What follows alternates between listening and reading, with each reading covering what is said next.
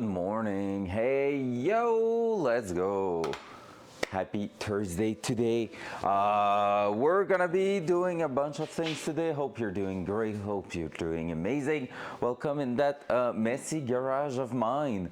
So basically today the plan's gonna be quite simple. We're gonna try to get ourselves ahead of that cleanup and yeah, try to pretty much make everything great again in here. So we're gonna try to basically clean up a bit the workspace because we want the engine over here to be sitting over there and ready to get into that by the end of the day. So that will be great. Not sitting in the car at the end of the day, but like being ready for it. So basically today's gonna be more about preparing actually next week job than anything else.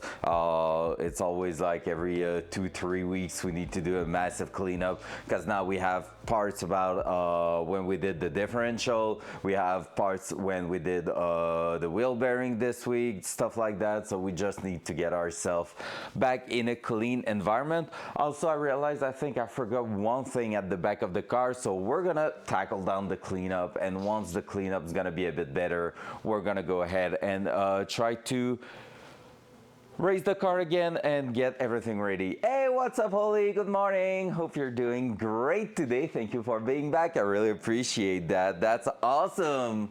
Let's go. So smooth little morning this morning where cleanup is part of the deal. Cause yeah, if you want to take a look at that, dual side. Yeah. There's tools everywhere, there's boxes everywhere, there's a lot of crap here and there. Oh, the workbench is disgusting, and like there's also even more. Wait, there's more. Boom.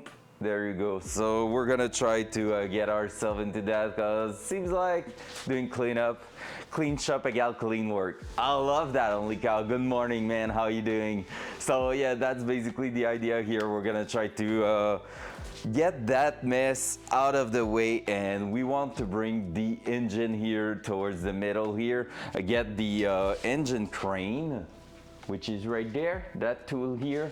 We want to bring that over here and get everything ready for next week, because I'm pretty much decided that next week we're gonna be actually sitting the engine inside the engine base. So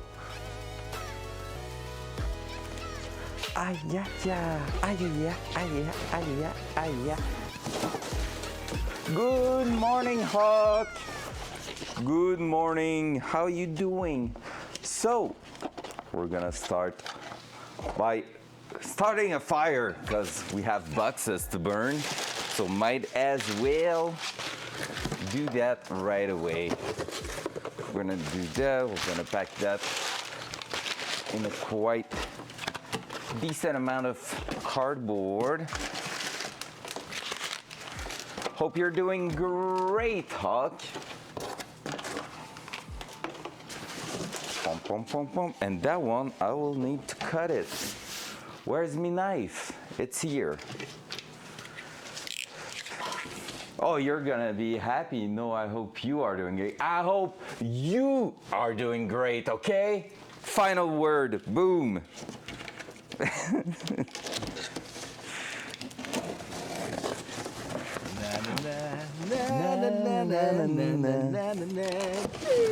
I hope Chilla's doing great.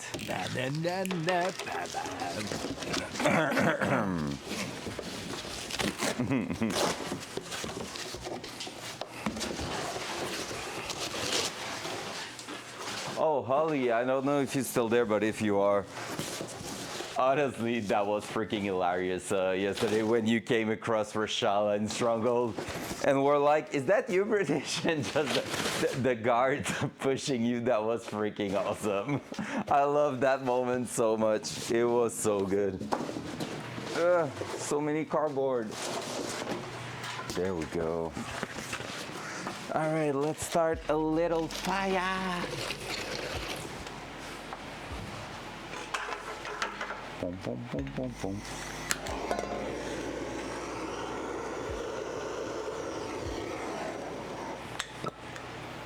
no time to waste, starting that straight with the blowtorch. We love that, we love that. It's lovely, I love it. There you go. All right, let's try to tackle down that cleanup. Bam, bam. And Hawk, that was awesome, yeah. Did you watch the clip, Hawk? Tell me you did watch the clip. Oh my God. I hope you did. Or did you live in the lie?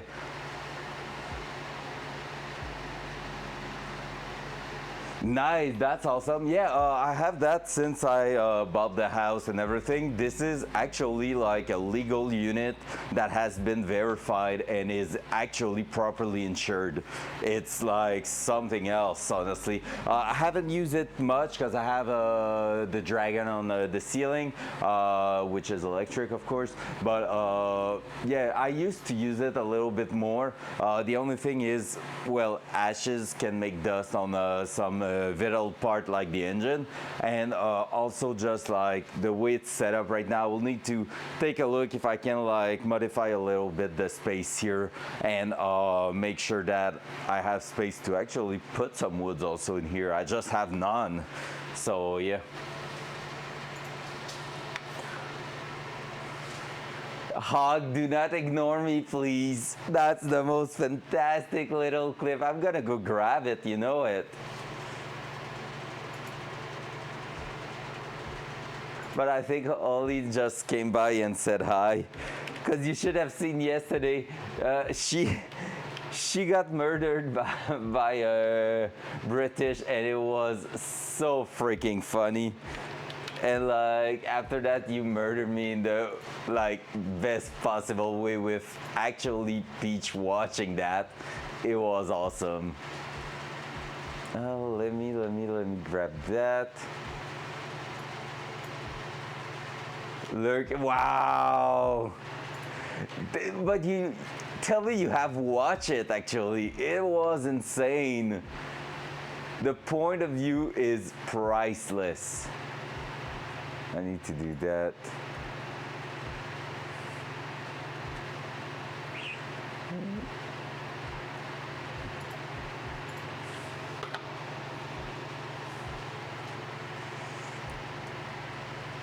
Hey, hey Holly, you want to see something really funny?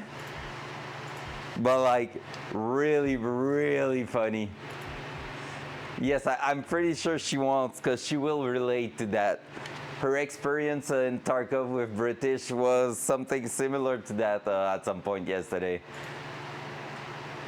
I'm not bullying, I'm laughing.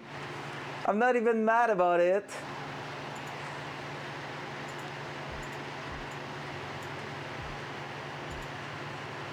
All right. Let's do this. Let's do that. Let's do this. Oh. All right. So, context. We have Peach over here. We have Hawk over here, shooting a scav in that bush, and we have me just using my flashlight to try to provide even more, because she didn't have any night vision because of Blueberry Kit. Yeah, right, you're lurking, Hawk. All right, so context is set. That's me providing some light to Hawk. Hawk with her flashlight also looking over there to kill that scav, and there we go.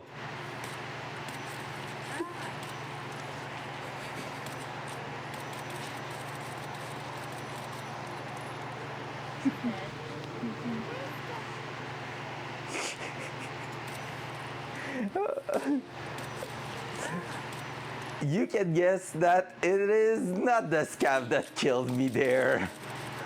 And Hawk saying about 5 seconds later, did you walk in front of my scope? And I was like, pretty sure I'm not the one who walked in front of it.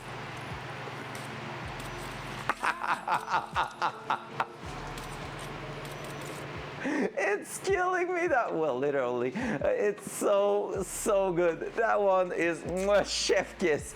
It's one of my top 3 for sure clip of Tarkov so far. It is, and like just speech being like, it's excellent. Hey, my snowman is here. Oh my god. Oh, that's so funny. Honestly, it's so good. By the way, 2 quests away from Kappa, and I think I'm gonna try to do them on stream tomorrow night. The guide and flashing 2 PMC and killing them. Flashbang. You might hear a lot of noise. The big tractor is here. Oh, nice. Nice. Yeah, that happened. And I was laughing for a solid 10 minutes with that. So, you know, shit happens. But yeah, 2 quests away from Kappa. Last night I got my peak Tarkov moment where I did a solo run in woods, killed the goons and fought a 3-man that pushed me when I was actually looting them, and killed 2 of them. The third one just ran away. I think they were teammates, to be fair. But yeah, I had some peak Tarkov moment yesterday, and that was so good. Like, honestly, one of my best nights so far. So, hey. And with the goons done, all the bosses are done. All the bosses' quests are now officially done, and I can move on to actually try to finish Kappa. And I would love to do that live on stream tomorrow. Also found my evasion armband that I was looking for. You don't hate it here, you're laughing, I know it, it's all good. It's just some funny little moment happening here and there that we won't be using it, but hey, it's going with one of the water pump over here.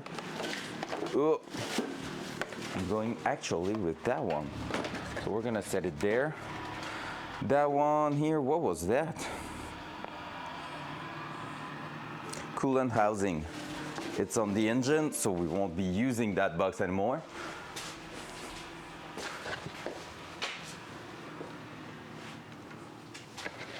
What's up, Blue? Oh, the boss man. The boss man. Hope you're doing great, Blue. Why is it not starting? Burn. Hope it's gonna burn, otherwise I'm gonna have to restart it. There you go. Dual side. Dual side. Hey, there we go. Let's see the mess I have in here. Feeling ashamed of that.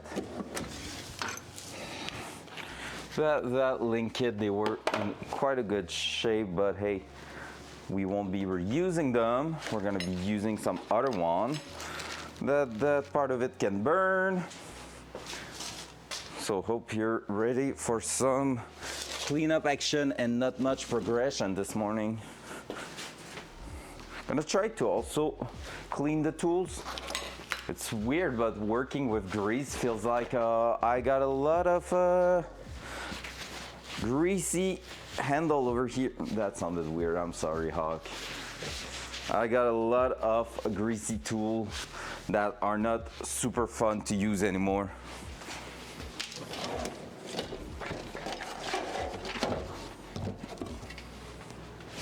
Pump, pump, pump, pump. That one, not too bad. Where's the baby hammer? Baby hammer, super important. That one is disgusting. That one not too bad. But that one here. The fire's not starting again. Because yeah, my idea today will be to bring the engine here, maybe even like lift it in the air with the engine crane, and starting to get everything in place for next week. Here I have a bolt stuck in there. That sucks a little bit. I'm gonna try to figure out a way to get it out. What else? Let's start cleaning the top shelf right here, like the top of the workbench. This is put back to 0, yes, so we can clear that. I don't remember what is that. I just received that and I can't remember what that is. Just classic things. Oh yeah, it's the crimp. Yep, it's the crimper for electric wires. So I'm gonna put that aside. I'm gonna try to put everything in a specific place that we could delete a bunch of things in there. Sent a picture of the Cancer Rasta to the Discord. Oh, let me see that. Head studs to 10 Okadangas and you're good. Fair. That's fair. I thought it was 3. Shit, I need to go back on the engine then. Damn it. Oh no. Oh, no. We don't like that. We don't like that. Yikes. Okay, let's look at this, guys.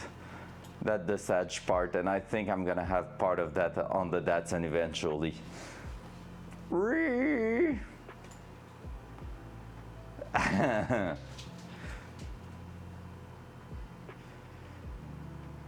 You like that track? Oh yeah. Booty. It's to show the mess, not to show my booty. That. So yep, that's some rust. That's some not so fun. It's time to go wide body, I think, though. Oh my god, right? It's really time to go wide body. All right, I can do that instead, so you won't have that much of a pleasure. Look, it's a mini me right here. Boop. Oh my god. There we go. Rack doing rack things. Hong Kong, good morning, mate. Oh man, tomorrow night's gonna be great, hopefully. But yeah, tomorrow night, the worst thing is I'm gonna try with BitButt on to do the guide. And for those who are not used to that, the guide is actually a freaking quest where you need to go through every map without dying, like in a row. Yeah, I know, Hawk. But okay, hear me out. I thought about adding another command that will turn on or off. I have created a pipe bomb with your TPMS sensor, and you will never have dashboard lights. Wait, what? That's weird.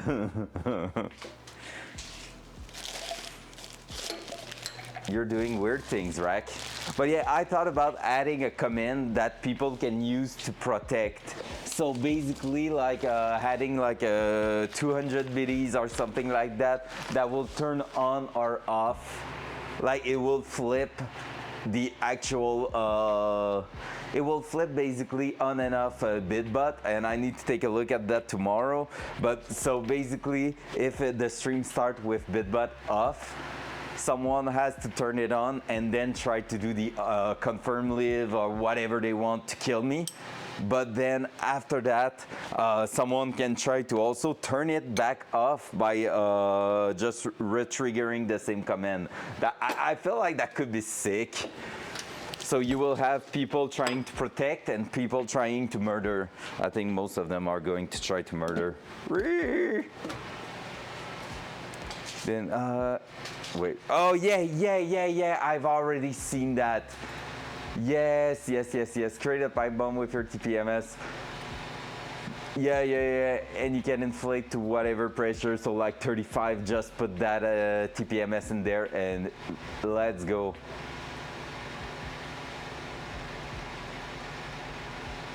Uh, that's a fair point, Rack. Because I mean, the idea there was, oh yeah, I get what you mean there. That's fair. Because the point was not to make it lose the action, but actually like, but I get what you mean. Yeah, yeah, yeah,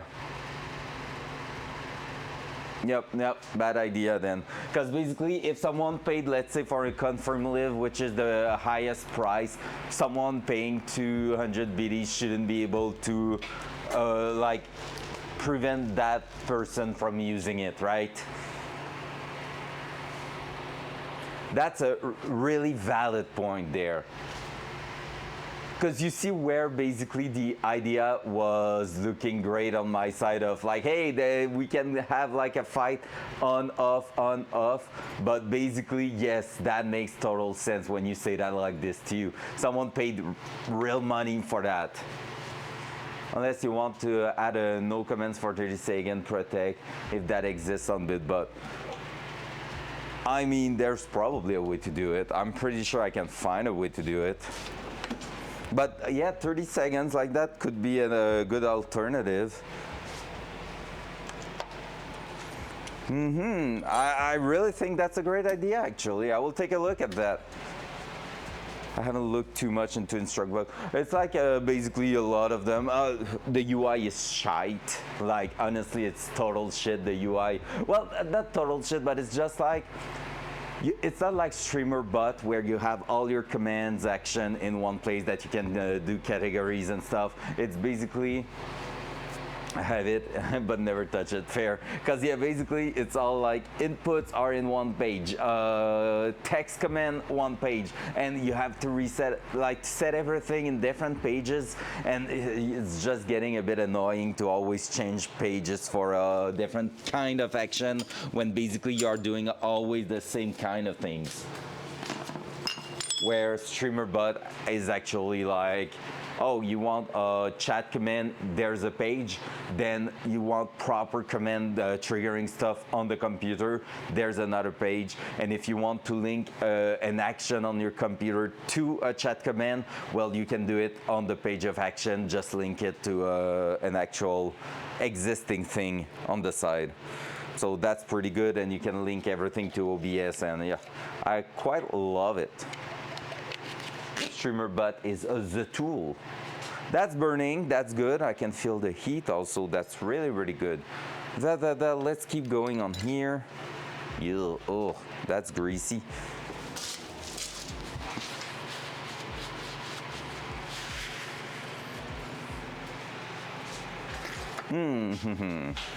All right, so yep, we will see if we can get Kappa tomorrow night. That will be so cool. First Kappa of my life.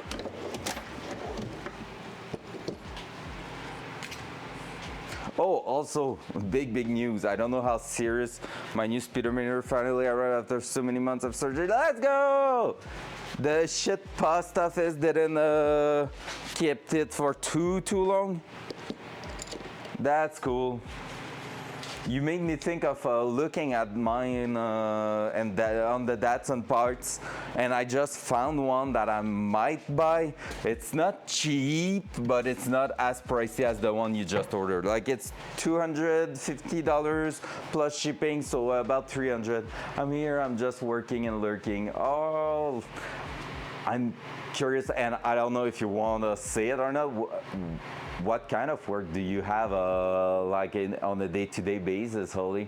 Kind of curious to see, because me, for example, I'm far from being a mechanic. Usually I'm working in the cinema industries in 3D animation. So like the last few projects I've been working on was like Marvel What If, Spider-Man Across the Spider-Verse and stuff like that, and also a few different small projects. So Oh, you're a graphic designer. That's so cool. Have you done your emotes yourself then? Like all the emotes and animation stuff like that? Because I don't know, like when you say graphic designer, is that more for logos and stuff like that? Or have you done, are you doing also a small 2D animation and like motion graphic and stuff?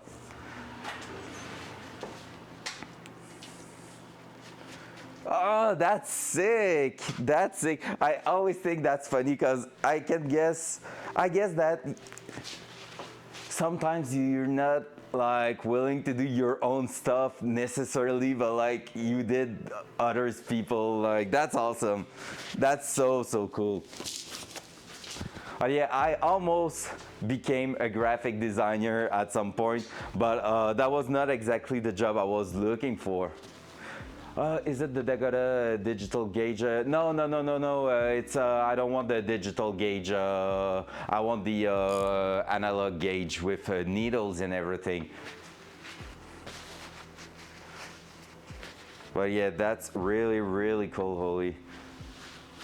I honestly miss right now working also on the cinema industry. Like I enjoy doing that so much, but at the same time, like just being there and challenging myself on some camera shots and stuff like that, and like impossible thing the client is asking, I'm missing that a touch.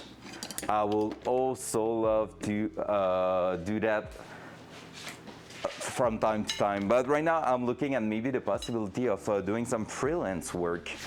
So the idea with that will be to be able to actually work a few days a week and have a decent pay with like maybe like, when I say few days a week, maybe 3 days a week, but like some 12 hours straight, and then have a decent pay because that will be contract based, so that will be cool. Do you know Dakota Digital? No, I don't know. Analog gauges that can take modern inputs instead of. Oh, okay. Oh, that's cool. Well, see, I don't want to. I don't know them, but I'm not really looking for replacing the actual gauge. Let me show you what I mean by that. Ooh. Wow.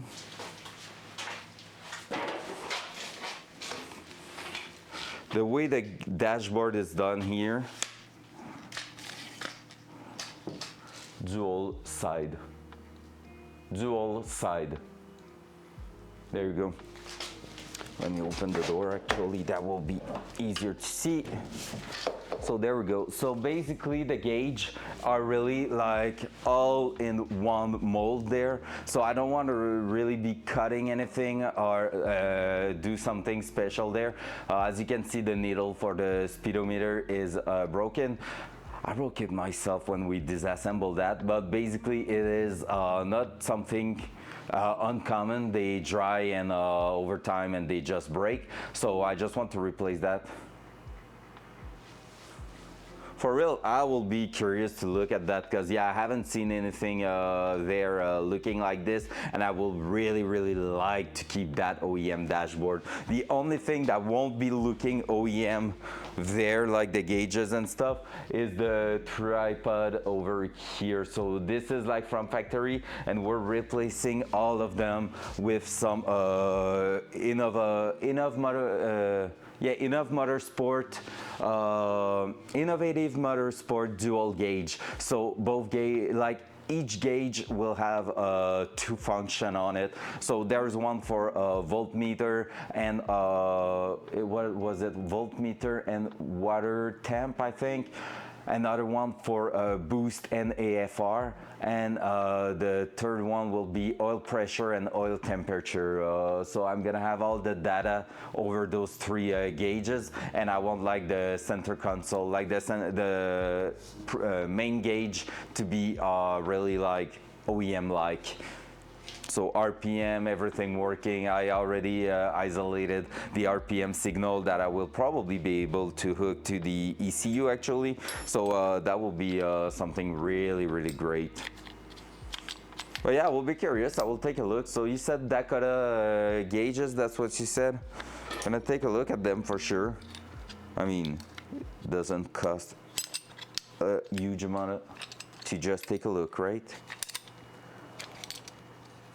Someone added me, followed 16 hours later, 16 hours ago. That seems like someone I might have killed in Tarkov. Sounds like it.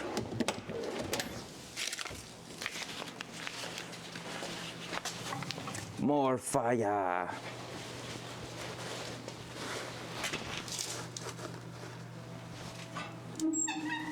All right, are we pretty much done with that? I think so. That's disgusting, but I will be able. Most of their kits are for old American cars, so don't get your hopes up too much. Yeah, fair. Fair, fair, fair. With a name like Dakota, I could have guessed it. Whoa, stream sniping is illegal, just saying. Freaking only cow. I'm gonna have to hide my servers and everything. Damn. Oh, that's a sick looking unit. Yeah, that's sick. Oof, the price.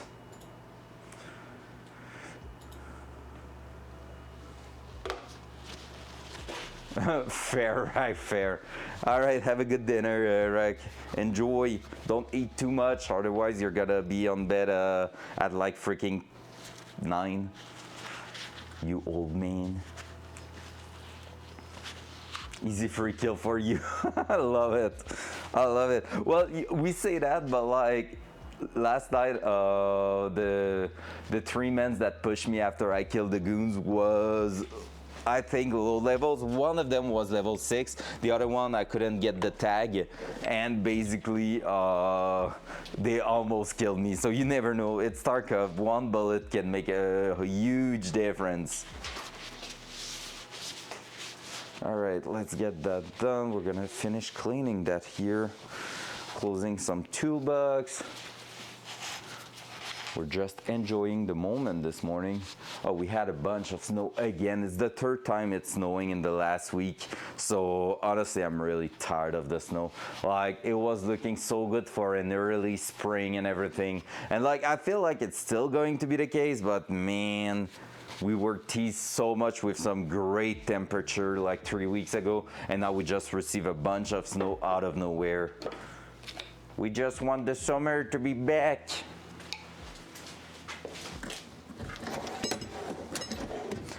Like, snow is cool until you feel like it's done and it comes back. At this exact moment, you're like, all right, I'm tired of your shit now. I'm gonna bring back the camera. Dual front. Dual front. Let's do this. Pump, pump, pump, pump, pump. Woo!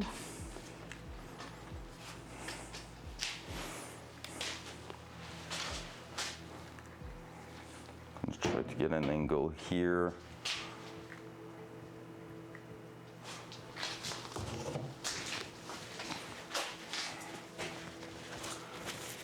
Try to get that done.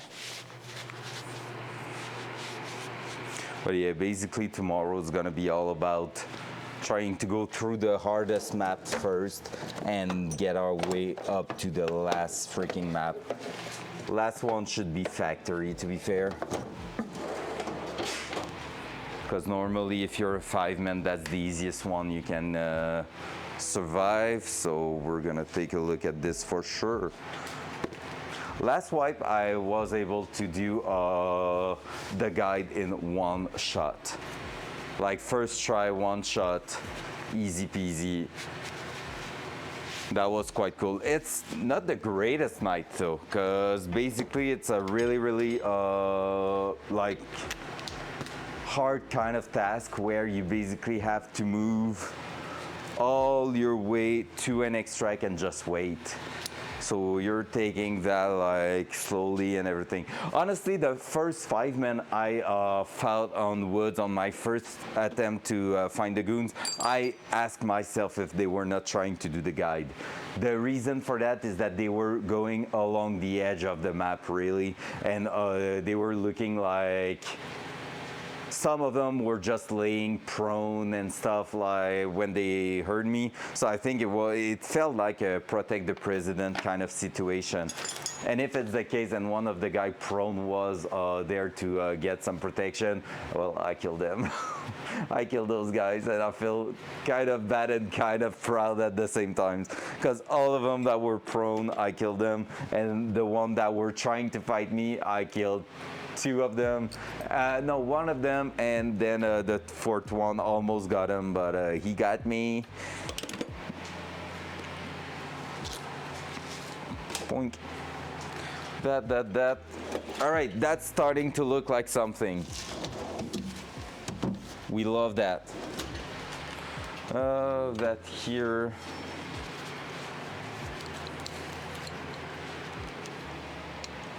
That here.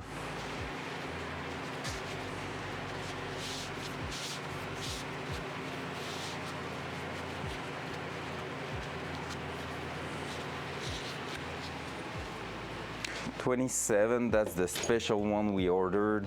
We're gonna need it in not too long, maybe even today if we have time for that. That here, because that's the washer we forgot. Basically, that's the one here. Pretty sure that's going behind the nut on a driver's side wheel bearing. So gonna have to raise the car and take a look at that. Just be a meat shield, fair.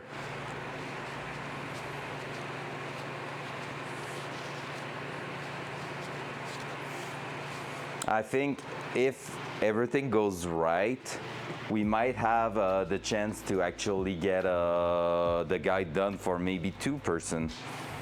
Because I think Peach also needs it, so I'm gonna ask her today if she's willing to try to do it together, plus our awesome squads. Looking at you, Hawk. Looking at you, because you are part of the awesome squad. You are one of the main top member of that awesome squad. You legend.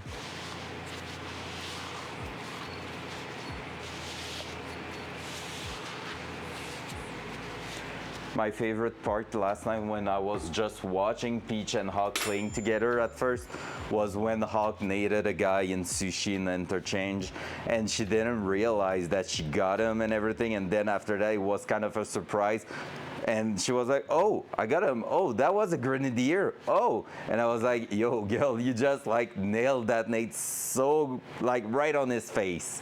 That was just insane.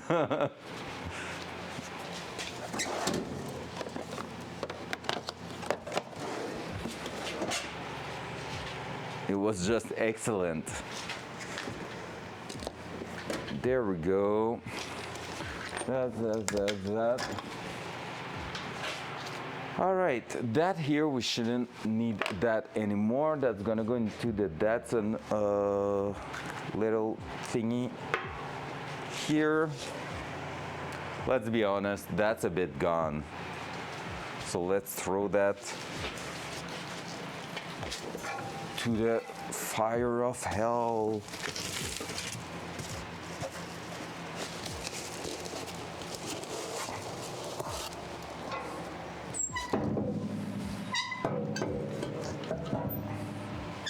I think the fire will have difficulties to burn that one, so I'm gonna help it with a bit more fire.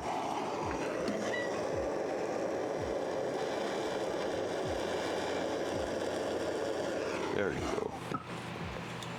Burn, baby, burn.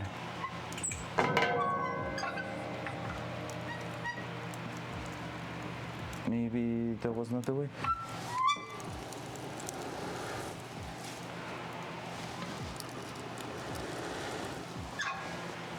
I closed the door too fast on the actual flame and it turned off. Just classic.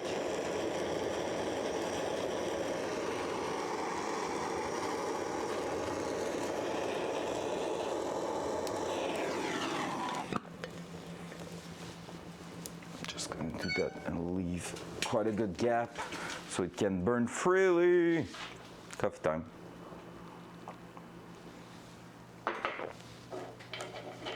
All right, I have bolts here that I'm not exactly sure what they are.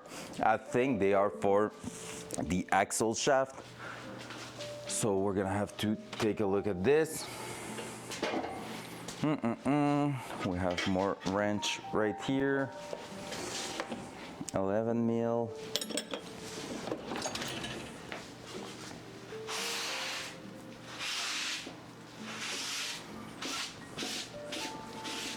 There we go. Starting to rust on the side of the welding patch there. Like the one we bring back to bare metal to be able to ground. It's starting to actually rust, which makes sense.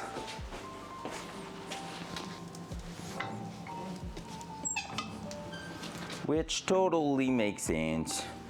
That here, that's gonna go in the kit over there. 17 mil impact socket that I use for wheels here. That right there. Starting to look like something. Almost looking like a proper cleanup on that. We're not talking about the rest. Whew, that's gonna be a huge cleanup this morning. It's part of the game. I need to empty that trash bin, the little trash can eventually too. Gonna try to remove that from this. I just don't know what I can use for that.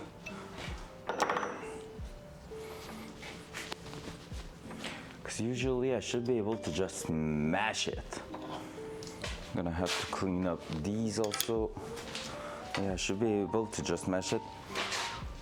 Loud noise. I'm gonna grab actually an extension before that. Hey. And I'm just gonna smash it on the side of the table. Vibration usually release those.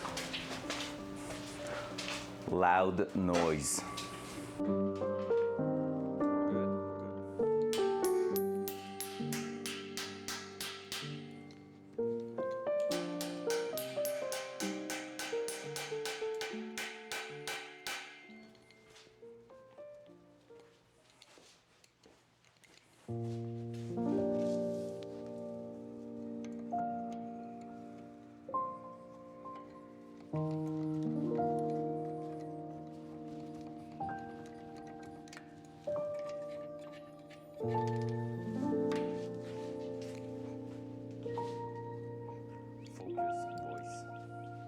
All right, got it. Just like thread it into one of the wheels and just shake left and right and boom, that was out. Easy, old technique, ancestral technique there. Shared generation into generation. So that we might need it eventually. Let's try to finish that here. We're gonna try to finish cleaning that. Gonna go over here because that's disgusting.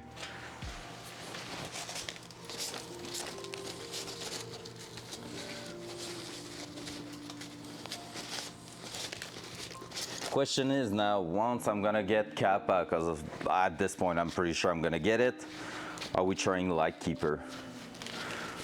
I would also love to do Lightkeeper, honestly. If I feel like it's my wipe right now to do absolutely everything I wanted to do, because after that, if I'm starting to work again and everything, it's gonna get harder and harder to actually do all those crazy things. Like the grind is quite hard, so it's gonna be difficult to find time for all that.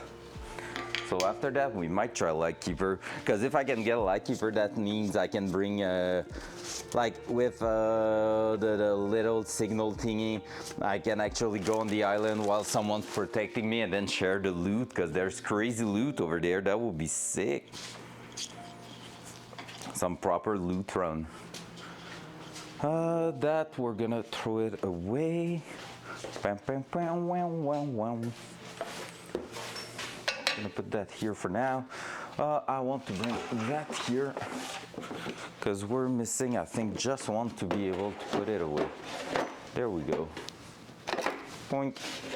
Another kit. Done. Here, we just need to remove that.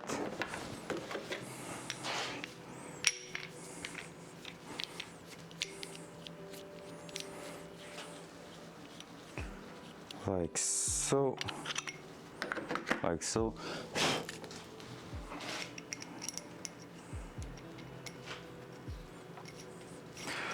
Oh yeah, because also one thing, in not so long, like in a week or two, well, more in 2 or 3 weeks, I need to go grab the BMW and work on it for the beginning of the season. That's gonna be also a rough one to find sometimes and do that. And I have the Miata. We're gonna have Miata action, by the way, on the stream. We need to get a transmission out of a Miata to go replace the rear seal because we suspect it is the cause of a huge, like a bit of a leak at the back, and it might be close to contaminating a brand new clutch that we installed last year. So we're gonna have some MX-5 first gen action in here, a classic British green that we actually already worked on in the streams here. Before I had two road mic, which mean that my friend, the one who owned the car, we were not hearing him at all on stream. So that was kind of funny. But yeah, that was the first few time I streamed some garage content to see if it was worth it or not. And yeah. But this time he's gonna have his own mic and everything. That's gonna be good. First real time we're gonna have a guest. British racing ring, heck yeah, with an upgraded differential from a 1.8, the LSD 1.8 differential, but he has the 1.6 in it. And it's a cool little car to drive, not gonna lie. I really enjoyed that little car. Had the chance to drive it on the street, on the racetrack, a bit everywhere, and trash it properly. And honestly, nothing to say about it. It's just a great little car for car enthusiasts.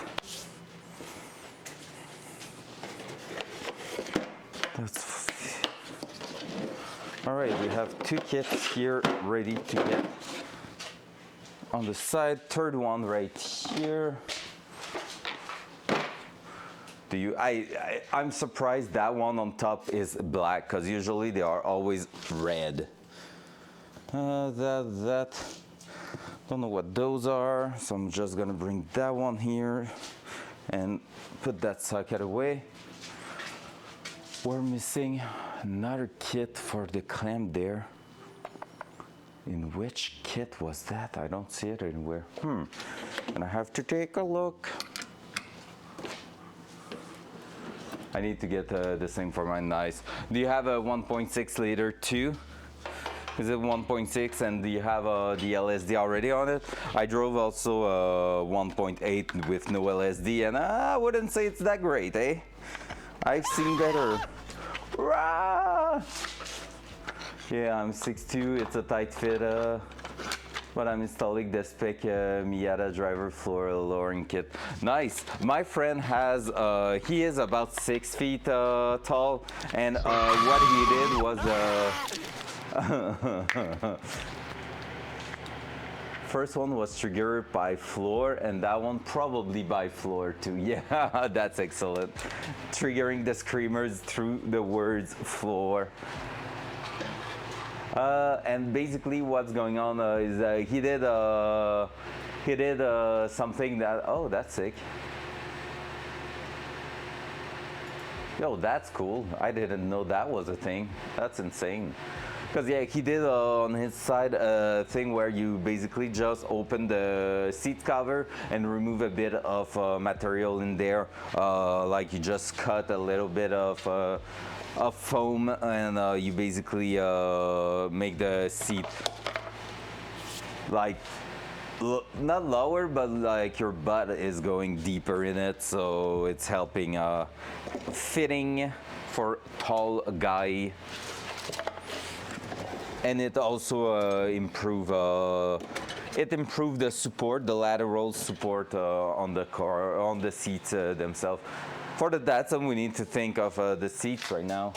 Seats, they are not a priority because I can still install the one we have right there temporarily, but I really want some better seat than that. Foamectomy, exactly. I knew there was a word for that. I was just not sure anymore what it was, so I didn't take a chance because it sounds a bit too much like vasectomy, and I was like, pass. Hard pass on that one.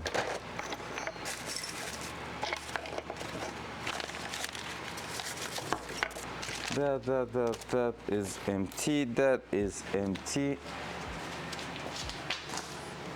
There you go. There you go.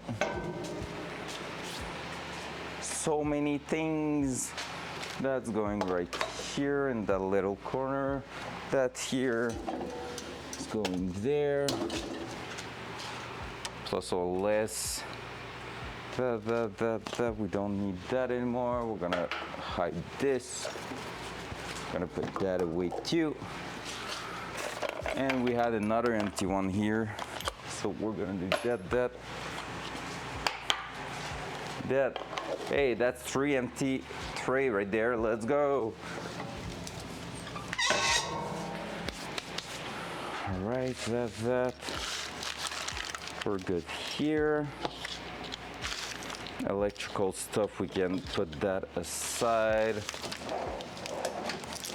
Gonna need that one. The ECU is gonna be here actually. Need to do a cleanup in that part there too. There we go, there we go.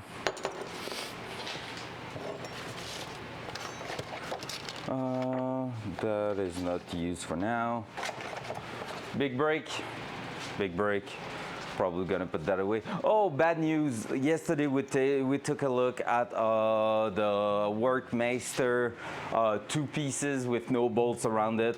They are just doing them in 15 inches also. So we're gonna need to put the one with bolts all around to have the 3 pieces there. And we don't really have the choice because it's part of the game. They are not making the greatest one in more than 15 inches.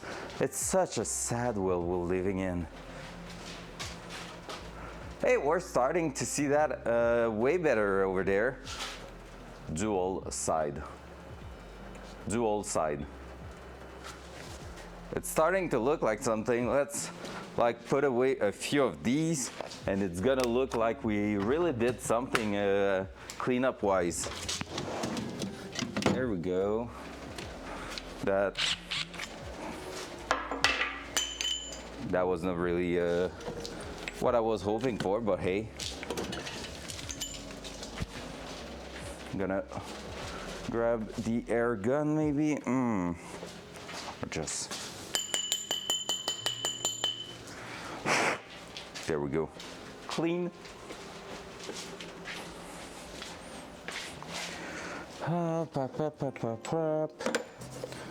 There we go, there we go. Otherwise, what do we have? We have that to actually put the pulley in place. But I don't even know if we're gonna be using that in the end. Because apparently, for the front of the engine, you're supposed to use a tool a bit like that to drive your pulley in place. But for some reason, that one is not fitting at all. Like, I don't know if it was supposed to go and thread in or whatever, but there's no way we can make the pulley fit with that. So I bought that tool and I'm not even sure we're gonna use it.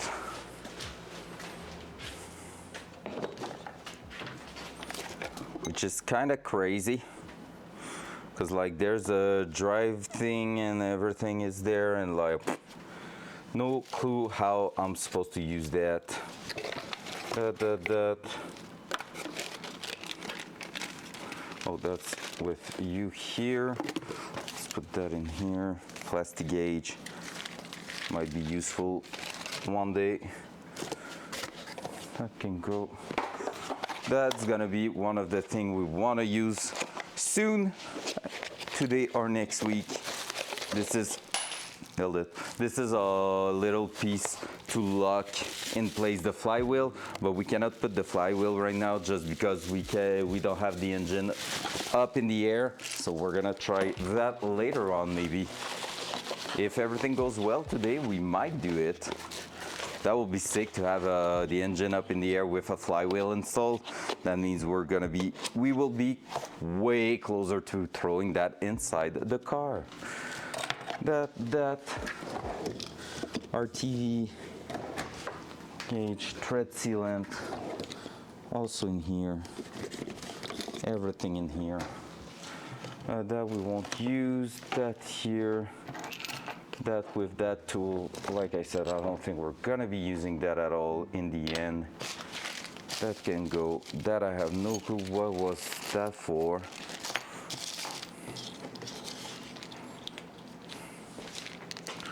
That's gone. That's gone. There we go. Almost did something stupid, but it's okay. This, I don't know where I'm gonna hide it. For now, I'm gonna put it there because that's like something we shouldn't be using anymore for a while. Here I'm missing 2 bolts on these, and I know I've seen them, but I can't remember where. So I'm just gonna throw that away for now. Over the weekend, I'm gonna try to make even a bigger cleanup right here behind the cam. Like on that corner, there's a bunch of things I'm gonna try to remove. What else? That we won't be using, so it's gonna be more over there. Let's finish that side there. Still have a cardboard on the ground to burn. What's up, chef? Licking those feet, I see. No judgment in here. You are all good. Just proceed, sir. You do you, boo. All right. Come on, cut.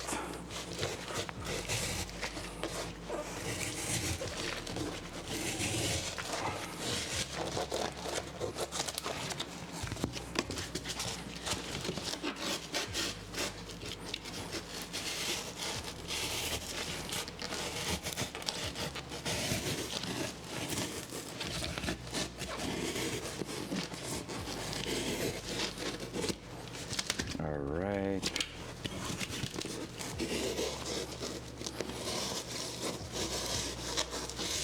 Let me finish cutting that.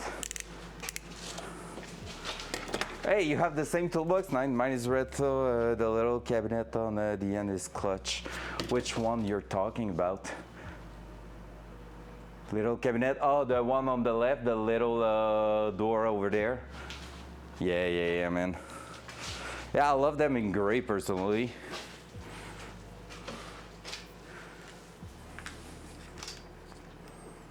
And I have 2 Multicar Mods sticker, the chop finger there. And the first step, jack up your car.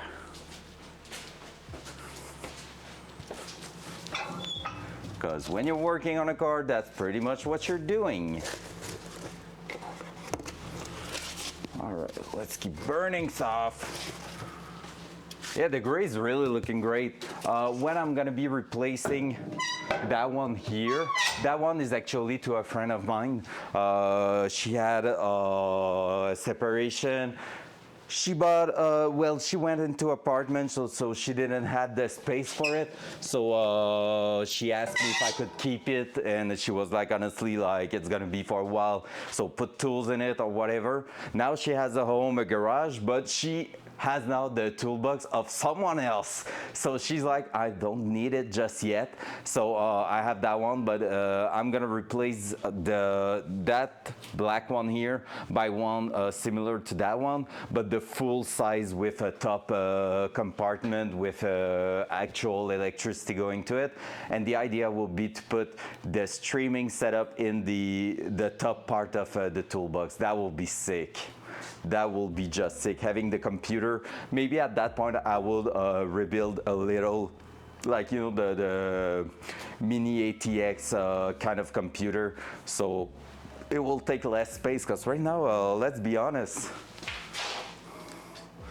it's taking a lot of space on that toolbox there. 2 monitor plus the mid tower on top and everything. That's taking actual space, so yep. And this morning we're doing cleanup of all that because we need space for the engine next week. Yeah, I mean,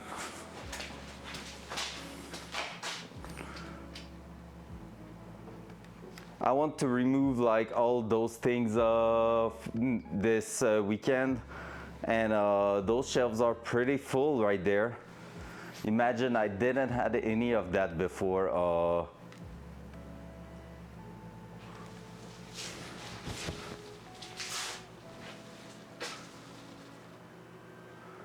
My workbox is a Stark made in Alberta. No clue what that is, but that sounds fancy. But I mean, you're a proper mechanic. So I paid like, what was the cheapest, the best bang for bucks for mine.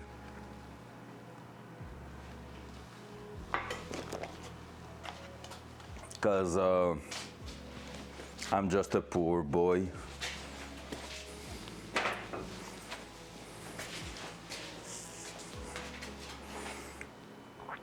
So, yup.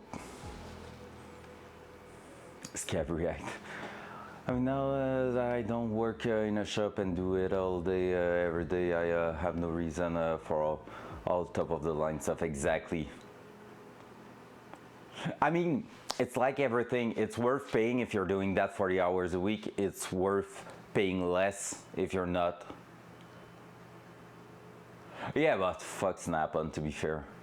I'll throw that right there. I've never been a big fan of big brand stuff and things like that. Like, there's some exception, but most of the time I don't freaking care. Maybe, I don't know. Like, there's some stuff really good, but there's also some stuff I feel like you're paying just for the name, and I'm like, for the brand, and I'm like, haha, not me, not my style. So that's why, like, Husky for me, perfect, cheap for fair enough quality. Most of my tools, it's like OEM tools and stuff like that on Amazon.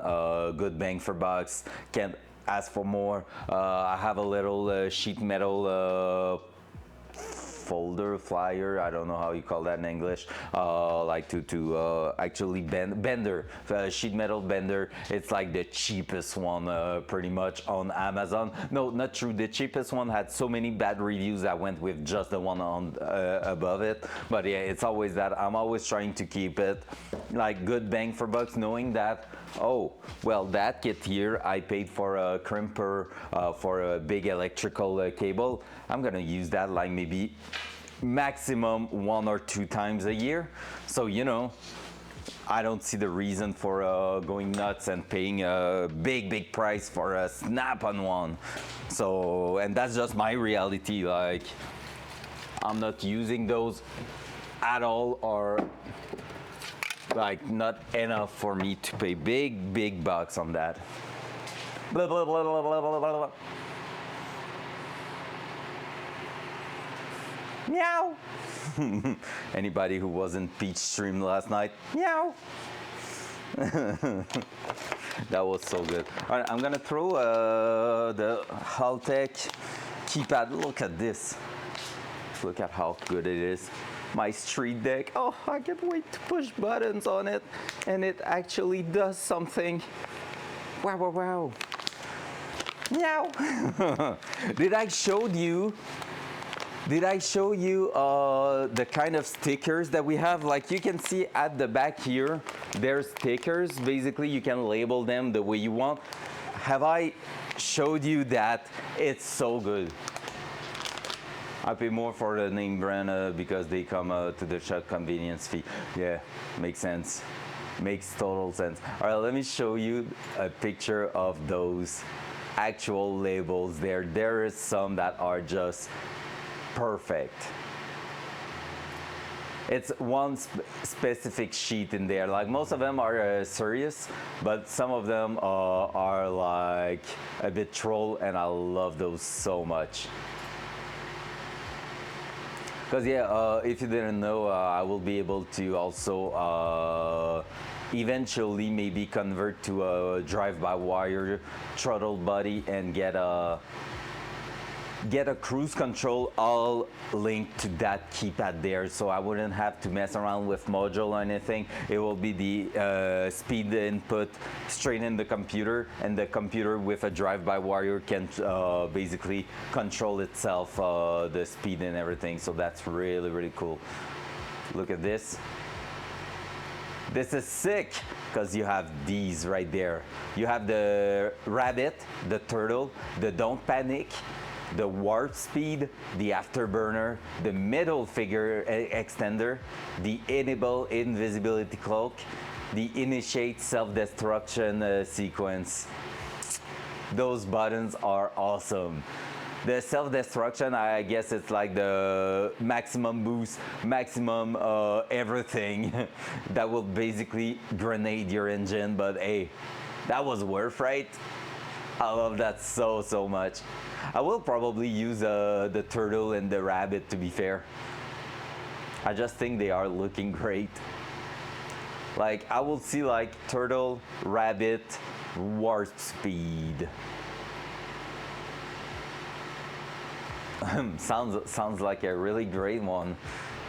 Yep, that sounds like a plan. Rack, welcome back. Hope the dinner was great.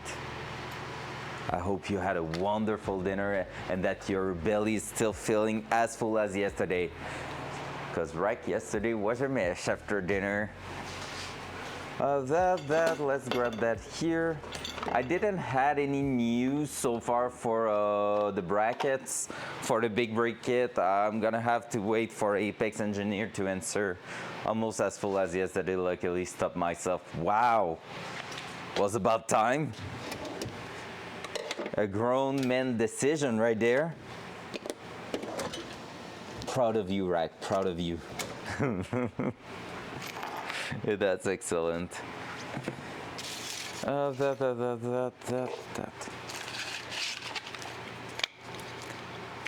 I'm gonna have to think what I'm doing for dinner. Oh yeah, no, we already have something for tonight. Sick. And this morning I'm gonna go eat something eventually, but not just yet, because I'm starting to be hungry, but not too bad, so we're gonna wait. Ooh, fancy boy. That sounds amazing.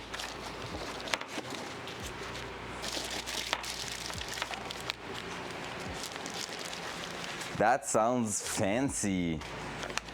On a Thursday like that, damn boy. That's awesome.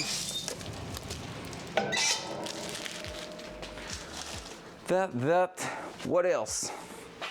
We were about to hide that, hide this. So cool. So cool. I can't wait to use it. I can't wait to install it also. That's the front bearings. No biggie. No biggie.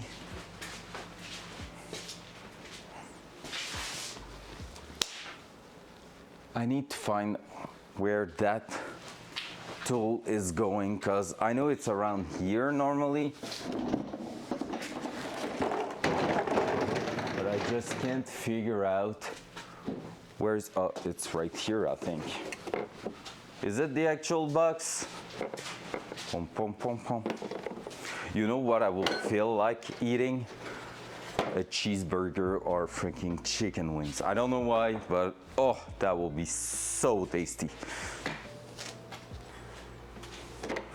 But don't ask me why I'm thinking of that. It's just random. Sushis will be awesome too. Hey, Hawk. She had sushis for the first time, and I think the texture was not for her, which is fair. Can be for everybody's taste, right? At least she tried. What was the name already? I don't know if you're still there, Hawk, but if you are, what was the name of the pasta you got, like with the Korean beef or whatever it was? It was looking so damn good. I want to check if I can make some. That just looks so good. Welcome everybody joining, by the way. Thank you for being here this morning. Thank you for choosing that stream. Well, I'm just doing some little cleanup until, and when we're gonna be done with the cleanup here, we're gonna start looking at the engine and see if I can lift it in the air and start installing a little cheeky flywheel at the back. Preparing for next week, because yeah, with all the snow, obviously, as you can see, the car was not spin around, so we're gonna be waiting for this weekend. Actually, my girlfriend's brother might be here on Saturday, and if it's the case, I'm gonna wait for his muscle to spin it around. All right, is that fitting in here just like that? Nope, need to screw it fully.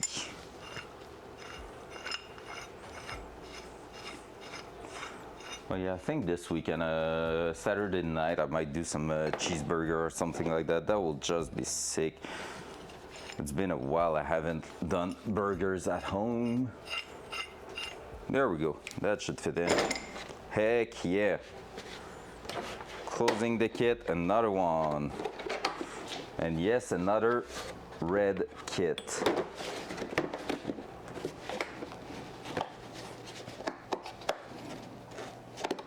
You don't look really happy, sir, but it's gonna be that. How many people are now triggered? Homemade grenade, pretty much, right? Just send it.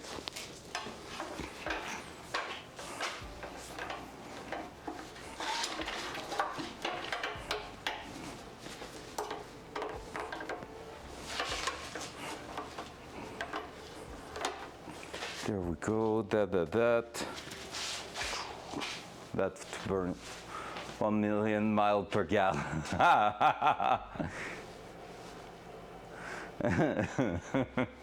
Yeah, that's true. For that like specific second, you're gonna be like on top of your gas mileage.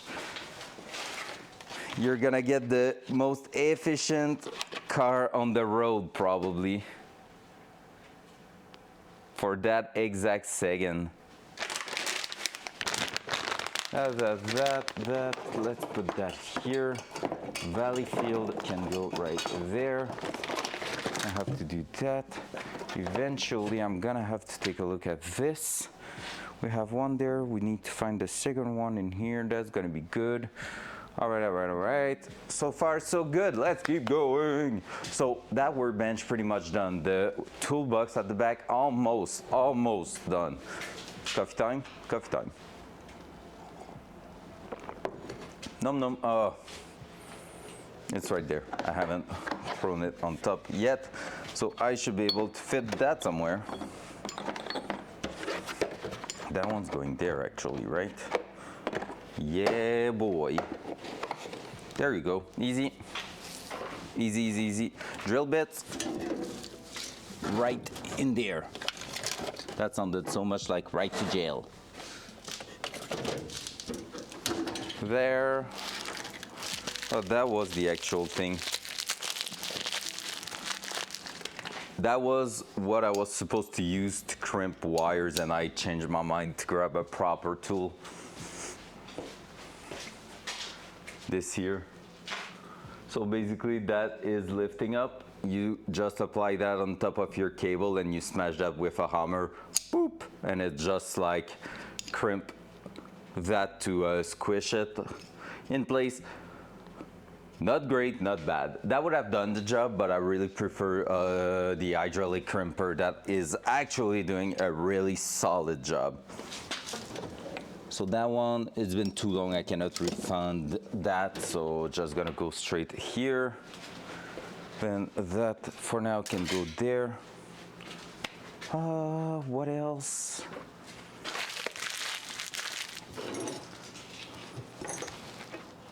Boy. There's a scratch in my engine mount. I don't know what scratched it, but hey, that's a broken disc. Cool. We're getting over it slowly but surely. Now let's take a look over here.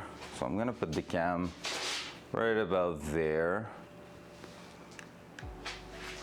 Gonna grab those toolbox eventually. Gonna bring that away from here.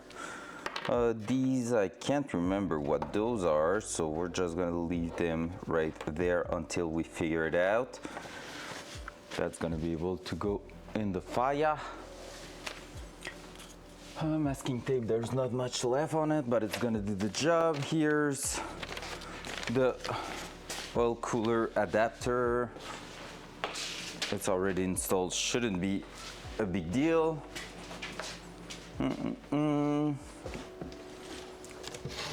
Those bolts right there, no need for those. Oh yeah, I need to bring that also. This afternoon I have an appointment to a garage for a car that is not mine at all.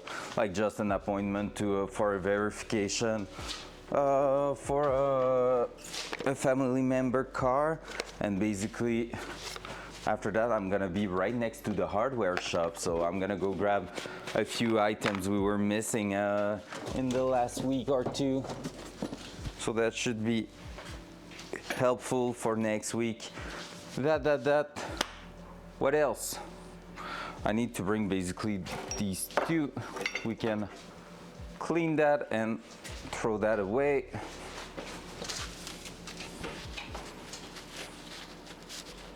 Pump, pump, pump, pump.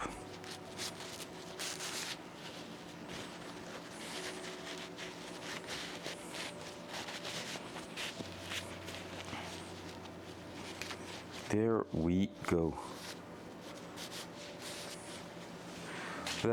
Let's put that right here. What else? That looks good, that looks decent.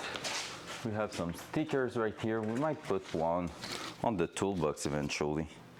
The Techno Toy Tuning, build something awesome, and build something awesome in silver. We might put one of these on the toolbox eventually, we'll see. Gonna keep them in there for now. That was a weird sound.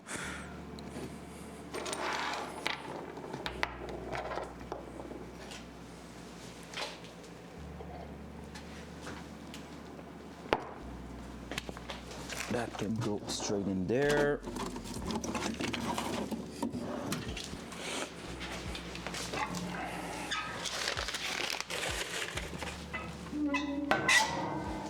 Straight into the fire.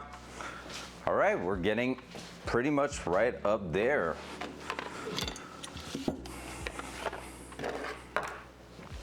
That's gonna be for later. That's gonna be for later. That here differential still spinning, good news. Like I said, we might be replacing that. I need to take a look when the bolts are gonna be here, but we might just throw the gasket in place and replace just the bolt once it is in the car, because I think it's gonna be here early April, but we're gonna see. It's like 2 weeks from now pretty much, so it's not that much of a big deal.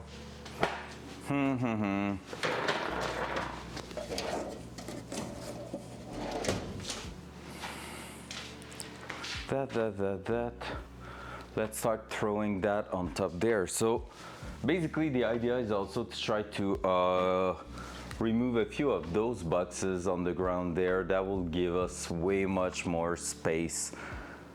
But like, that's front brake, that's rear brakes, that's front coilovers. So front coilovers should go eventually quite soon. That's some random stuff in there. That one is pretty much the one that I can probably delete. And other than that, it's no big deal.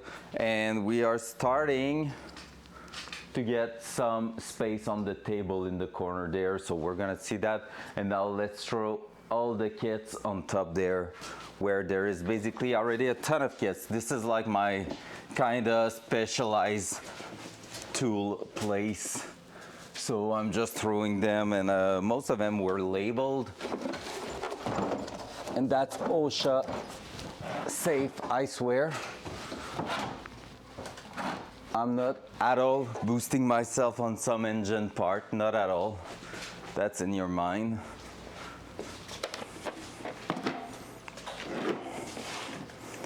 And that one is bearing. I should identify that one too, because the one I just put there was not identified at all. Or the tape maybe fell somewhere. So I'm gonna identify that one. Here.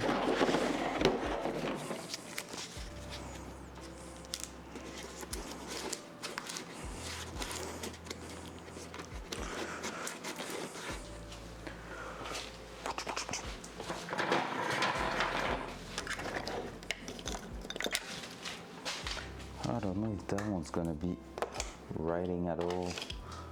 Where's my other pen?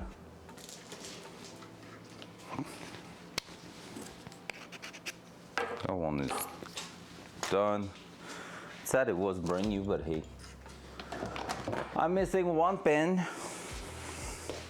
So I won't be able to identify that one if I don't find that pencil. Or I'm gonna do it with a white chalk pen, which is not ideal, but it's gonna work. It's gonna work.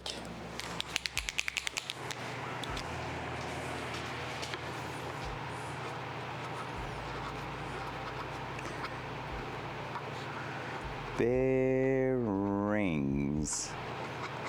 I'm gonna just write that, and I should know that this is the kit for bearings. Hopla. There's the small kit on the side too that's not identified. I should do something a bit more proper to that. And because I don't want to die live on stream, I don't want to be one of those clips on Reddit, I'm gonna use an actual thingy here. There we go, easy. That's a bit more safe. Work hard, not smart. Oh, wait. Other way around. That.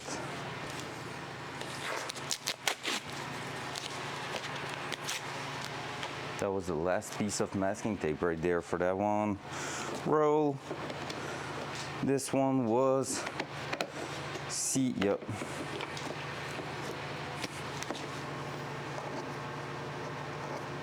C-clamp press. I don't know if it's the right name, at least if I can understand that later on, that's gonna be good.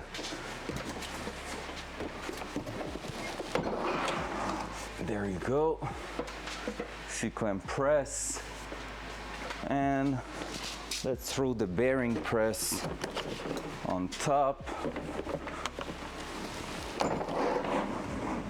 There we go. I'm not saying putting a feet on the table, the foot on the table is the best thing, but hey, it's doing the job. That one will be easy to recognize. The impact tool there should be good. Ow.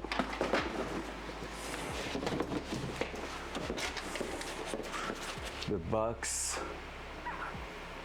I'll throw that one there and that one on top here. All the specialized tool, let's go. Done. All right. We're getting there, we're getting there. I hate doing cleanup, not gonna lie. It's really not my fun moment right there. So I said we can probably delete that. Look at this, look how good that is. I'm smiling every single time. So what do we have in here? Let's take a look. That's a slave cylinder for the clutch. Wow!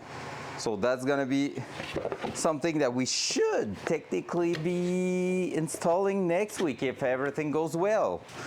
So we can keep that aside. What's in here? I'm pretty sure that's a yoke.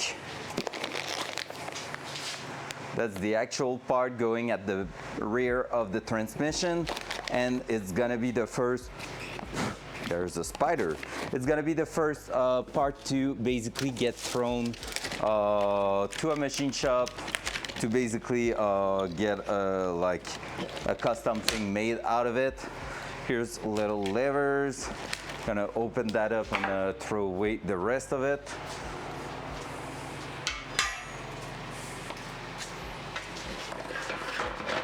There we go. Just going to throw that into the toolbox so that we can remove that from here.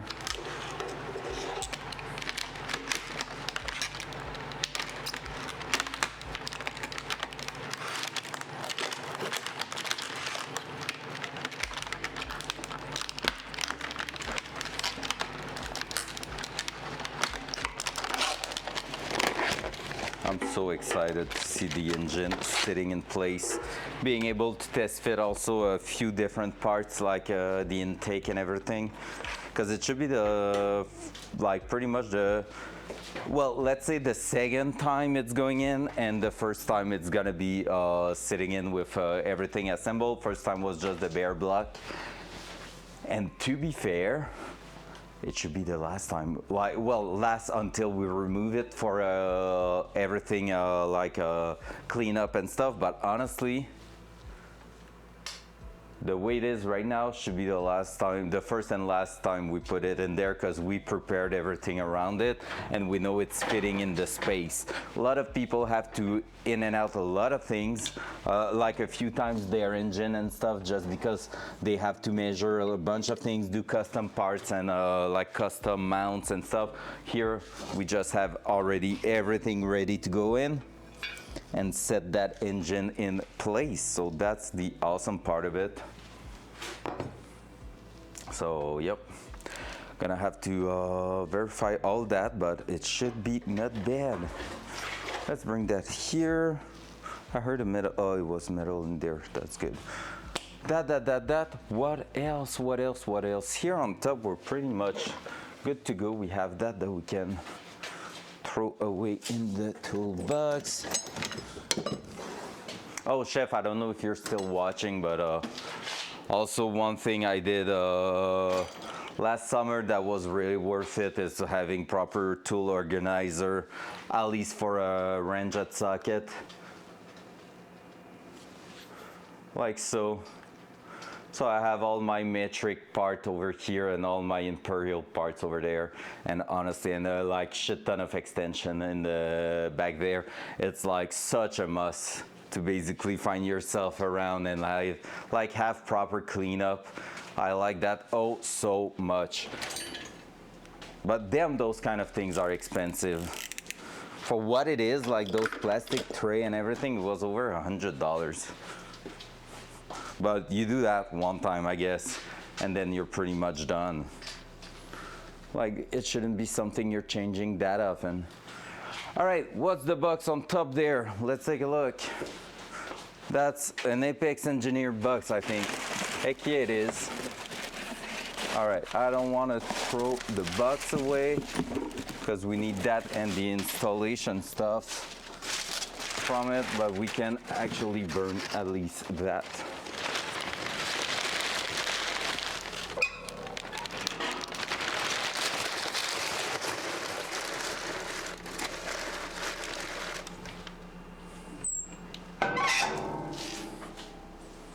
Temperature wise, the garage is really nice right now with the wood oven going on. It's really fun to work in here. That I can burn at least that also. Pump. starting to look like something in here. Starting to really look like something in here, so that we can maybe throw that back on top here for now. And then push that. Oh, wait, I need to take care of the gasket there. Need to make sure I'm not crushing the gasket, so maybe just that. That for now seems good. I'm gonna try to give us a bit more space than we had. That transmission can stay behind right there. I need to take a look. Apparently, the Magnum F will have like a big open space on the side of it. And so I'm gonna have to order like a little part that will cover that hole to prevent dust from going inside it. So that's gonna not be the greatest thing, but hey, part of the game. Right, that, and that. I won't be able to delete that box. I need everything transmission-wise to stay in there. So we're just going to do that. Because that's all for the transmission. We're just gonna do that and throw that on top here. Boom. There we go.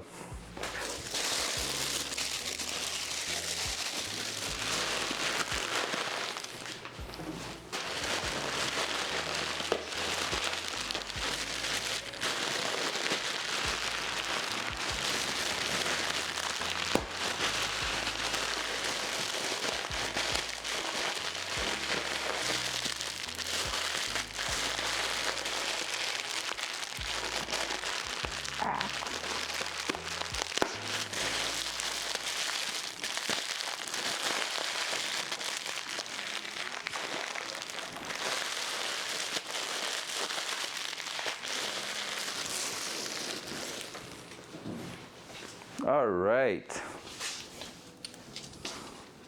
Small spacer, small washer, let's go. There.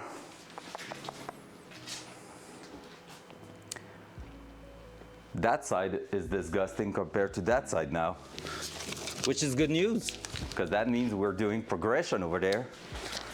That is some solid news. I'm gonna put the extension on top here. So we're getting access to the engine right there. Starting to look like something. There we go. We should receive tomorrow the new strap for the accessories. So we're gonna take a look at this tomorrow. Well, tomorrow I don't think I'm gonna be streaming car content. Might just be tomorrow night some Tarkov. But yeah. I will say next week, well, actually we can put the strap once the engine's in place. Because basically, all right, you want to see something great? Something I haven't shown yet on stream. We received the radiator for it, and I didn't take it out of the box just yet. Because I didn't want to damage it.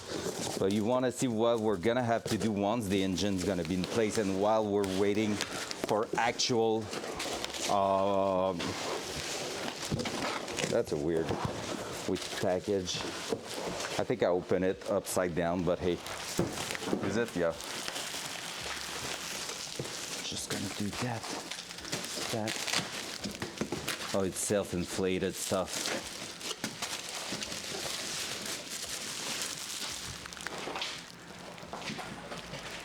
Here's our brand new radiator for the car. So basically, if we take a look here, we have that will be about that way at the front. So we have to make a tube that will go from here and go down to the bottom right here. And we have to also make a custom one going from that inlet here to that top inlet there. So basically, I'm centering that like this.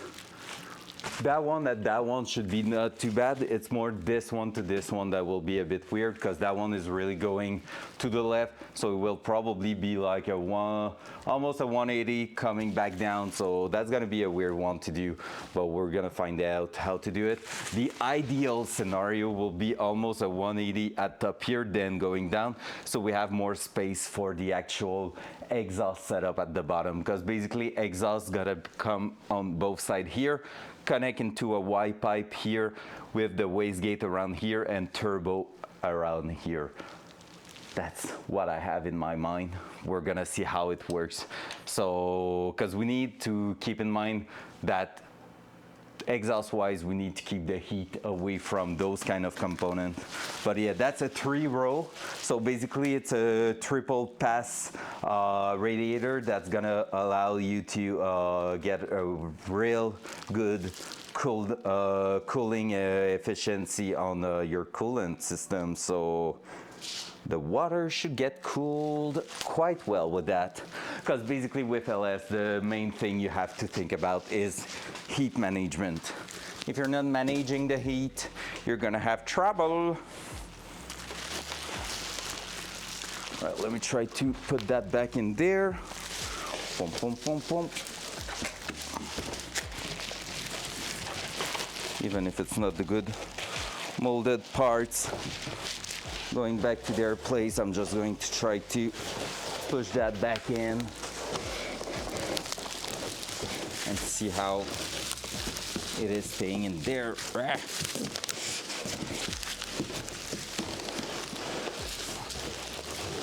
right, that's already that.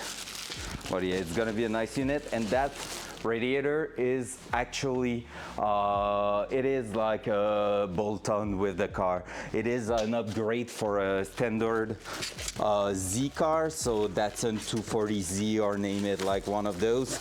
And basically what's gonna go on with that is that I just have to modify the petcock at the bottom, so basically the plug to empty it. So just have to trim that or add a fitting or trim the car, we'll see. But yeah, so it's not a big deal. It's really just that will not fit straight bolt on in there, so that's gonna be nice. Because yeah, the plan next week is engine in, transmission, everything in place, because basically we have the engine mount that's gonna be close to the front of the engine, so we need the transmission to have the transmission support lifting the back of it once everything's bolted up. So at the beginning we're gonna use a strap like we did in the first place to keep the pivot towards the front, and then we're gonna bolt the transmission, clutch, transmission, everything back in place, and that should make everything live forever and ever inside the car. And once we're done with that, we're gonna be able to actually start playing around with exhaust system and also cooling system. So right after that is gonna be cooling and fuel system, and then we're gonna start working on exhaust. And by that time, we should have received the ECU and be close to starting that beast for a first shot. So it's getting there. We're honestly making awesome progression. Like within a few weeks, we're gonna have a bunch of things done. It's honestly more the preparation to the beginning of the season that I'm worried about. For racing parts, like I don't know when I'm gonna put the BMW and the Miata in here to work on them. Probably over weekends or something like that, and during the weekends I might do some extra stream to get all that like shared with you guys. But yeah, I don't think it's gonna be during the week, because I'm gonna be way too buzzy on the Datsun.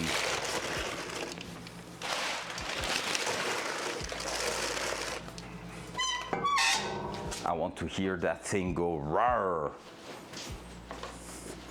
Because we have about a month and a half to reach the objective of early May being ready to start the actual engine. So, and we're gonna have a bunch of things that needs to be delivered here. So it's gonna be a tight deadline right there.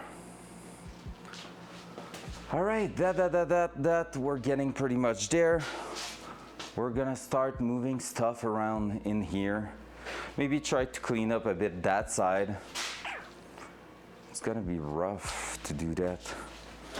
So I need to throw a bunch of things away. These, I need them. I don't know how. That thing, I'm gonna keep that for over the weekend probably. Might ask with some help for that. Otherwise, we should be good to start moving the engine crane up here. So let's throw that here. That's gonna be using not too long. That's not going on any bottle, so we can, I guess, remove that.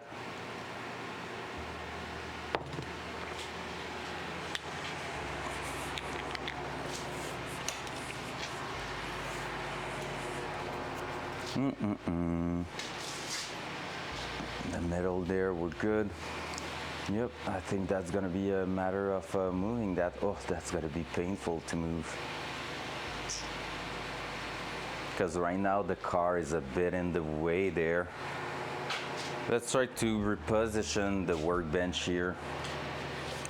Because basically what I'm talking about right now is that I have to bring that big thing here somewhere through here to the front, to close to the engine actually. So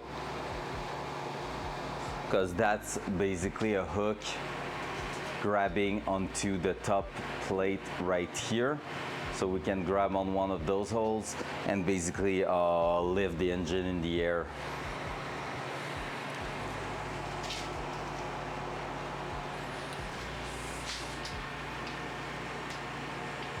I'm gonna try to move that around a little bit more. That bench could go next to the actual workbench.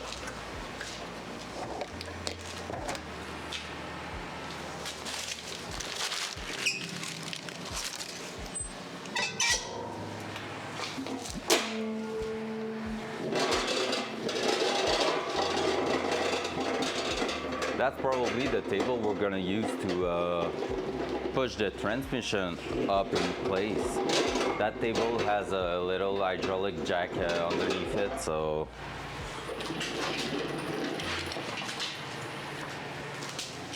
that thing can go to the bin. So if I put that right here for now.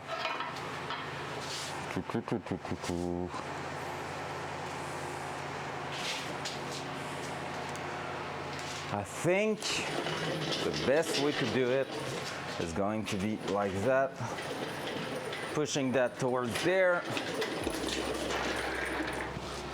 and bring the engine crane right here. That will make sense to me. Whoops. There we go. Let's move that. Let's move a bunch of stuff around. So we're gonna try to get that done. How many tries to get that out of there? Oh, camera decided to change. It's hot in here. You can stop blowing some hot air on me, please. Dual side. There we go. Just going to throw that back in place.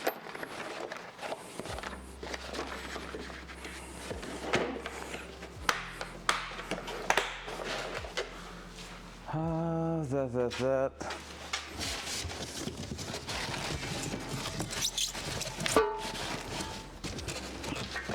The intake can go away. For now, I'm gonna put that here. It's so beautiful.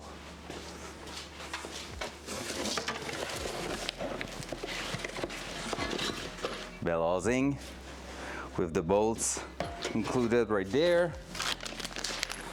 ICTV lid there. plus that. So we're gonna re-clean all that, but we use that to measure some of the gap and spacing and stuff. So we should be good. I don't know if I ordered actually the locating pin for the transmission. I'm not sure I did. I'm gonna have to take a look at that. I think I still have the old one in here, but I don't know if I wanna use that because they can get a bit rusted out. How do I still have them? Maybe in that other box over there. Oh, it's here. Yeah, I don't think I'm gonna reuse that. But basically you can put like those things to help locate the transmission in place at the back there. So we're gonna take a look at that. You can put 2 in there. I don't know if my bell housing has the hole for 2 of them. Yep, it does. So basically right here, that's going right about there. So I'm gonna order 2 of these. I will check first if I ordered some already, because that could be my thing. And if I didn't, I'm gonna order them because that's gonna be a must to just align and make sure everything's. Are you getting a cage put in the car? For now, not yet, but I want a 4-point. So basically, let me show. Basically in the car right now, boop. It's like the way that car is made is really like it's not weird, but it's just really short for the cage, so it shouldn't be too bad.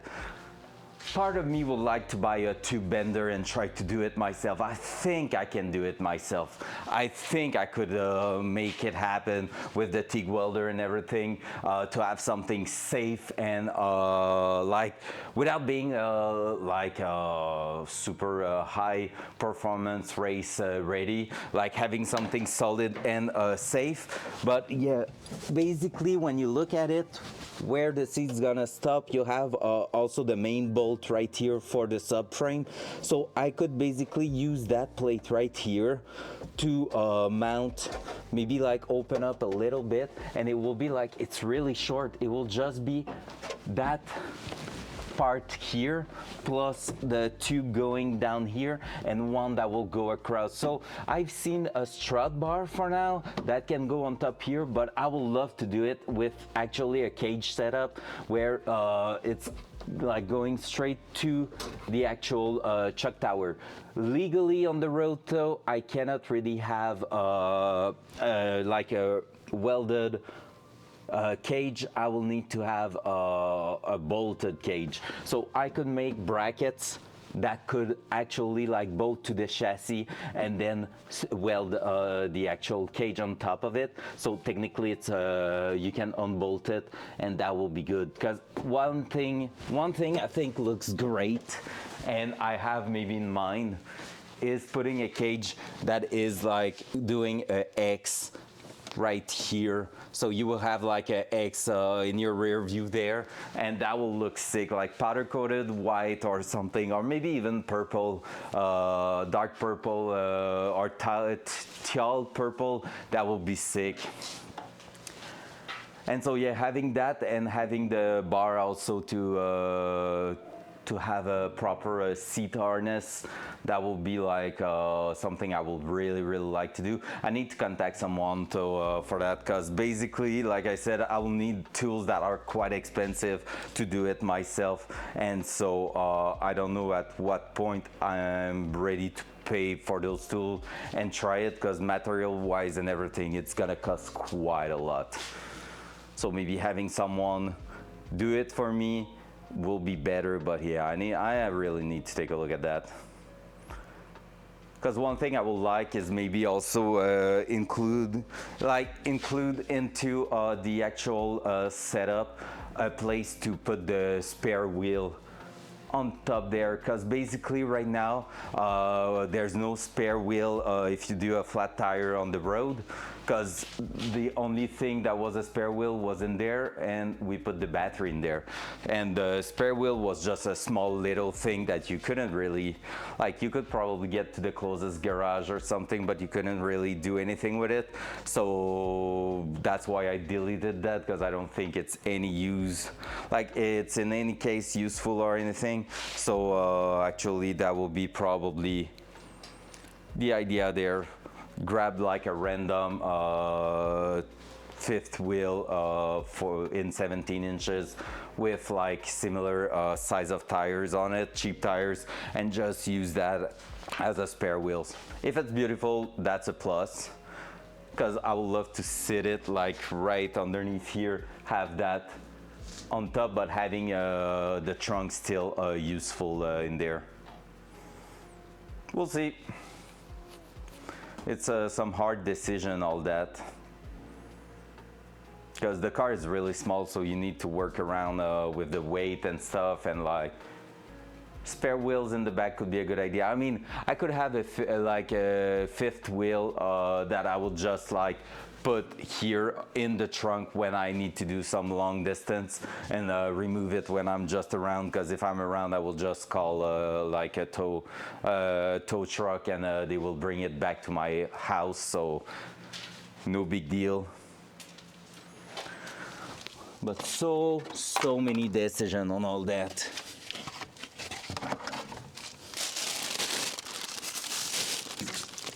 Wheelwood stickers. Are you going to run a cage on your Miata? A lot of Miata people are doing it, because since it's a convertible soft top, you kind of want protection if you flip over. Just like in that car, that's really what I'm thinking about, having something to help me in case of a flip over or something. So like at the track, something that will help keep the interior, like the habitacle safe for the driver.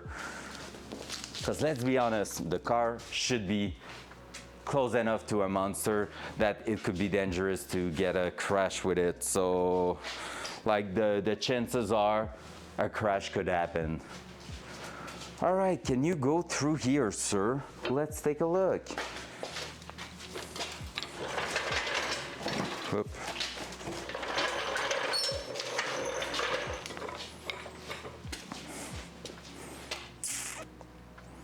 Unsure. Might have to just move that around.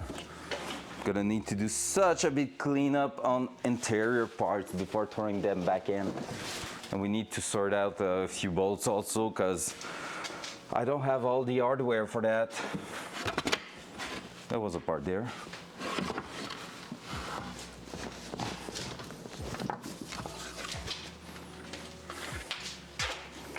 That interior glove box panel, I think.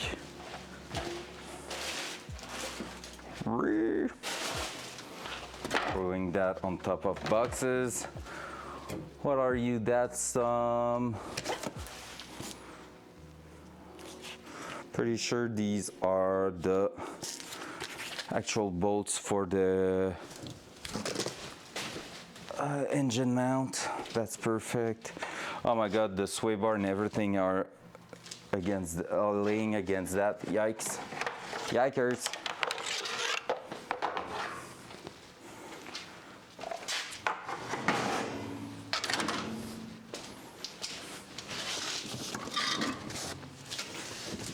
Hup. I didn't force well with the back there. Don't do that at home. I'm gonna throw that away. Because yes, I have still the original seats, and they are okay-ish. Like, I wouldn't bet on that for maximum support, like lateral support and stuff. Wop, pop, pop, woo, wee, wee, wee. So yeah, it's just like, they are not bad. The comfort is quite good in them actually, but lateral support and strength of them. I think we can make something better out of it. I'm looking right now at the Recaro, no, the Sparco R333. They looks like a good in-between. I can show them to you actually. So, Sparco R323. Because I would love personally to have reclinable seats, just because I feel like it's just better, because it's gotta be me and my girlfriend driving it, and like with all that considered, I just feel like it's better for us to have something like that. But yeah, there you go. Open image. So take a look at that seat right there, the OEM one, factory one, and there's the seat I'm thinking about right now. That will be like better lateral support, both on the back and on the legs, with possibility to have a 6-point harness going through it, and just like overall a good thing. The only thing I'm kind of worried about, not gonna lie, is that bump right there. If you're having a 5-point, like having one on each shoulder, 2 on the sides, and then 1 in the middle, that one could feel better. Yeah. And that little car seat, like you mean like a booster seat for babies and stuff? Kinda, yeah. But for real, I really love that. And the other one, now that's a gaming chair, heck yeah. And the other one I'm thinking of is the Recaro SR11, if I remember correctly. Is that it? I think it is. Yep, it is. So it is the one from the Mitsubishi Lancers. Oh wow, great picture I picked there. Wait for it. There. What's up, Blue, by the way? And yeah, I don't know if the bus is still around, but if so, rip. But yeah, so basically, that's another seat I will love to put in there. But with the Datsun, the main thing is it's small. Only Cal you will get that with the Miata, but like you cannot fit whatever you want in those cars just because they are quite small. So I don't know if the Mitsubishi Lancer Evo 1 will do the job or not, but I really love those, and I will say I will be tempted to try these first for the simple reason that when you think of it, these are coming out from factory. So these are seats that are like designed to last at least 10 years, 15 years before going because bucket seat, the problem is always the fabric is tearing apart on those sides here, that side here, because every time you're getting in and out of the car, you're always scratching a bit on that. So these are probably higher quality than these ones, because these ones, they are aftermarket. So basically, usually you will see them start failing like on the sides after like less than 5 years. So that sucks a little bit. So that's why I'm like, I don't know how I feel about that. So yeah, we'll see. We shall see what we are picking up for the car. I think both of them look great, but yeah, it's harder to know. All right, how are we doing here? We're doing great. Hey, we can see the wall at the back there. Whoa. Like, yo, we never had that big of a gap here ever before, I feel like. But I don't want to look further away because it's disgusting further away. All right, here we're gonna have to support a bunch of things, I think, because it's not looking great. So we're gonna do that. Right here. No, I don't want that. I want to throw that away. Gonna push that to the other side here for now. Nothing's more permanent than temporary fix, right? And then put that out. That's the foam going at the back of the Datsun, just under the fabrics. Not sure if we're going to reuse it actually, because I plan on putting some isolation all around. And so here, like so. And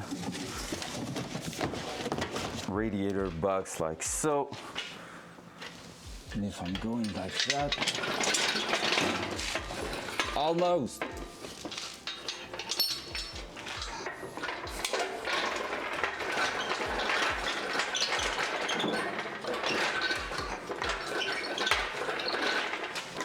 Right, don't pick up the oil line for the lift, please. Thank you. It's out. Dual side. That big thing is out. Look at them. They are looking at each other. They know what's going to happen. So basically there, we need to put the legs on both sides and basically come around, hook the engine and bring it up and remove the engine stand. So that's gonna be a big part of the deal here. And basically once this is in the air, we're gonna be able to start looking at a bunch of things also. So like putting the main pulley once and for all there, which is a great little feeling right there. I'm looking forward to that, not gonna lie. Let me check here, do we have anything left in there? Nope, we do not. So that oil pan box to go. That we're gonna need that eventually.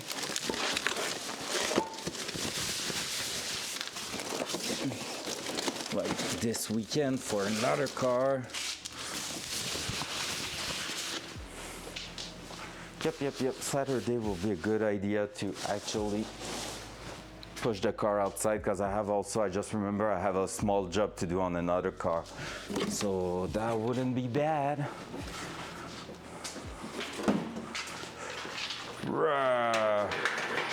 I'm bringing the chair with me, easy.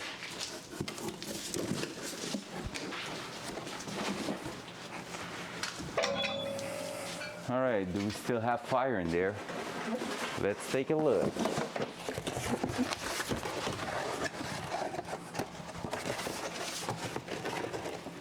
Oh, we do. Not a lot, but we do. I'll try to restart the fire with some paper then.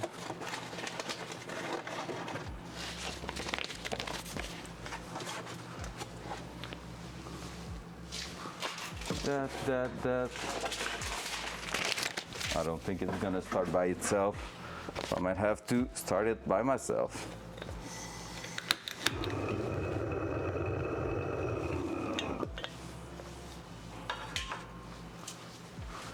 All right, there we go. And so now we have that box to delete. Let me grab my knife again. I'm sorry if it's a boring stream this morning, guys. By the way, I feel like there's not much action car-wise, but it's such a must to basically do all that before getting into one of the most major parts here, which is throwing the engine inside the car. So I prefer to take that time. But like, it was either not streaming or doing that, so I prefer to do that like live on stream, having you here chilling and everything, just chatting, then not really like doing any stream today. That would have felt a bit empty, so I'm sorry, but I appreciate you being here. I really do.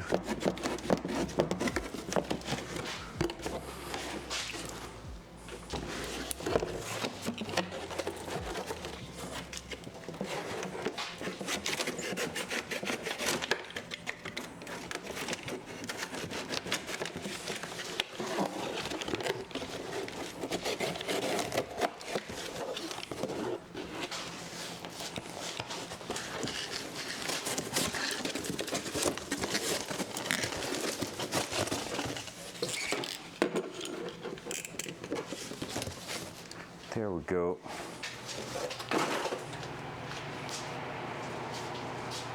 Starting to look like something. Starting to look like something. We're gonna push the seats back in place here.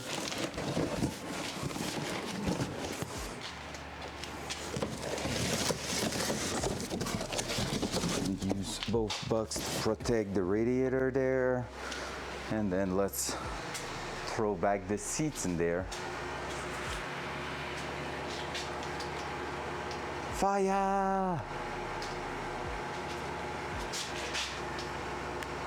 That's gonna be at the back of the car.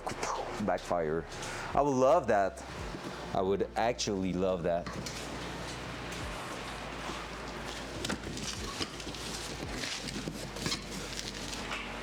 There. Whoa.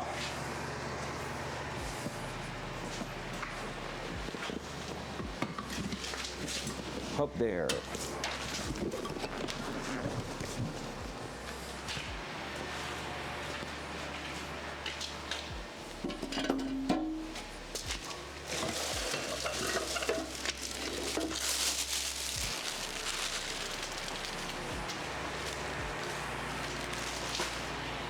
Bam!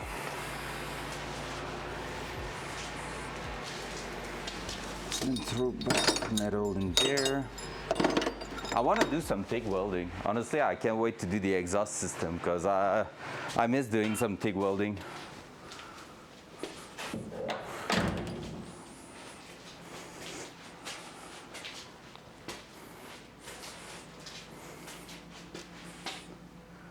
All right, that's already helping quite a lot in there. Not at the front here because now we have a bunch of crazy big tool. Like so. It's not too bad. Really need to clean that corner, but other than that, here we're getting not too bad. And there, wow, that's so beautiful. There we go.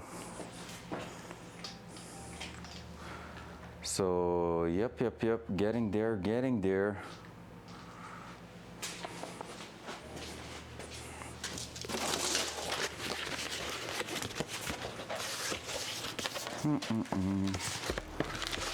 Because now my idea right there will be to actually grab the engine, move it up, and strap it to maybe like by the actual valve cover and stuff, just so it doesn't twist around.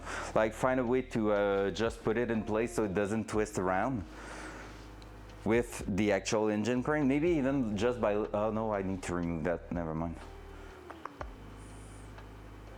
We might just release it from there.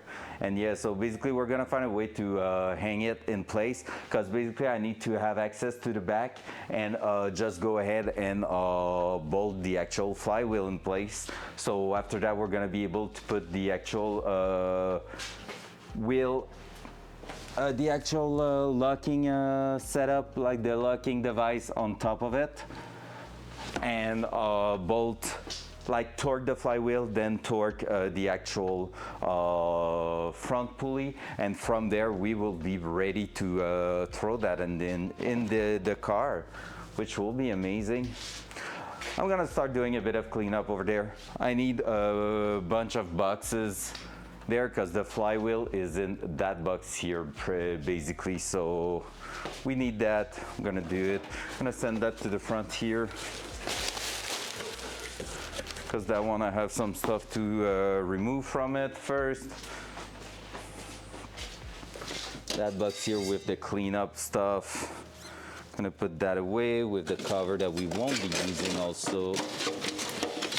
Who knows, we might be using that on a future drift car setup.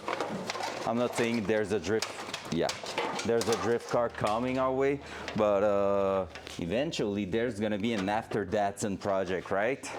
And at that point, we're gonna have to decide what we're doing.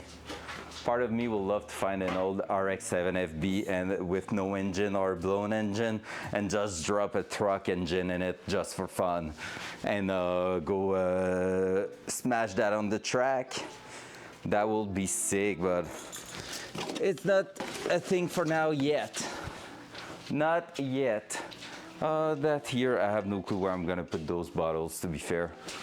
I have a bunch of bottles I need to remove from there. For now, they're gonna live around here. But yeah, drift car will be so fun, but it's not cheap to maintain drift cars, and that car, that Datsun, won't be cheap to maintain also. So we'll see. Part of me want to turn my Fit into a, want to actually turn my Honda Fit into a rally car also. That will be sick. A little rally car ready to dominate the woods. I had a place to hold that, but I don't, I think, was it there? I remember throwing that somewhere, but I can remember where. So we're gonna leave here for now on. Beautiful. That's the stuff there. That's some boxes that we may not need anymore, but there is still parts in them. Yep. So we're gonna take that, all the different procedure pages here. We're gonna throw that on the engine part tables.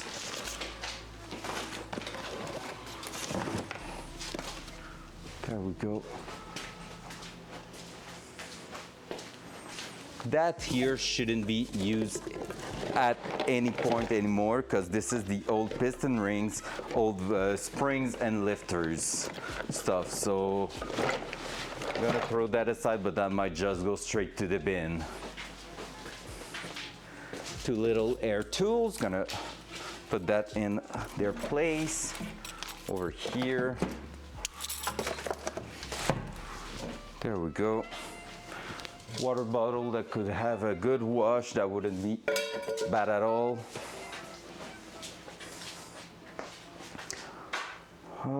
Wheel machine, won't be using that for a while.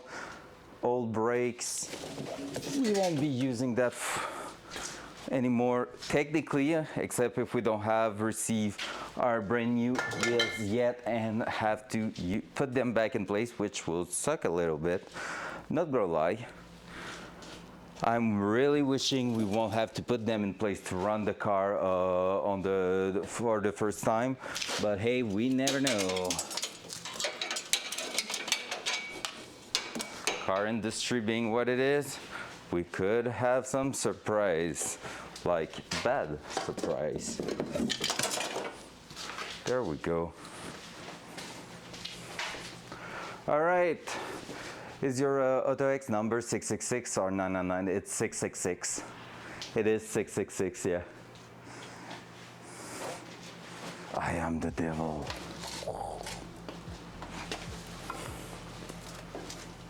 I couldn't use that in the US because they don't allow numbers that high, I think, or something like that. So I had to change it, and I was sad. I think I picked up 66 and just basically remove 16 on top of it, on the magnet. Fair, true. That's nice. I was surprised it was not picked up already, so I picked it up on my side.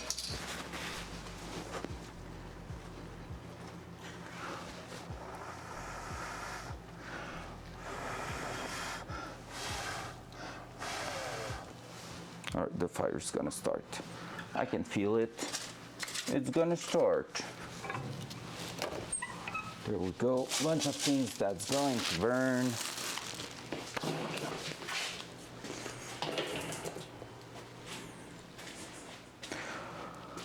What else? Little brake line here that we can throw away. Maybe I will try to do a little cleanup of the old metal by throwing all of that outside. Like right now, we have all that from winter jobs. So yellow springs there, Datsun parts, The plastic windshield washer is from the crash my girlfriend had with the Honda Fit. Bunch of subframe and stuff. So we're gonna have to clean that up to get a bit of space in here, because right now it's really hard to work around there and I don't like that. So that one is on this side. Yep, these bolts are that, so I'm gonna leave them there. Multimeter, gonna throw that back in place. There. Gonna remove that. For now on, we can just throw that in here, no big deal. Same with that.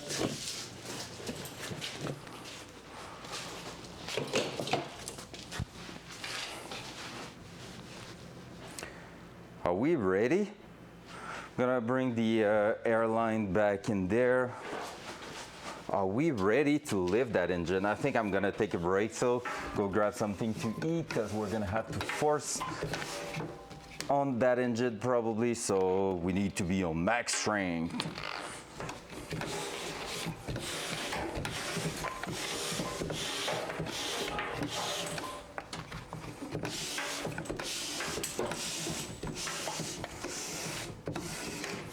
There we go.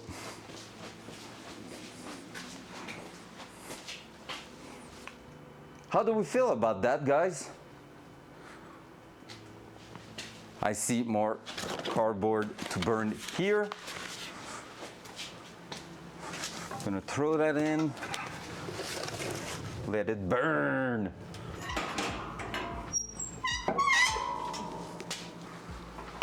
Front cam. Front cam. Oi. Front cam. Okay, it's working. So we're getting really close to the point I wanted to reach this morning, which means I think I'm gonna take a little break. I'm not stopping the stream. Stay there, stay there. I see you about to click the X button. No. Give me like 5 minutes, maximum 10. I'm gonna go make myself a bagel and come back and eat it in front of you. ASMR. So I hate that so much. And so yeah, after that, I think once I'm gonna have I'm gonna be like having a little bagel in my little tummy. I think we're gonna try to actually start working on the engine. Have a bunch of stuff here that we can do. So we're gonna take a look. We might be actually using some masking tape in place here and try to paint the back of the engine, which we didn't get done in the first place because the way it is right there, I cannot really access anything. So we might just try to spray paint a little bit the back of the engine before putting the actual flywheel in place, and then start working around and like doing a bunch of things there. So yep, sounds good. Give me about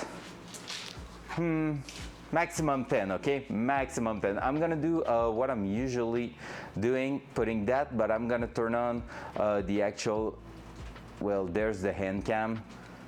So there we go. You're gonna have that as a view. Is that good?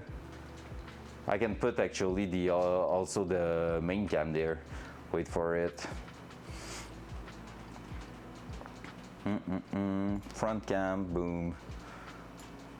Nah, I click something wrong. Boink. Oops, it's because I said it. Never mind. I need to be in. I just screwed that up.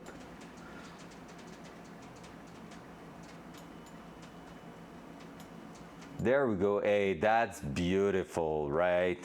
All right, let's go. So be right back, guys. See you in a bit, in 5 to 10 minutes.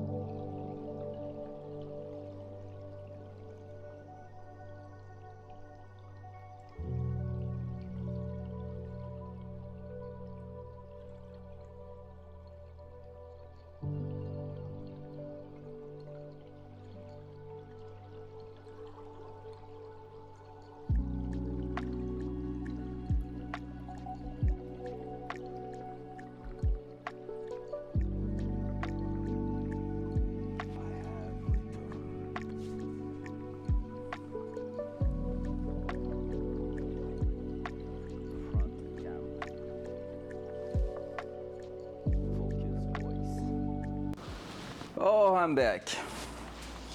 Time to eat something. Gonna grab a chair. Gonna chill. Looking at that beautiful engine there. Let's go. If we were like 300 people in here, I would say perfect time to ask me question. Random question there. Can I have a little place to put my coffee? Oh, right there. Let's go. How good is that? Ponk, ponk, ponk. Oh, man. Time to eat a little thing. Bon appetit. I'm gonna put so much cream cheese in my beard. I know it.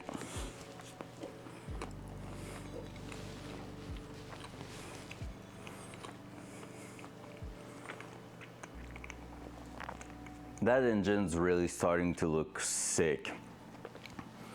Can't wait to see it in the car. Part of me would like to actually spray paint the engine bay just to get a bit of like all black feeling in it. And I'm still like thinking about it, not gonna lie, just because even though we need to remove all the paint if we want to do some pour 15, just for my mind, like seeing it all in one color will be so good.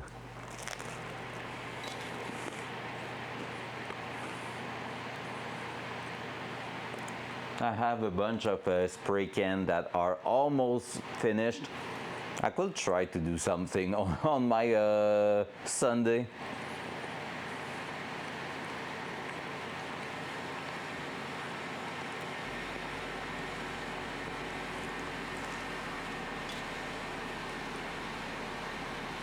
I hope there's not too much ASMR sound right there because I hate the idea of it.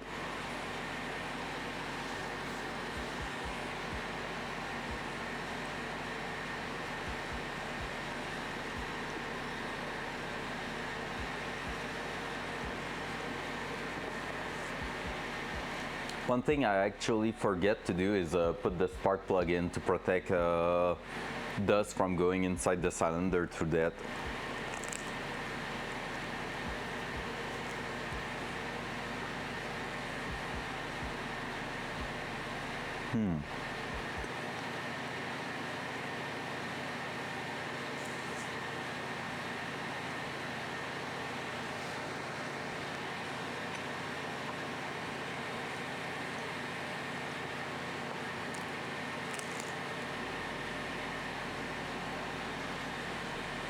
I also need to take a look how to determine the top dead center from now.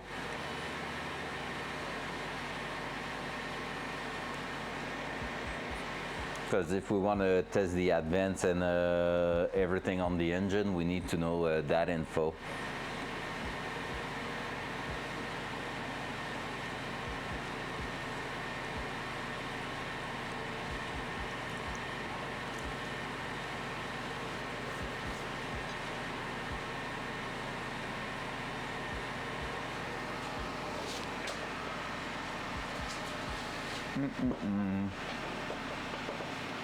And we're gonna need to take a look also at the ignition part of the engine. There's maybe a few things we can actually do right now instead of waiting for it to be in the car. Not that it doesn't really matter. In the car, it's still going to be accessible and everything.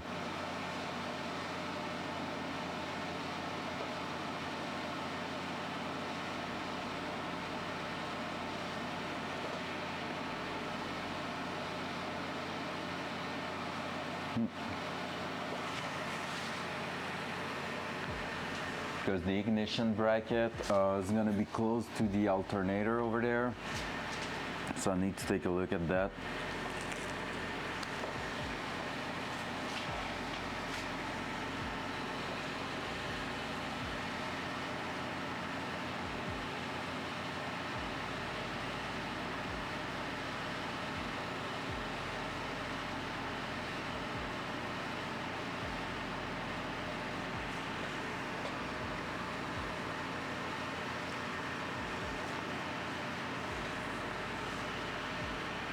we could paint the bracket right away too. Even though I think of sending it to the powder coat eventually, we could at least paint it. So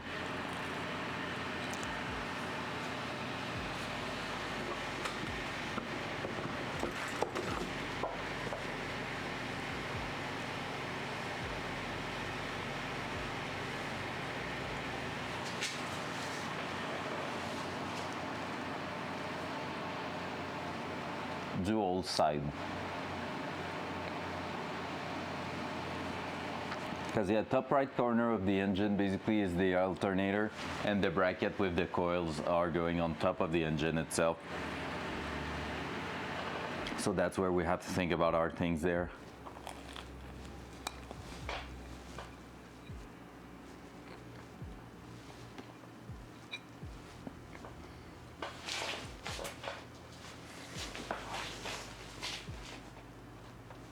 Almost done.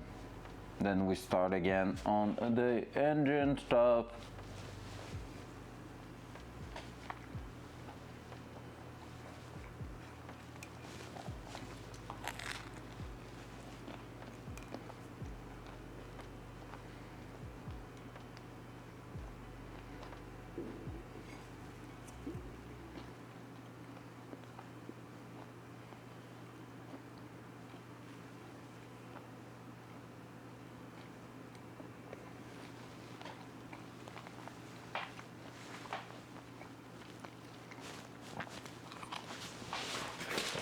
Done. Ow.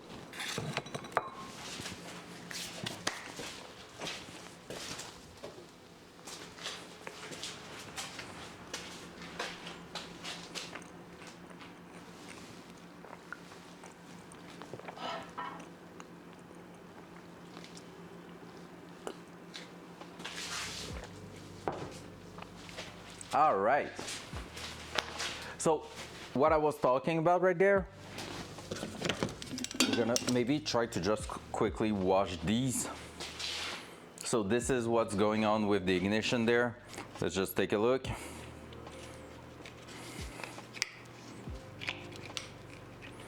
All right, no big deal. It's clearing the alternator with no concern at all.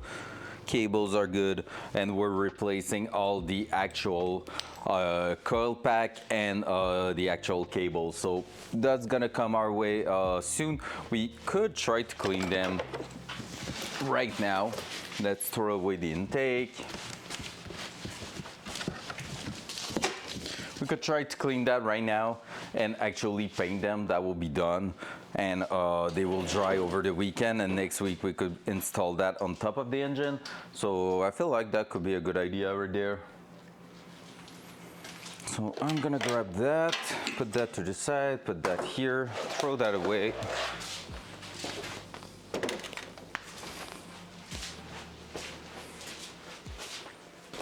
Bring both.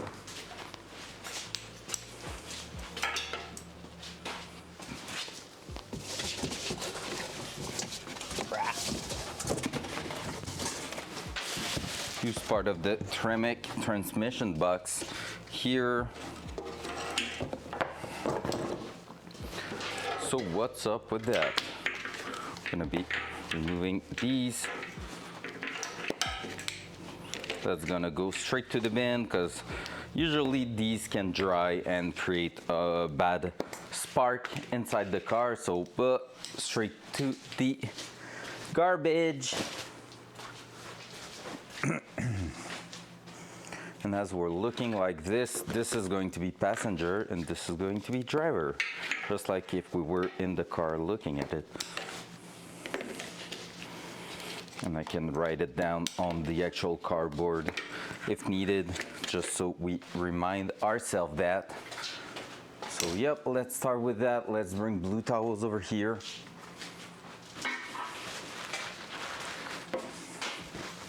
Gonna test what bolts are those brackets there and see if, okay, yeah, it's just 2 pins here that's holding the wiring loom in place, and that here is holding by that.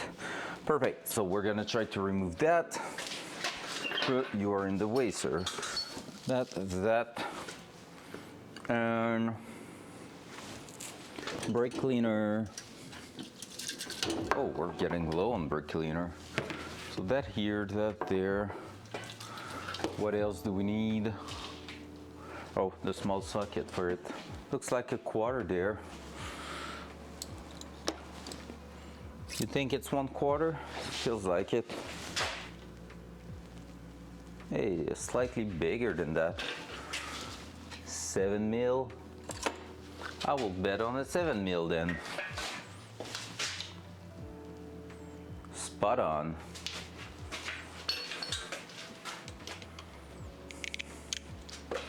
There we go. Perfect. So we're gonna try to remove that, clean all that. Whoops.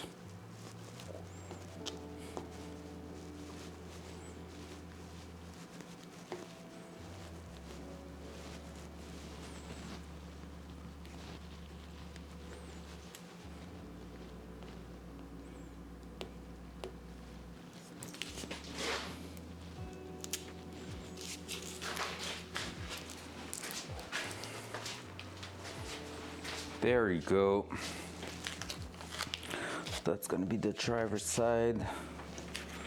Now we're just going to start.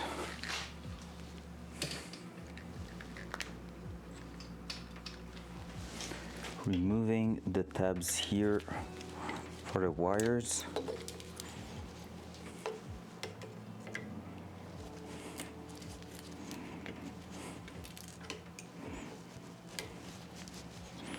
Like so. Not greasy at all.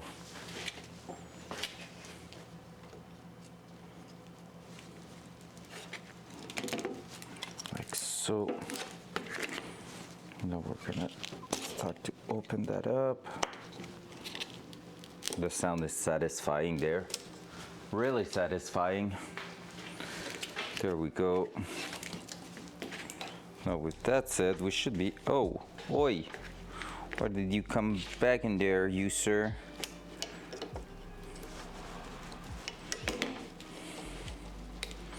There we go. That, and now with that said, we should be able to just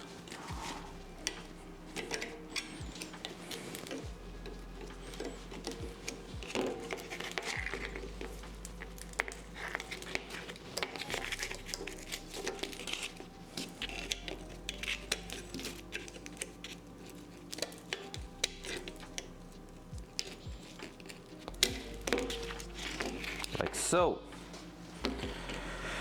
Bam. From now on, you can just go ahead and remove all that. Technically, we could just spray paint it, like clean it and spray paint it right there, because we're gonna change also the coils, so it's no big deal, but hey, we're gonna do that properly.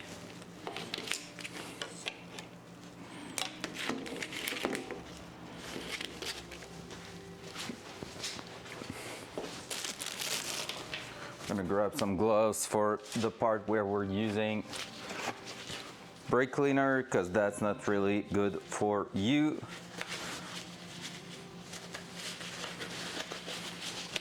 I don't think we're gonna need the bracket like that, but we'll see, because I think this is meant to clip some stuff that we won't be using at all, but we'll see.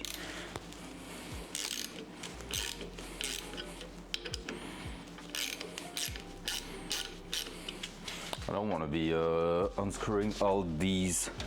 They are not super tight, so we're just gonna use a small impact.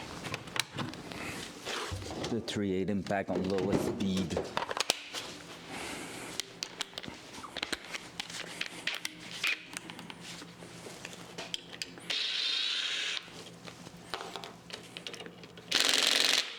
All right, that's not working.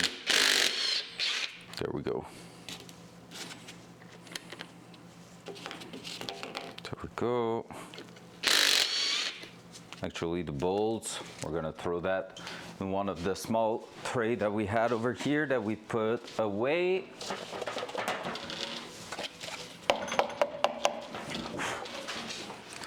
I'm always afraid to hit myself on the corner of the spoiler, so I'm gonna close the back here. There we go.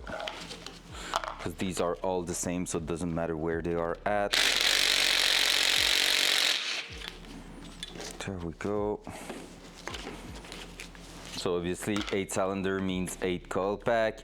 Could be different. Some cars uses 1 coil pack for 2 cylinders.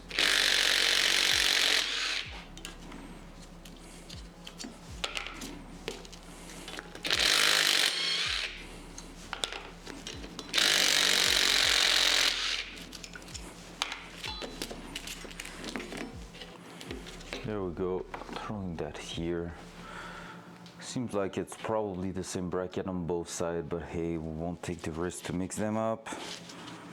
Now that here, we're gonna have to take a look how to remove them. I need to take a look if the bracket's actually on the new one too. They might be coming with it.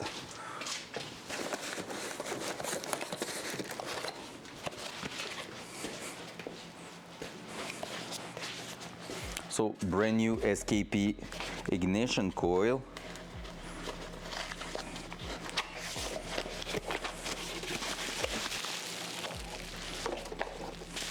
And they are coming with the set bracket. Ho ho ho ho, how good that's gonna be. Just a tiny difference, right? Just a tiny difference. There you go.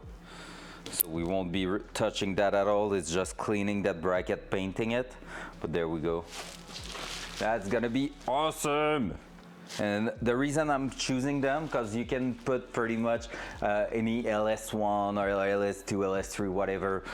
It just depends on, first of all, the bracket you have. So you might have to change the bracket. This is the one coming from the actual original engine, so why not? And these are, they have really good review on high performance because they have a heat diffuser on top. So they have a heat shrink right at the top. Just like a computer, basically, it helps evacuating the heat from them, which is a little plus there.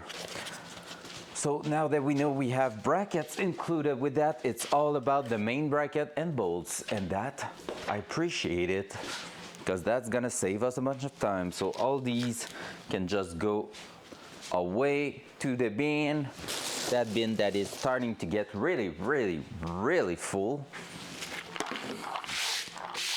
And here we might be just putting in the cardboard the bolts and spray a touch of paint on top of them, so it's just going to look better. With that said, let's go ahead and do the exact same thing over here before starting to actually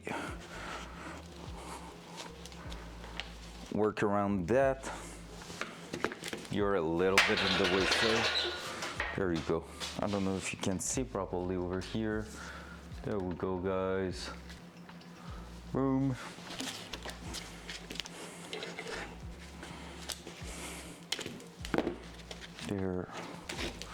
There. That's gonna go straight in the bin. And on this side, we're gonna be passenger side bracket. I think they are the same. Honestly, just look at them. They are exactly the same bracket. It doesn't matter at all. So I won't have to remove that. Just remove that.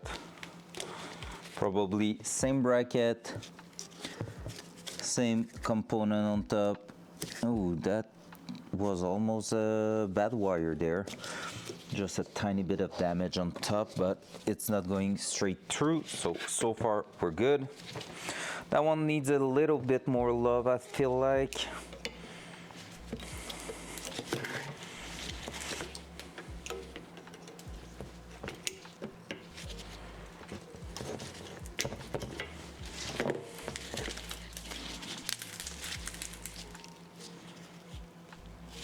Electrical tape was not in great condition there. There we go. There we go. Just like so. That one is a little bit rusty.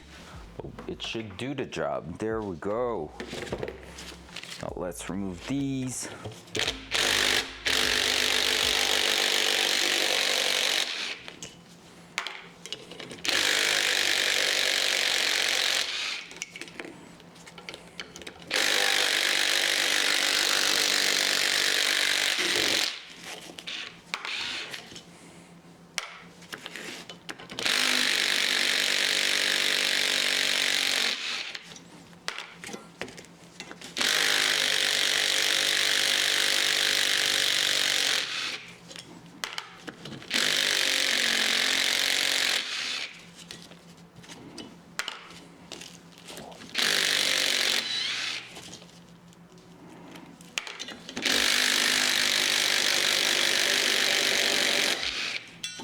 There we go.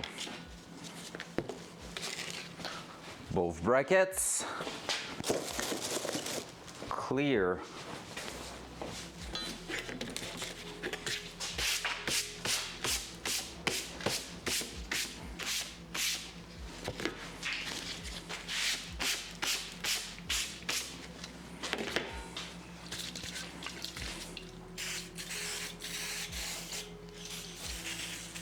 Yep, I think it's going to get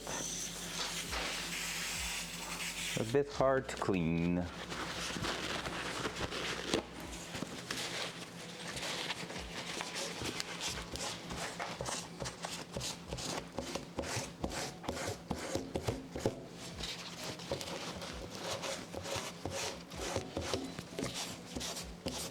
I'm gonna take a brush and gonna see if I have more brake cleaner. I think I do. Where you at, brake cleaner? Do I? Oh shit, am I out of brake cleaner? That's a real bad thing in a mechanic shop. It's a real bad thing. Let's see here. Oh no, I have a bit left here. Phew! That was almost a bad day, but I'm gonna try to remember grabbing some. And that was almost a bad day. The engine stand lost a wheel because the pin probably, oh, that was maybe what I heard. All right, I just need to, that's gonna be an interesting one. So the wheel just popped out because the cotter pin at the end of it is not there anymore. And that's probably what I heard before. I'm gonna have to take a look at that.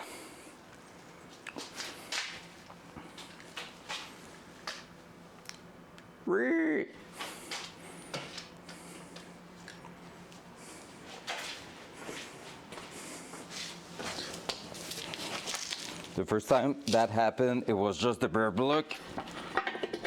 Oh, I was able to put that back on. But now it's more than just the bare block. So that's a bit not fun. I'm just gonna throw a brush, a wire, a steel wire through it for now. That's gonna do the job.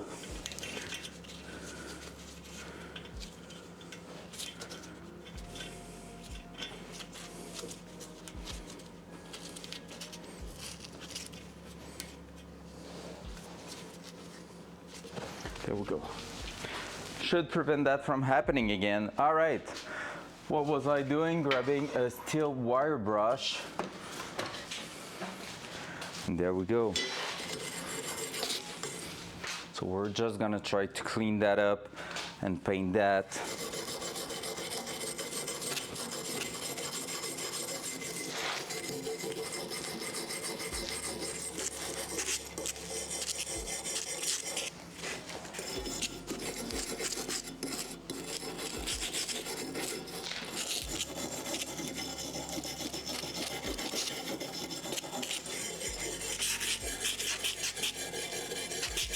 All right, that's removing the dirt really well. Perfect.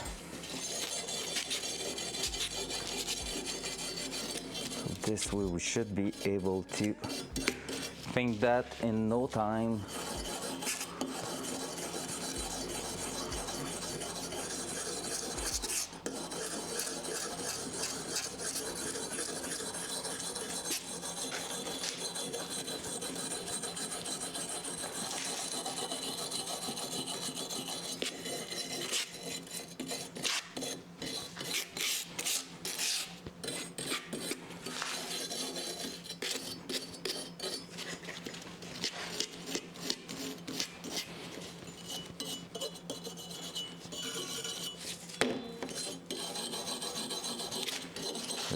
try to get that clean.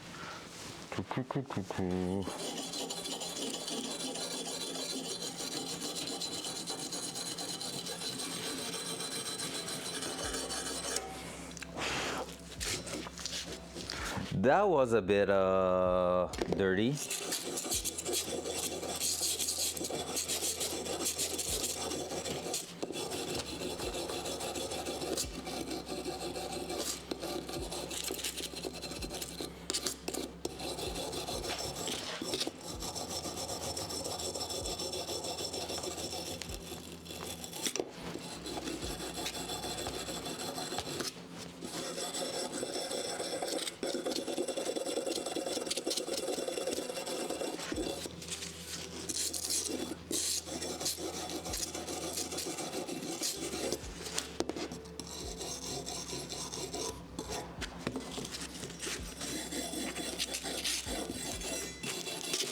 Let's be honest, that was a little bit dirty.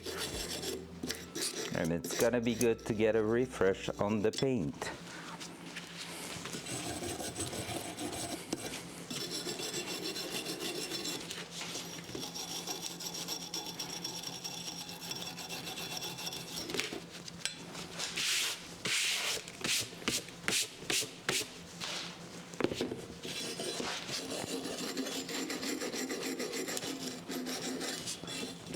There we go.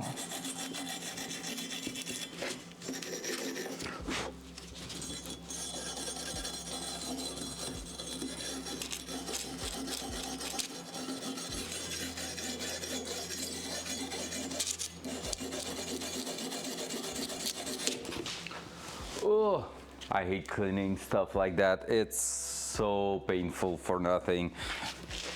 Just need to brush that so hard for such a small amount of result. I would love to have a sandblasting cabinet, not gonna lie.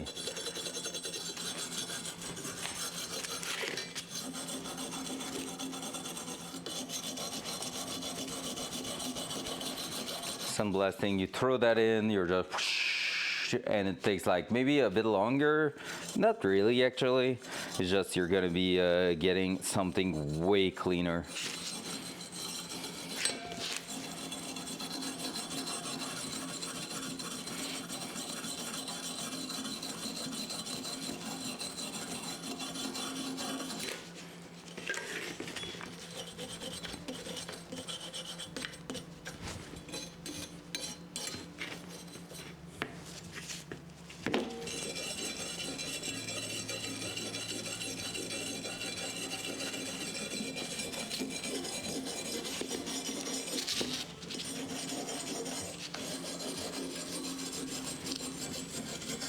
Dirty, dirty and filthy.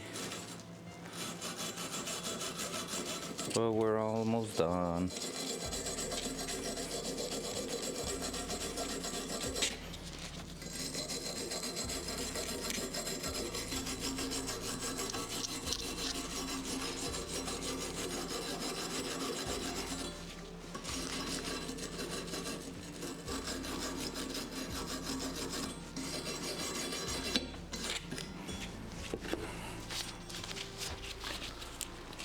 Glad I have a sandblaster at my work I can use whenever I want. Oh man, I feel you. I'm gonna let you in on a secret. I don't tell anyone. I don't know shit about vehicles. It's all good, Orange. You don't have to be a knower to be in here. You can just be a random person who wants to learn a few things or just ask questions or just look at the car, look at the progression. You're free to ask whatever question you want, and I'm all good to try to answer them to the best of my knowledge, which sometimes is a bit limited, so up to you to listen to it or not. Welcome back, Orange, by the way. Yeah, that's cool, eh? That's what I love with Twitch. Like, a lot of people in here, I think about Hawk, I think about a bunch of others out there, and like, you don't have to be like a car enthusiast to be in here. It's just like curiosity of looking someone that has a big passion towards the subject and like do it to the best he can live. It has something cool with it. There's a few streamer out there I'm watching just because of they are doing music and stuff, and I just feel like, oh shit, that's so cool. Like I watch someone like a girl who learned how to play some instrument live on stream for the first time, and I was like, what? Like, she's already a singer. She already played guitar and stuff, and I don't remember what it was, but she got an instrument, and she started to learn how to play it live on stream. Like, I will never do that, because that will be such a mess if I was to do that.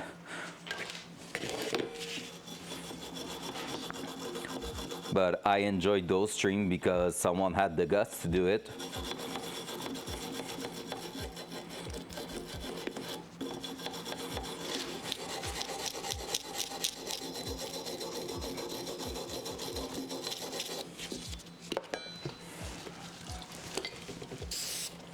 Ah, there we go. Now we're talking. That's a proper spray.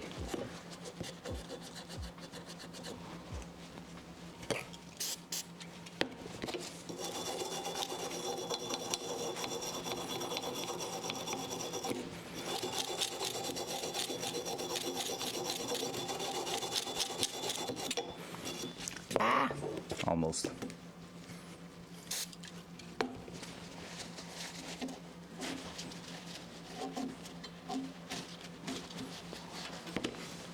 I thought I heard some engine parts, well, not engine, but some car parts arriving.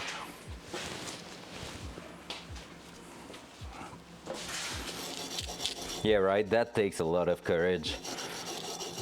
I could never think about doing that. Well, kind of true and not true. I mean, I feel like on our side, the biggest part of the build that's gonna ask a lot of courage is to actually try to start the engine for the first time live on stream.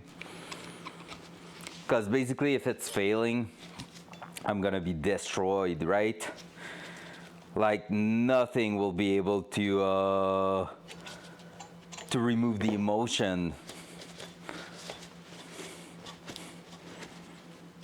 And like, for you guys, I'm telling you, if there's something going wrong the first time we try to start the engine, and by wrong, I'm not talking about, oh, it's not making spark or whatever.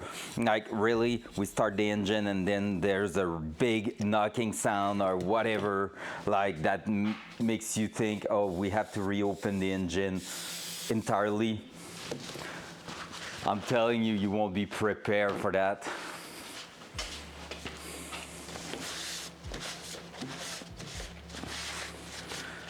I think I'm gonna be desperate at that moment if that happened, but I'm confident it won't. Like, I feel like I've done a good job so far, but hey, you can never be 100% sure of all that.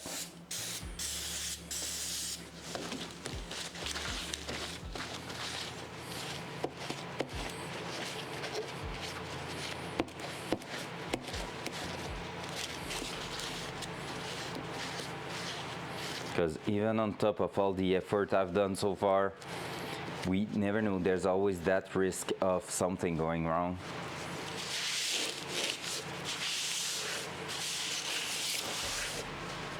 All right, that's one.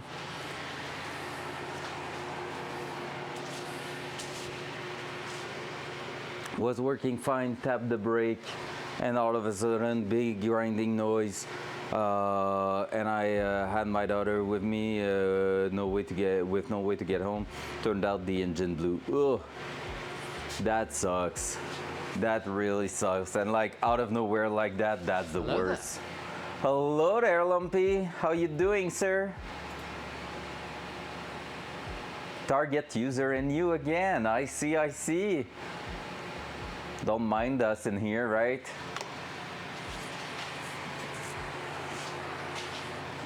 But yeah, honestly, it's like the kind of things. An engine blowing, if like you had a feeling it was going to happen, like you feel like you were losing powers over time, stuff were not going that great or anything, fair. the mechanic and they just said it's done, no other explanation. I mean, see, there's a thing. If that was to happen in here, at least we will do probably like, okay, if I start the engine and something fail, like massively fail, like a big serious failure, I will probably cry, then stop the stream, and then come back a few days later.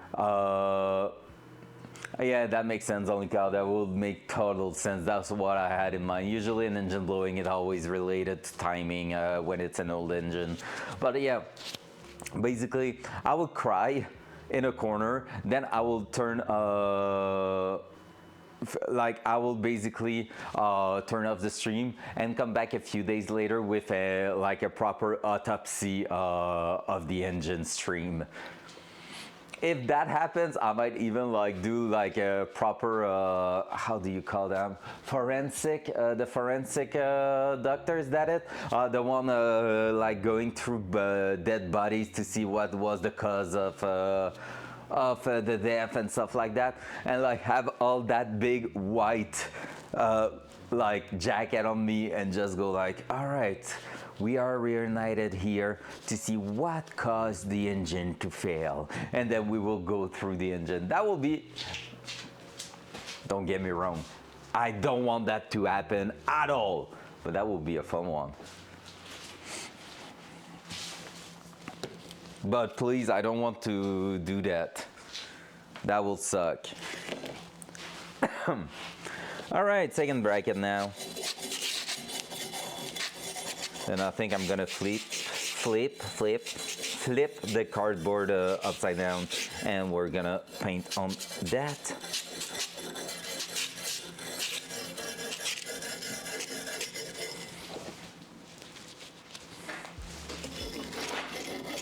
It's funny because the only car that had an engine failure in my life was my Subaru WRX.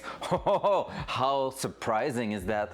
And it was not even with me driving it. It was just my girlfriend alone on the highway doing 110 kilometers per hour, and the timing belt just break out of nowhere. Fun time.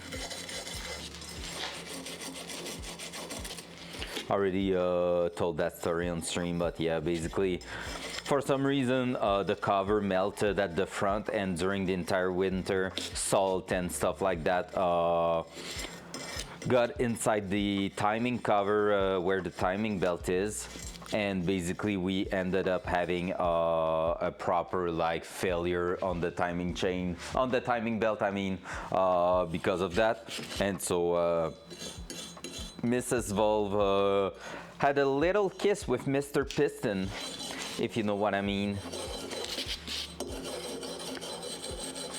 I bought the cheapest timing belt after that, and throw that back in, did the timing and everything, and was actually able to turn the engine back alive. Like, it turned on and everything. But the sound of it, yep, the sound of it was not from this world, I will say.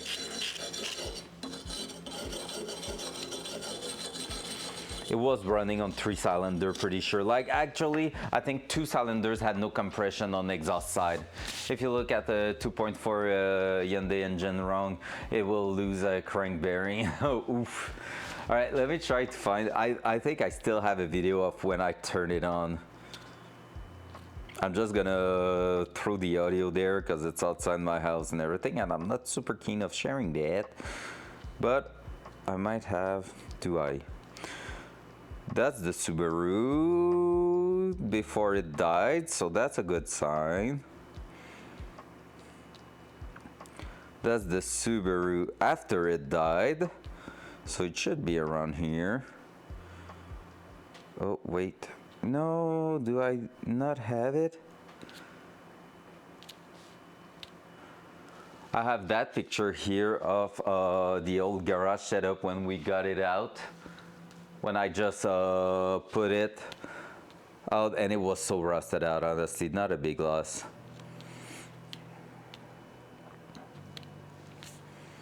Hey, the actual LS. The first time we got it in here. This is the exact engine we're working on. I don't want to see how old is that picture.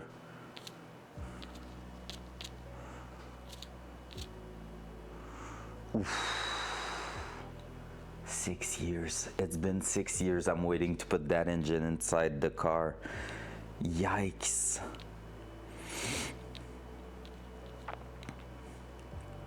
I don't know if I still have a video of that. Oh, I'm sad.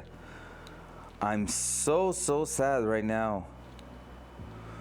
I don't have the video of the Subaru actually coming back alive but having the worst noise ever. Oh my god, that makes me really sad, not gonna lie. Maybe it was here. Could it be there?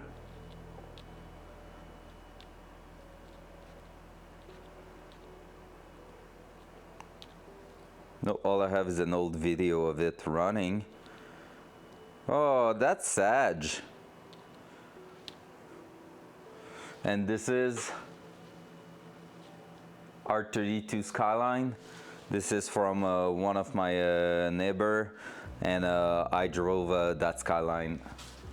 It's insane. Still has the twin turbo in it, but upgraded Grady twin turbo, 450 wheel HP. That thing's a beast.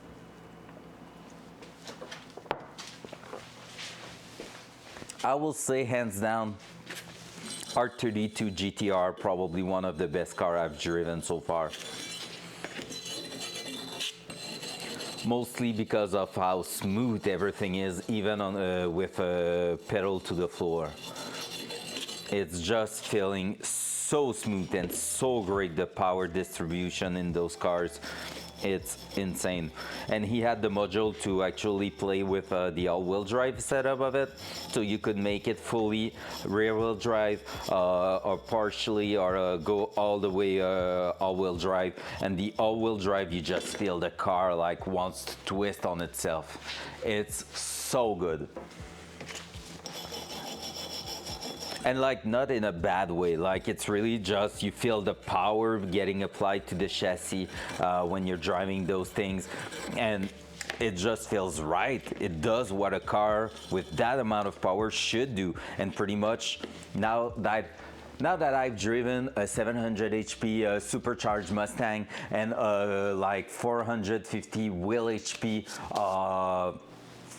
Skyline GTR, Skyline R32 GTR, I would say, like, I feel like with the Datsun, I'm at a point where I had the feeling of what that kind of amazing cars should feel like, and that's what we're chasing with the Datsun. We're gonna try to make the Datsun feel that way. I want it to feel kind of that way, but by myself. I want to build something that's gonna feel like that and be kind of unique. So, and I'm not an engineer, so I'm probably gonna struggle getting that like all set up properly and everything, but hey, that's part of the game.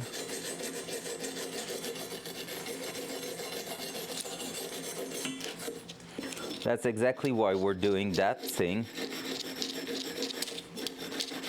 I just have some good will to do it, not all the knowledge to do it, so.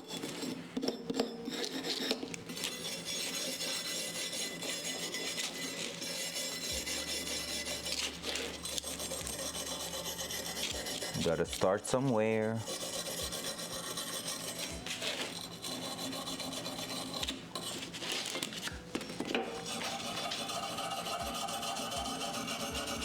What time is it? I need to make sure I'm not going over. Okay, phew, plenty of time.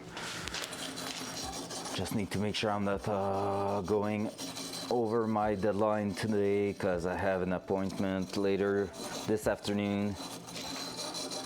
Another one, yes. Yesterday was the dentist. Today it's something else.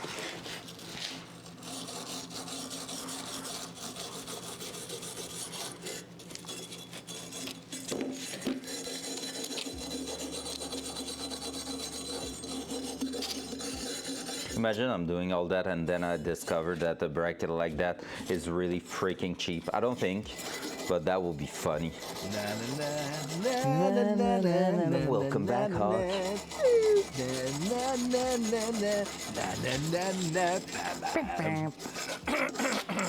Hey, we're pretty much done with the cleanup, Hawk. Proud of me, right? I did actual cleanup. Like, it's still messy and I'm still going to do even more during the weekend. But for now, looking quite great.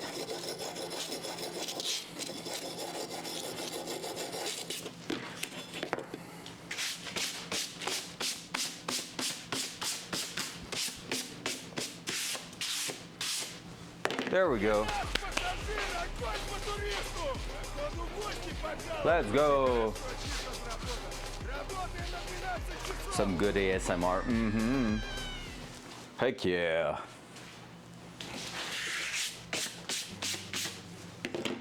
There we go. That was that was driver's side. That was passenger side. We're gonna take care of that. I'm gonna actually go and grab the airline and try to spray a bit of air all over it just to make sure we are as clean as possible.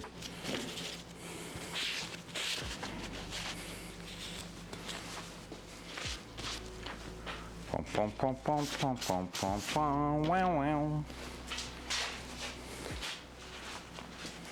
You can, you know, Orange, you can hug her. You can do exclamation mark hug space at HawkFan727 and you're gonna get a hug delivered to her.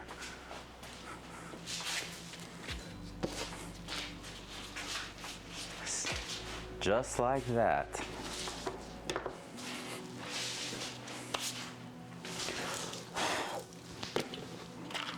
All right, let's turn that upside down. So let's do that. Like I said, both brackets are pretty much the same. So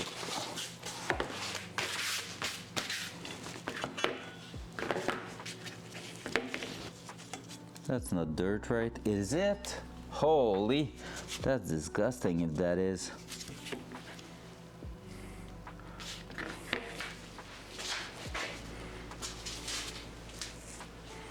Oh, heck yeah, now you know. Now you know.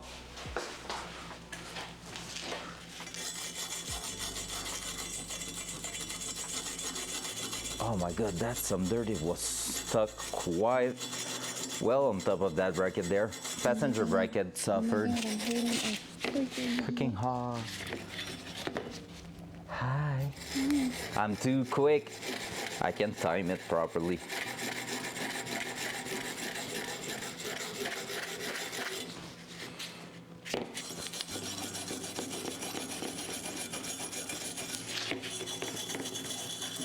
Because yeah, obviously you don't really want to paint some dirt. Yeah, it's the festival of the sound. Let's go!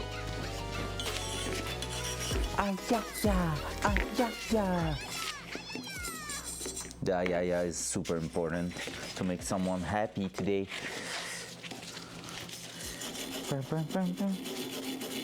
That someone being me, because I love the yeah. Yo, that bracket was dirty. Holy.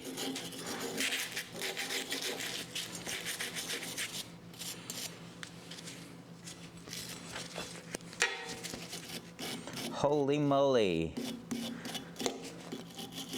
Bam, bam, bam, bam.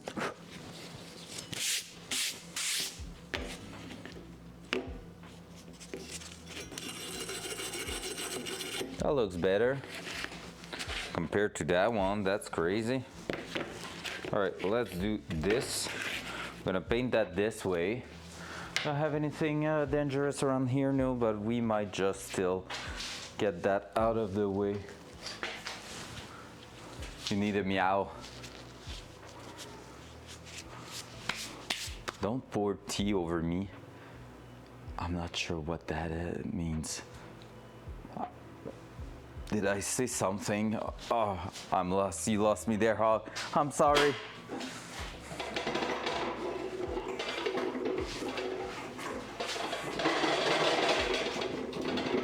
You say I need a meow, but the meow is not part of Peach stream. Like, I cannot steal that idea. There's no way I'm gonna grab a meow in here. I thought, all right, not gonna lie, I thought about putting a woof instead, just so both stream will be like complementary. Is that the word? Like, so you can meow on one side and woof on the other side. That will be funny, honestly.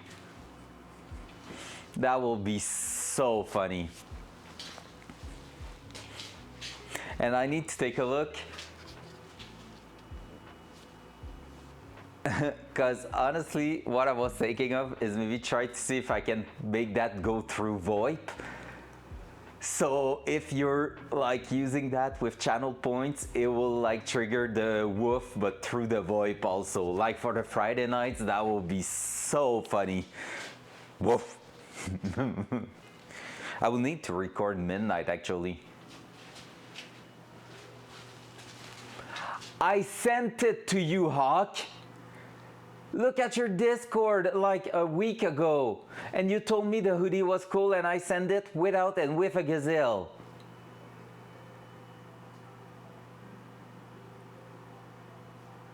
Front cam. Front eyebrow. I send it to you. Grr. Agro go. Sparky. Pew. Oh man, with the meow, that will be funny. If I find how, I'm gonna tell her and maybe she will do it. Agro go. Dual side. All right, we're gonna spray a touch of paint on those thing here. Let me just take that on the side. These here, just gonna grab a blue towel and try to clean them a little bit more with a bit of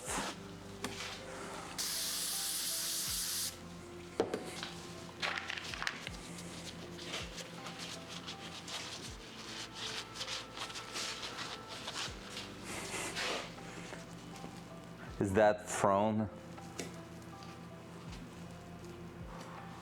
Can I actually, oh, I'm gonna try something crazy.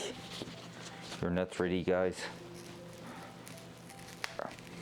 All right, it will need to be a bit, I'm gonna pre-pierce that first and that should be better. If I'm grabbing that, boom, going all the way through and then going with that, hey, we're gonna try to paint also the head of the bolts. Hopefully it will stay there. Just open up my own business like 2 months. For real? Yo, my girlfriend's gonna follow you straight away if you're doing that. She's watching grooming, like groom of some doggies and everything over YouTube. There's a girl doing that, and it's super popular, to be fair. If you were living closer to me, I will send you Midnight. He needs that bad.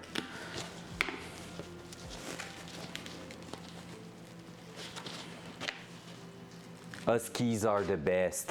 They are screaming so much and like it's always so funny, their screams. I'm a real like dog guy, so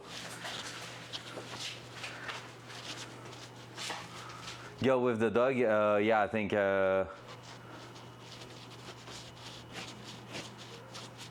on 6 years, damn. Go with the dogs, is it the channel? I just heard a door open. Was that my girlfriend? No idea. Is that the YouTube channel? I can't remember the name. It's her watching that and showing it to me sometimes.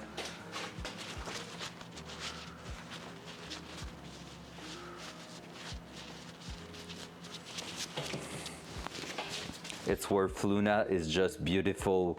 After a groom, she looks so happy. It's so funny. She's just so pretty. Yeah, she really does. Luna is beautiful.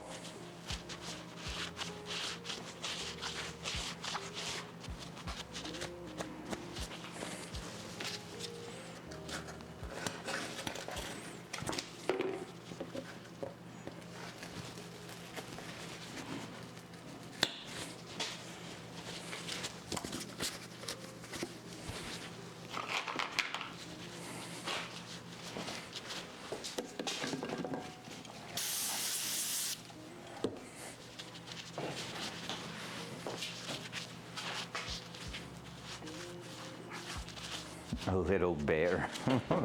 That's funny.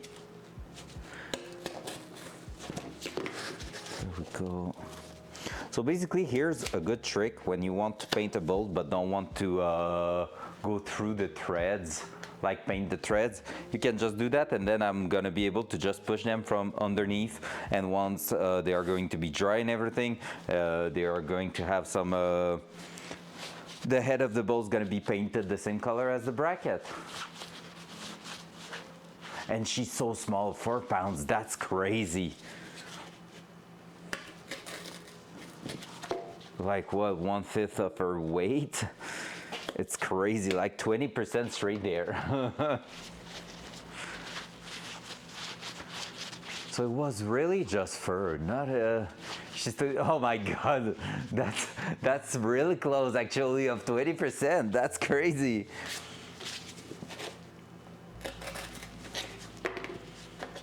She's 23 pounds before or after? Because that changed a lot, those 4 pounds on that. Damn, so she was 26 with just the fur. That's insane.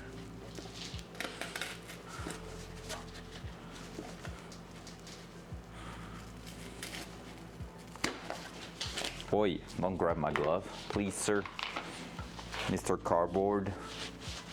That's insane. She was 27 before and then freaking 23 after. Wow. Wow. Just like some cats, there's some cats, you look at them, you're like, oh, he's chunky. But then you start like just petting them and you realize, oh my God, it's just hair, it's just some fur on top. Like the actual cat body is not thick at all. It's not chunky at all. They are just thick with the fur.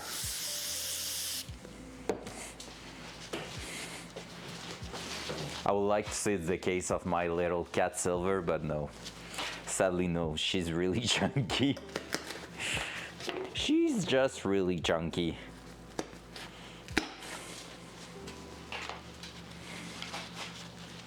Huskies that make it look like a tornado in my garage. Oh yeah, man, that's for sure. That's for sure. And they are probably screaming and screaming because they are not barking. They have their own language. And that's so funny, yet I wouldn't have a husky probably just because of that. But like we have two huskies in our neighborhood, like really, really close. And I just laugh every single time they are starting to, well, do their thing, scream with weird noise.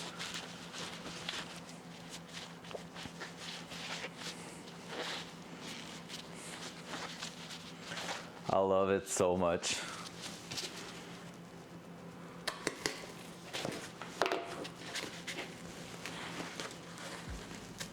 Because Orange, you have seen Midnight, right?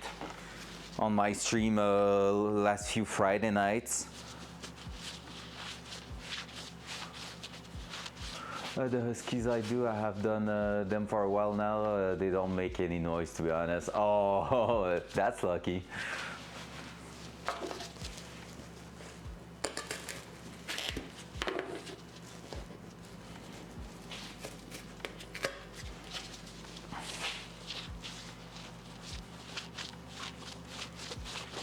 You want me to go grab Midnight and show it to you?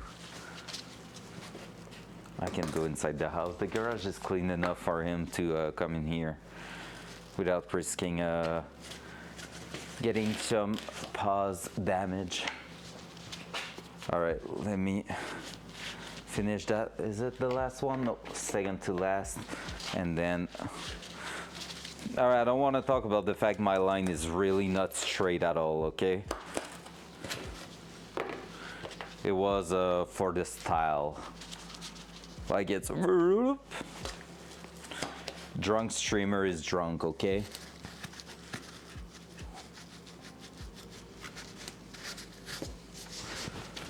I know it won't stay on all of them because some of them are still dirty, but it's gonna be better than nothing.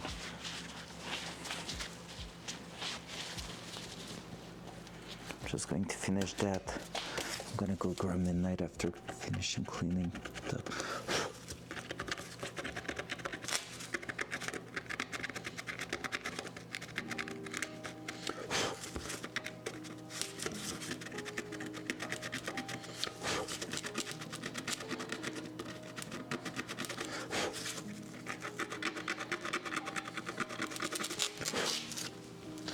Alright, it's not going to be the perfect job for that, but for now it's gonna be plenty. There's that one that is really dirty.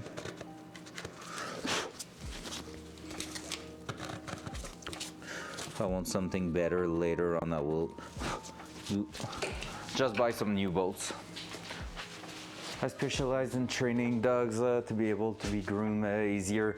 Bigger dogs are older dogs, but all dogs are awesome and I will do any of them.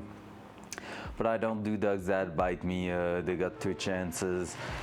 And if I don't see some improvement, they out fair. Midnight never got groomed, so I will be curious to see that, but he's such a sweet boy. I wouldn't be concerned at all to send it to anyone. Like, to give you an idea, it's a Bull Shepherd, by the way. It's a Bull Shepherd, and basically when I have friends coming here for like brake job or stuff like that on their cars, usually they arrive with in mind the idea to go walk in the forest behind with Midnight, and even if I'm not there or my girlfriend's not there, I can just let them go with Midnight, and he's like listening to orders and stuff like that with anyone pretty much. Not as good as us, obviously, but pretty much even if it's a shepherd, we teach him when he was young that any human can give you an orders that you have to follow, and this way that helps a lot because basically he's stick to one thing, his toy ball, and if you have that, you have the total control of that dog. Let me go grab him, okay? I'm gonna leave the earbuds here because otherwise they're going to disconnect. Be right back. Front cam. Front cam. There we go.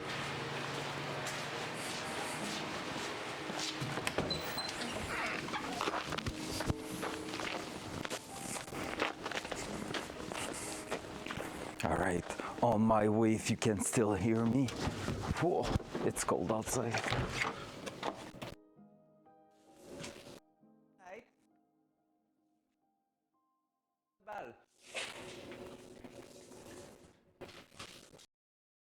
Ouais, viens-t'en. Il y a du monde qui veulent t'avoir. People wants to see you, man. What's up, big boy? Oh, on va-tu dans le garage? On va-tu dans le garage? Ben ouais. Ben ouais. Viens-t'en. Good. Viens-t'en, Nick. Allez, allez. Here's my big boy. See? That's the control. Reste. Wait. Reste. Dual side. Look at this big boy. Yeah, you want to go outside, right? See? Wait. Done. Hey.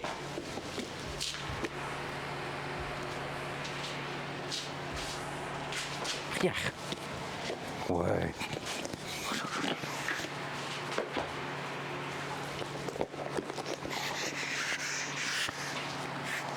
He is now 6.5. He's going on 7, I think, if I remember correctly. Yeah, I think he's going on 7 because we had the house for over 7 years now. Oh, big boy.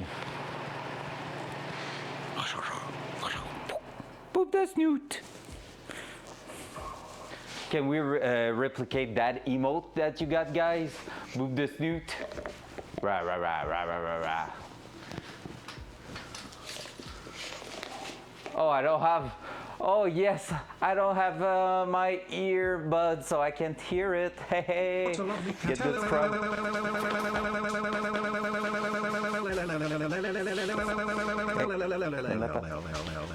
Bon chien, bon chien, bon chien.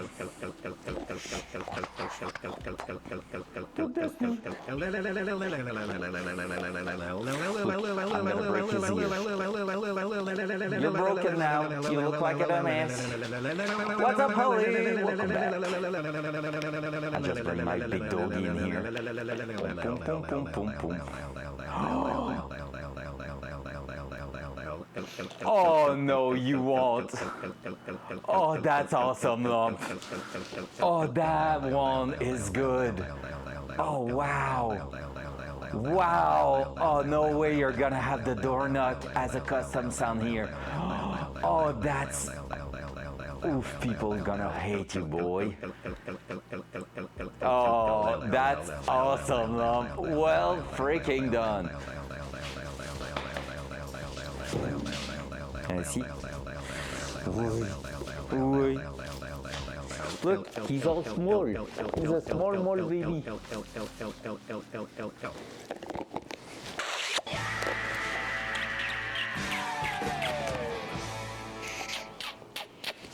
He's really dangerous, I swear. Boop, boop, boop. You ready to go back home? All right, I'm gonna bring the big boy back in the house. Since but the knock is the long troll game. Oh heck yeah. Yeah, he's a pure breed. That's how you say that, I think. He's pure breed. It is like both shepherd. It is close to the German shepherd, if you want. It's a really, really old race from. He's a bred. So it's a really old race from the Beauce region in France. So that's like not a really common and well-known kind of dog, but they are the sweetest. All right, be right back. I'm gonna bring him in the house. Allez, maison. Maison, mon chien. Allez.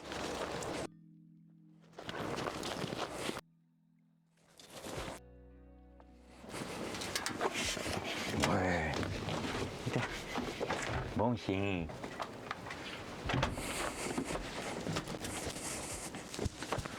Why is it so cold? Why is it snowing? My. All right, so Lumpy, you're gonna have your son for tomorrow. Promise. Gonna have that. Front cam. Yeah, there's a backstory to that decision of having that kind of dog, actually. It's a really nice story. Basically, so just to put you in context, me and my girlfriend, we've been together for like over 10 years now. And basically, when we were still quite at the beginning, maybe after a year of being together and everything, at some point, one night we went to bed, I was starting to fall asleep. And she just like stood up in the bed and was like, oh, I know what dogs we're gonna have later. And she's really into dogs and stuff like that. Like every animal's pretty much. Like she's a horse girl, dog girl, the cat girl, whatever, name it. And basically, she stood up, said, I know what dog we're gonna have. And I was just like, what? Oh, it's freaking 11:30. Can we just not go straight to bed and sleep? And she told me we're gonna have a Beauce shepherd. And I was like,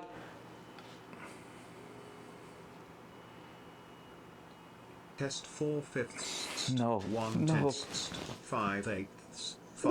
5/6. I knew you will pick it up to bring it in here. Exclamation mark inverted. Exclamation mark inverted. Exclamation mark inverted. So, Exclamation mark inverted. I can't. Exclamation mark inverted.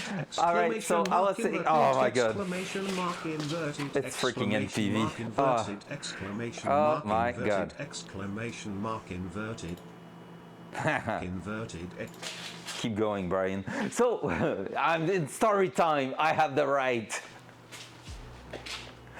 All right, a little bit more. Exclamation mark inverted. Exclamation The original mark one goes for 10 minutes, by the way. Inverted. Exclamation mark inverted. Exclamation mark inverted. Exclamation All right, mark let's try inverted. to. Exclamation I'm just mark going to turn inverted. it down a Exclamation touch, mark maybe. Inverted. Exclamation mark inverted. Exclamation mark. See, it's gonna be like the background noise. So basically, what I was saying is that my girlfriend stood up in in the bed and everything, said, "Hey, I know what we're gonna have." And the thing is, I'm coming from a region in Quebec, in the province of Quebec, called Beauce.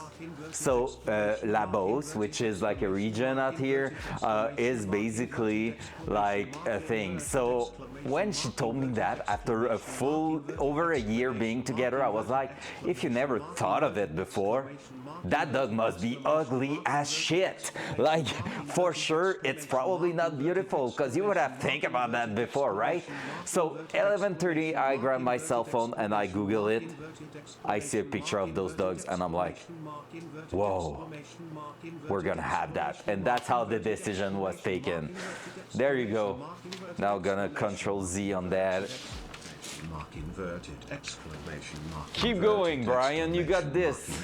Infinite breath activated. Exclamation mark inverted. Exclamation Dual mark side. inverted. Exclamation mark inverted. Exclamation mark inverted. Exclamation mark inverted. Exclamation mark inverted. Exclamation mark inverted. Exclamation mark inverted. Exclamation Mini mark Datsun. inverted. I don't know what that is. Exclamation mark inverted. Exclamation mark inverted. Exclamation mark inverted. Exclamation mark inverted. Exclamation mark inverted. Exclamation mark inverted. Exclamation mark inverted. Exclamation mark inverted. Exclamation mark Winner dies with inverted. mini version. Exclamation Ah, mark nice, nice, inverted. nice. Exclamation I'm less mark of a inverted. small dog Exclamation mark person, inverted. but like I see Exclamation why you would mark get them too. Exclamation mark inverted. Just that's my Mark thing. inverted. Exclamation That's why mark we also inverted. bought a house a bit Exclamation mark inverted. like close to a forest and Exclamation everything, mark so inverted. he can have Exclamation space mark exclamation to mark do inverted. its thing. Exclamation mark inverted. Exclamation mark inverted. Exclamation mark inverted. My girlfriend also have Inverted. Exclamation I never know how to say it in English, like basically kind of renting a horse 2 times a week to go do horse riding and stuff.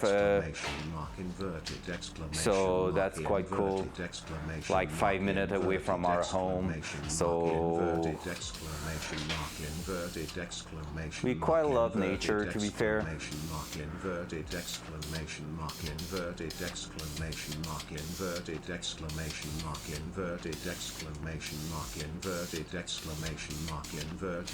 I knew, by the way, in PV that if I was putting that on Peach Stream yesterday, was going to be back here today. I knew it. You're not even original. I know you too well, boy.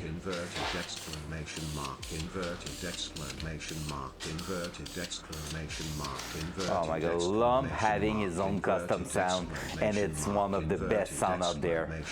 I'm so proud of you, Lump. That's like a clever choice you did there.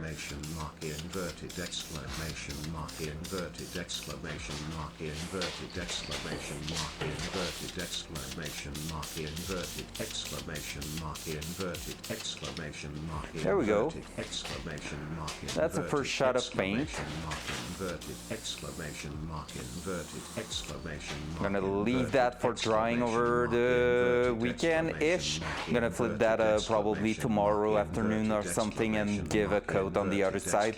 But for now, that's gonna be it. Anyway, it's gonna go to the sandblast eventually. Talking of nature, time to walk. Noah, let's go! Exclamation mark. We got the answer there. It's exclamation mark, inverted exclamation mark, because the last thing he says is that. Anyone got a DVD I can borrow? No. Hi friends, I've been lurking hardcore today. Sorry, my boss decided to spend the day with me for once.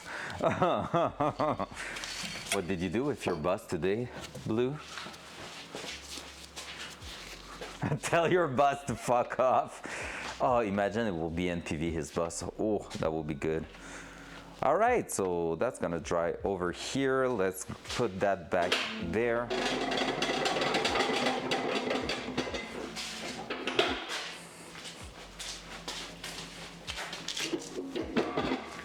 That. Boink. It's all good, Blue. The important part being you are actually here, and we love that.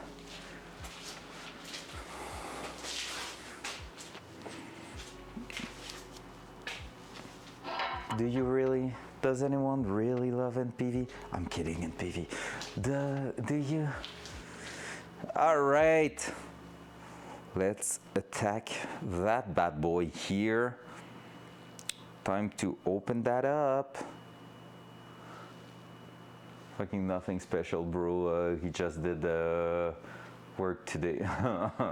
All right, he just decided today I'm gonna not only fake I'm working, I'm gonna be there working for real. Damn. How about that? I have a bit of thing there. Let me grab. Where's my? It's over there. I put it aside when we were doing some cleanup. I'm trying to find some places where we have missing paint in there. Oh, I don't want to be. Maybe gonna do that later on. I can always do that.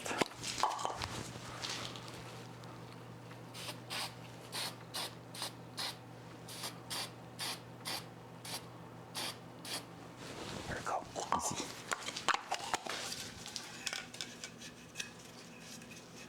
To remove that straight away.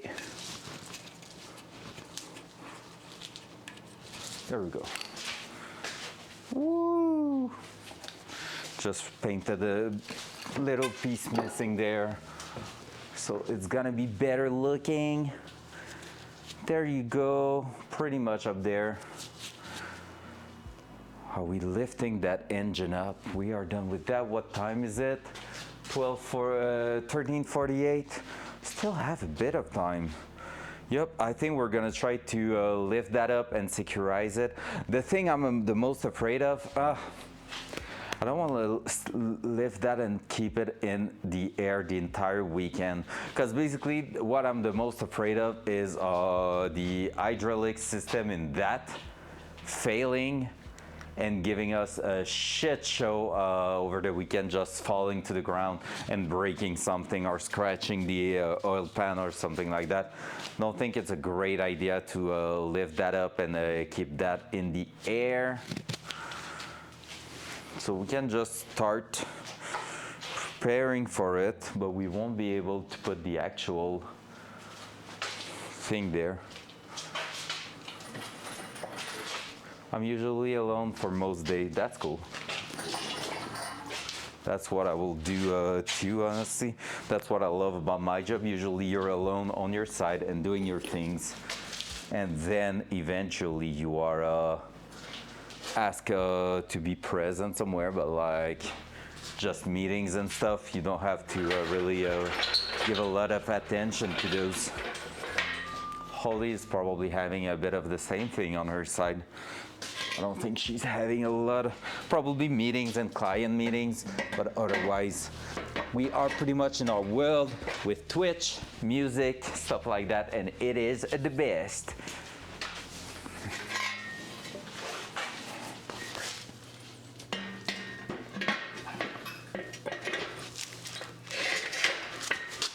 All right, let's grab that, remove that pin. Do you have a pin for a trailer laying around? That would be awesome for that. If so, it's gonna be in here. And I do not, I think. What? Oh, I don't think I do. Do we have a big bolt that we can use for that? Actually, yes. If that's going through. Here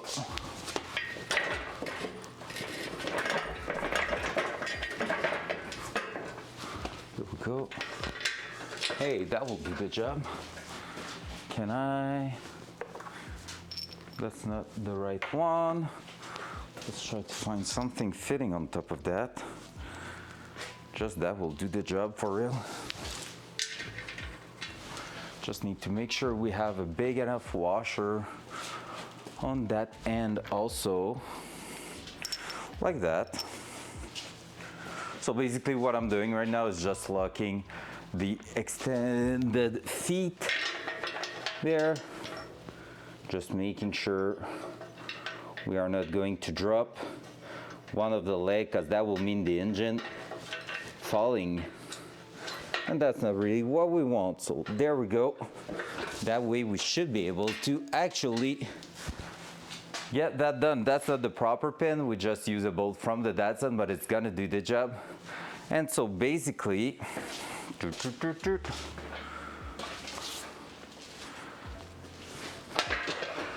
that's how it works. So you can start by just cranking that by hand like that. And it's gonna start lifting up.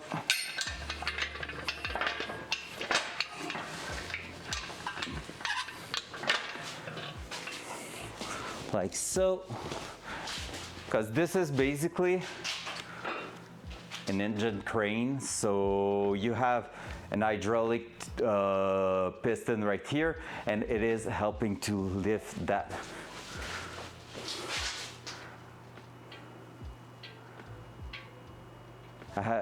Ever played a game, My Summer Car? I've played that and somewhat built a car. No, I didn't, never played that. Do you recognize a bunch of tools like that one? Like the one we are using right now? Could be a thing, it's a really common tool.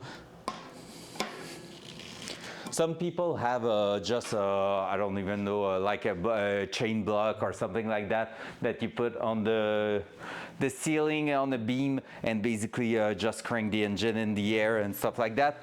The best setup I've seen, really, people will have like basically that put to the ceiling. You see here I have on the right side, right over there, boop, I have like a hook, but I've never tested it. I'm not trusting it. But the most amazing setup I've seen was like an H-beam going through here and having like that chain block that you can just crank to lift something in the air, and it's really, really strong on the rail, on the H-beam, using the H-beam as a rail. And so you could basically have a setup like I have now, basically here. And when you have the front of the car towards you, you could lift the engine out of the car, then push it on the rail towards the end over to where we are at right now over here, and just release it on whatever you want to work on it. You should look it up. It's a fun game that is a little different. Nice, nice, nice. We'll need to take a look at that. I have a bunch of games to play now that I think of it. I need to stop my addiction to Tarkov. Not going to happen. So basically from here, whoop, the only difference is that here we have to do everything manually. It's not automatic like in a video game. There you go, boom.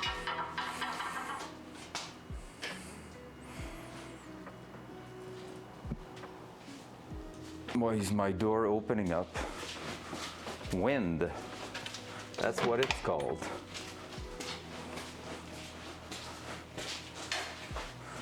There we go. Look at that wonderful setup. So basically from now, what's going to happen is that we're going to, actually I'm going to leave the camera there. We're going to use that, remove that center section right there, and put the engine in the air. My idea with that is to get a strap to basically hold the engine in the air, but also get a strap going around the legs at the bottom to stabilize that from going left and right. And with that done, we're gonna be able to set the flywheel in place, maybe even the clutch and everything right on here, plus maybe the bell housing, and then put that in the car. The reason I will put the bell housing first here is just to know if anything's gonna get in contact with the firewall. Then I will remove the bell housing once everything's set up in the car, and bring back the bell housing with the actual transmission later on. It's a game based from a guy who wants to dirt race his car on his local town. You got to do random things for money to fix your car to get it to racing condition. Lots of drunks, awkward mechanics, and takes about 3 hours to build the car. Nice, I love that. That's amazing. Honestly, that's a good idea. Okay, not at all in the same vibe. Front cam. Thank you. So not at all in the same vibe, but one game that I really enjoyed on PC, Teardown. Teardown for the puzzle kind of things, and basically it's like a voxel game, so all like cubes and stuff that you can destroy pretty much everything, and there's a lot of cars, and there's that one level where you need to steal like it's 6 cars, 7 cars, something like that, and every time basically you can, like pretty much every map, you can set up the environment so you never played. It's so good. Like you can basically like create holes in walls and stuff like that, and as long as you're not breaking like a cord that will trigger the alarm, you can prepare the environment to the way you want. It's a puzzle game basically, and at the moment you are stealing one of the things you need to steal, well, at this point, it's gonna start a countdown of 1 minute. You have 60 seconds to do all your objective and get out. It's so cool. And there's one where basically there's that guy who's a real big fan of a sports car, and you have to steal a car in a garage. The other one, the guy has his own racetrack at the back. There's a bonus where you can do laps on the racetrack and try to beat the record from the guy. Really fun to do. And basically you have a bunch of cars you need to steal in there, and one of them is on a car lift in the garage with no wheels, no nothing. So you can basically steal a tow truck, a platform, put that right underneath, drop the car on it, and since the alarm is right on the car itself, you can drive that platform up to the place you need it to be without triggering the alarm. So there's a bunch of things like that. Honestly, worth it. I've played it on stream and it's really fun. I haven't went through the entire game, so might be something I do again eventually on stream. That will be just fun. Coffee time.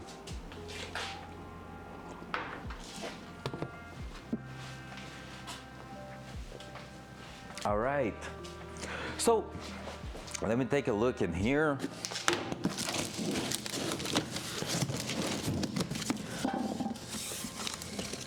So right here we have our flywheel. We're gonna clean that up. I think today we are close to the end of the stream there. We have the bolts to put that in place. Gonna probably put back some blue Loctite, fresh blue Loctite on them.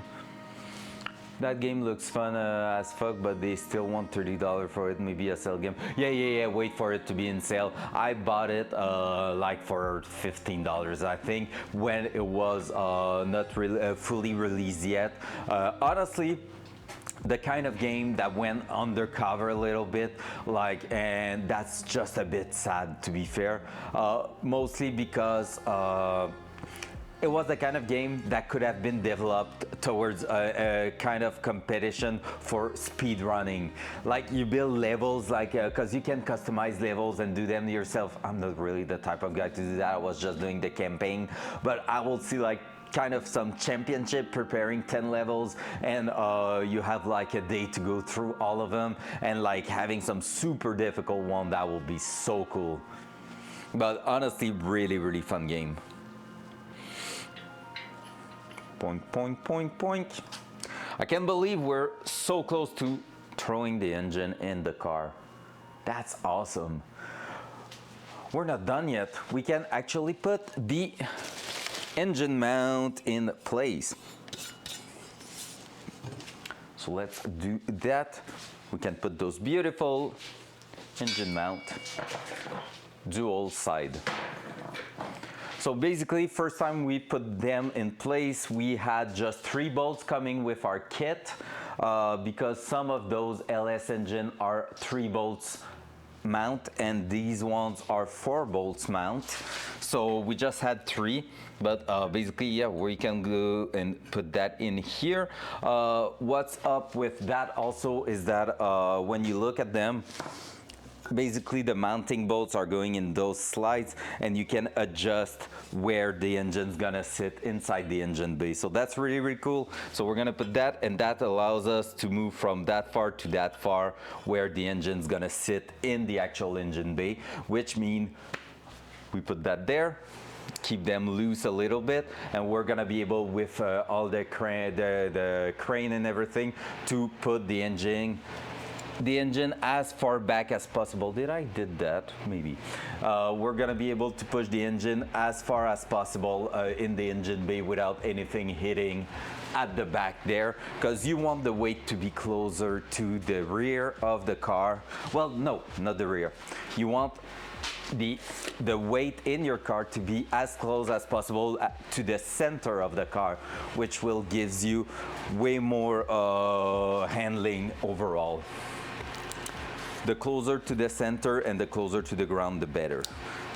Brand new ARP bolt for that. Why ARP? They were offering them in black and not for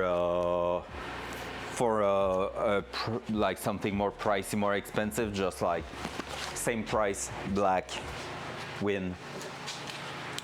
For me, that's a win right there.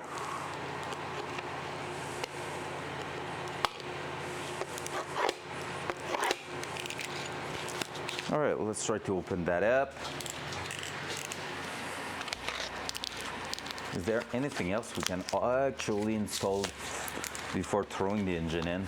Like I said, maybe spark plug and stuff, but I want to make sure we're not going to crush like anything flexible or that could get damaged, like spark plug. I don't want to go too crazy on that because I want to make sure we're not going to have any issues when the position where it is now the position that it missile wasn't, fact. and it follows that the position where it was is now the position that it isn't. In the event of the position that it is in is not the position that it wasn't, the system has required a variation. The variation being the difference between where the missile is and where it wasn't. Super important, guys. Variation is considered to be a significant factor. Super important fact there. Be aware of that, guys. There we go.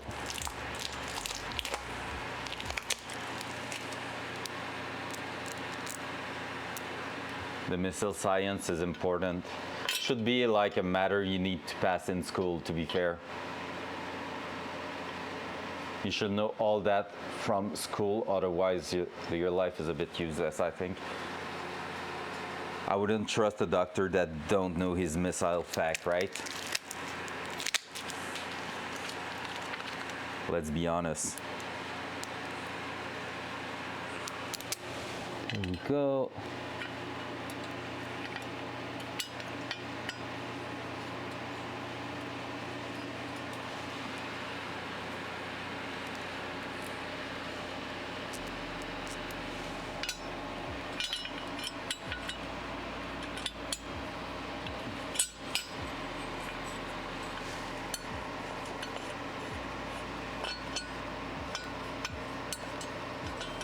So as you can see, you can thread them pretty much by yourself in there. Like you don't need tools to do that. We're just gonna keep them a little bit loose so we can actually slide it to its position just like the missile knows its position.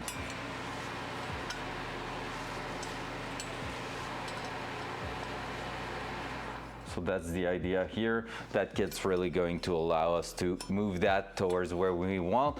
The ideal place will be as far at the front here as possible, just because this way that means we can actually like put that super close to the back and get the weight as far as possible behind the wheels. Knowing that already here, that's really awesome, because when I'm looking inside the car, I'm just gonna validate what I'm about to say. Yeah, basically the mount are already behind the center of the wheels. So that means right now, the front of the engine here and accessories will be towards the really front of the wheel, and everything else will be behind the center of it. So from about here, like about right there, that notch there, that will be the center of the wheel, and everything else will be behind, which is really like the best we can hope. Performance wise, that's really the best. So I'm gonna go put that one on the other side too. Bringing you with me, of course. I'm a kind person. Boop. There we go. There we go, Apex Engineer. So we're gonna throw that right here and make sure our mount is good. Boom, boom, boom, boom, boom. And PV, can you realize that? We are so close to having an engine inside the car. I told you next week.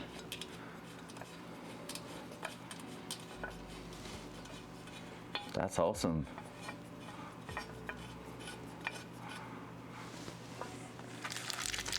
Started from the bottom, now we're here.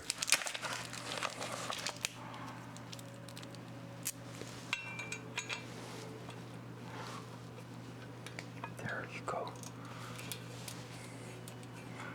So again, as far as possible at the front. So the engine will sit as far as possible at the back.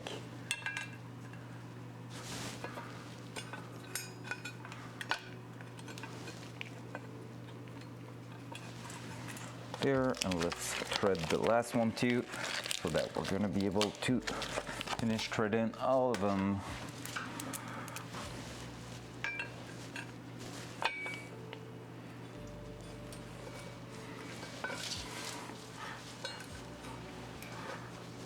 I think we have painted one thread there, because one is harder to fit in place. There we go.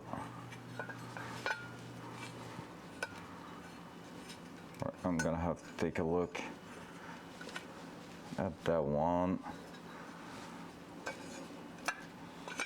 There we go, right there.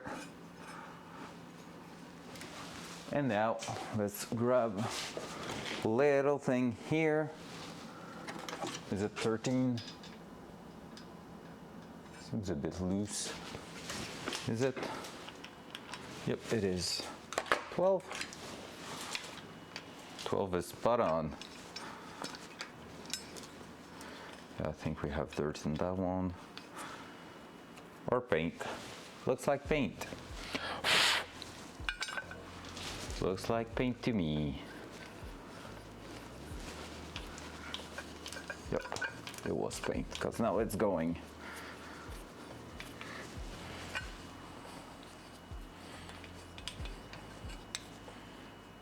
There we go. Smooth like butter. Boink. How good is that?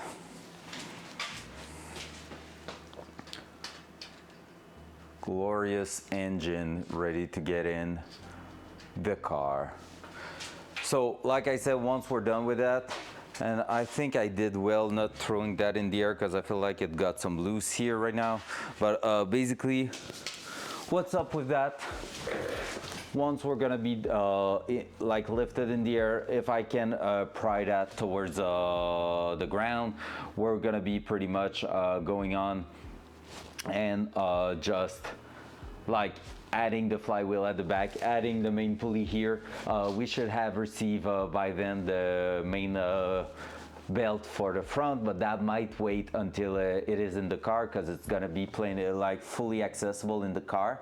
And yeah, we're gonna lift that in the air before putting the flywheel. We're gonna throw a bit of paint at the back, and we should be pretty much ready to go. So oil filters in there. That ideally, maybe I will throw a little masking tape on top of that. I don't know if I still have some laying around. Not in here for sure. I'm gonna try to find some masking tape for that. I think I had in the car. That's where I saw that last time. Yep, on the other side. I'm gonna cover that because we're trying to prevent any debris from getting in places like that where it could reach some parts of the engine that are vital, like the inside of it.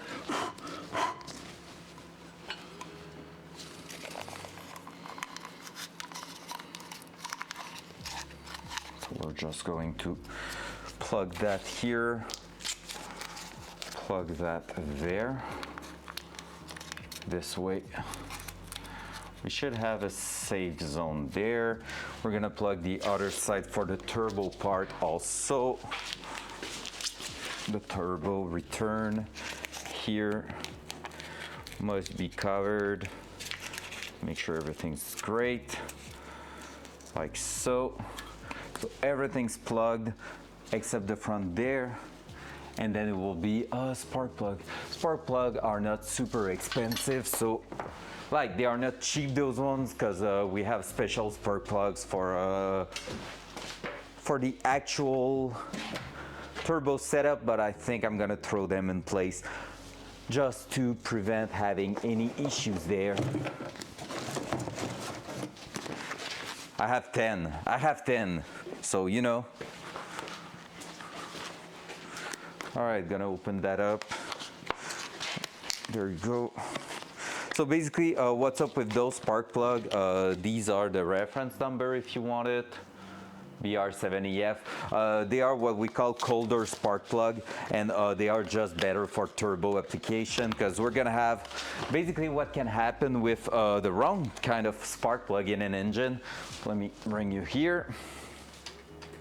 So you have those 4 holes here for the 4-cylinder. Basically, we're gonna have air going in the engine at the top plus fuel. Then once the fuel has been burnt, it exhausts, the exhaust taking the relay on that and basically bringing the burnt gas at the back through the exhaust system, right? So this is the exhaust output of the engine, and on the top here we have the intake.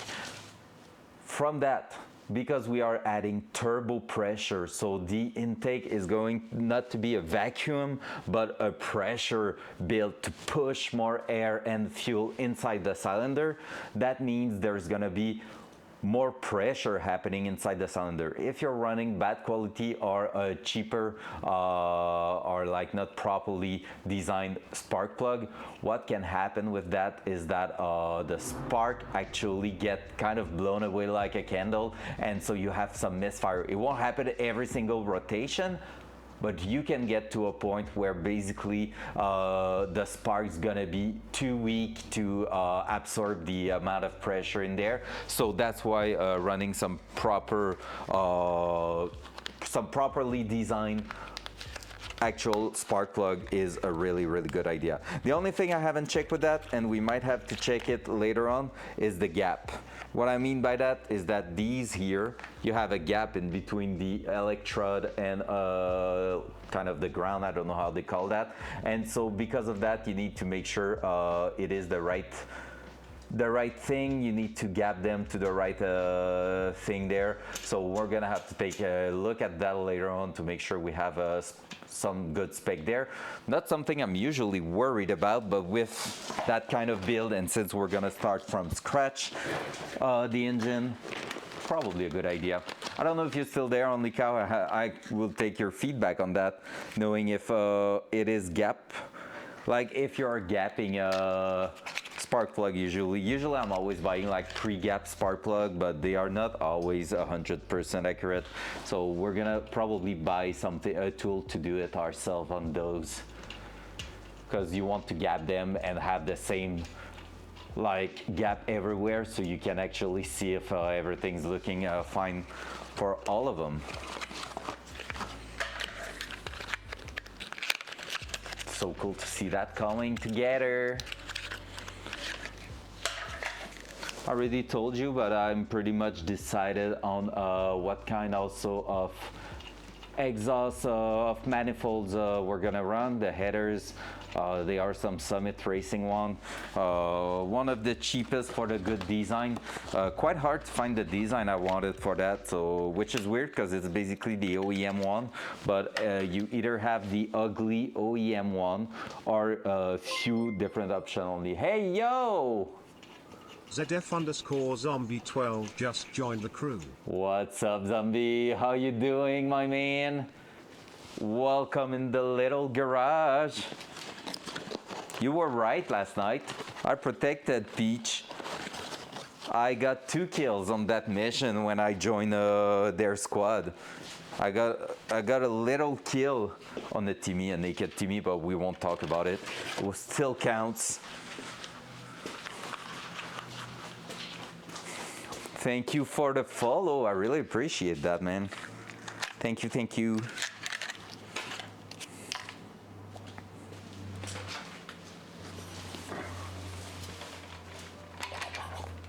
Right, I'm gonna throw them on this side too.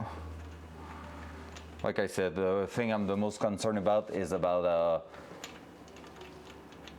like breaking one next week when putting the engine in, but I think we can manage to make that, to put that in the car safely. We'll see, we'll see. There we go. So now basically everything's gonna be plugged and safe on the engine except the exhaust, but like I said, the exhaust is applying pressure towards the outside of the engine, so even if there was some dirt in there, it will just go straight into, well, not true, we need to take care, because with the turbo it could damage the turbo, so never mind, we need to take care of that. Gonna inspect them and make sure. I was forgetting about the turbo.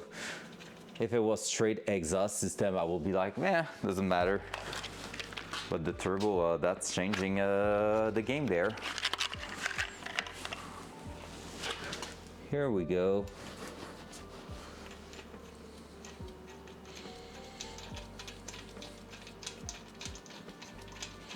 Boom, 8 spark plug in place. We're gonna just make sure we're not throwing dirt in there.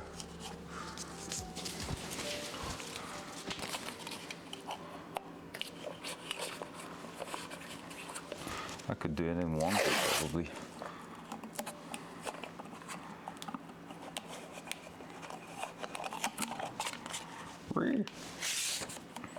I'm practicing on this side without you looking at me, so therefore when I'm gonna be ready to do the other side, I'm gonna be good.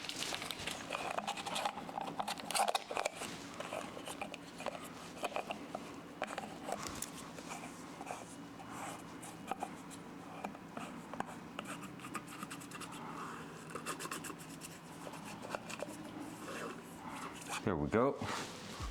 Let's go on the other side, do it properly. Look at this, the badass technique. There we go. Oh, never mind. That was just a first try, okay? Don't judge, not yet. Look at this, wow, wow, wow, wow. Can do that. Here comes the money. Here we go. Money talk. Here comes the money. Money, money, Dollar, dollar. Dollar. What's up, Mr. Pound? What the heck? Here comes the money. Here comes the money. Big flex the bits.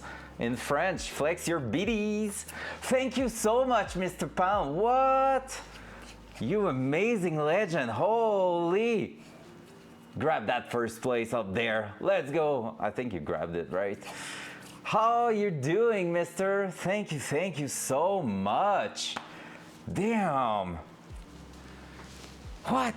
All right, I just don't know what to say there except 1,000 thank you. Took me forever to verify my account. How's it going? Hey, let's go. It's going great. Hope you're having an awesome day so far, Zombie. Same for you, Mr. Pound. Thank you so much again for the 1,000 beaties. Holy shit. I know who's paying for beer tomorrow. Not a Mustang, no. Oh, it's the first time you hear ZF. Zombie, it's the first time you hear. Oh ho ho ho. Let me show it to you. Let me do it for you.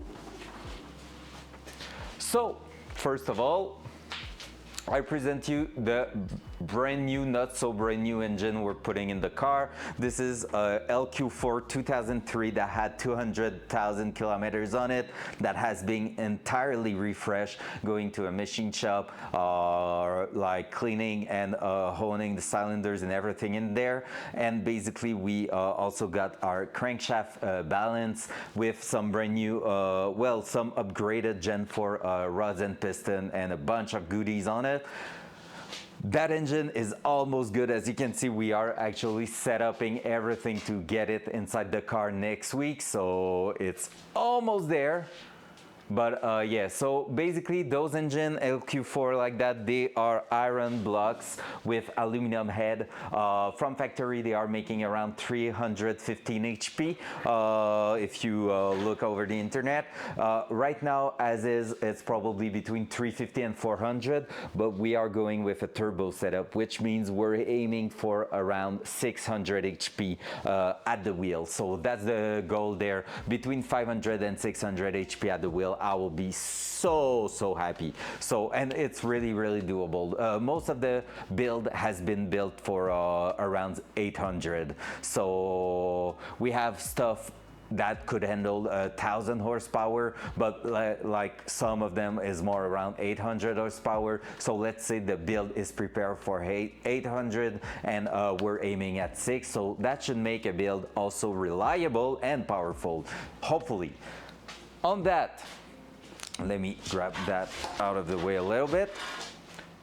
Front cam. Front cam. There you go.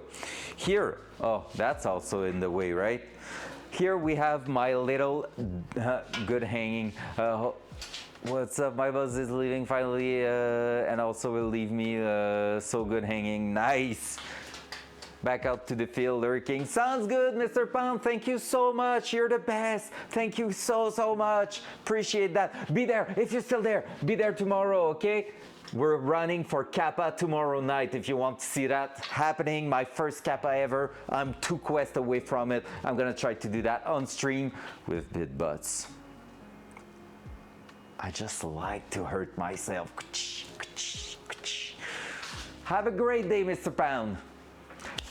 Have a great day, Blue, too. Drive safe back home and have fun. Tomorrow night, you say? Yeah, tomorrow night. So right now, here for me, it's 2:30. So let's say my 6:30 tomorrow night, we're starting that and running for Kappa. We have the guide and flashing some PMCs to do, and then we are Kappa done. The guide with BitButt is asking for like a depression. Oh yeah, that Kappa push is gonna be gorgeous. I can't wait for that. So let's go back to the car. Dual side.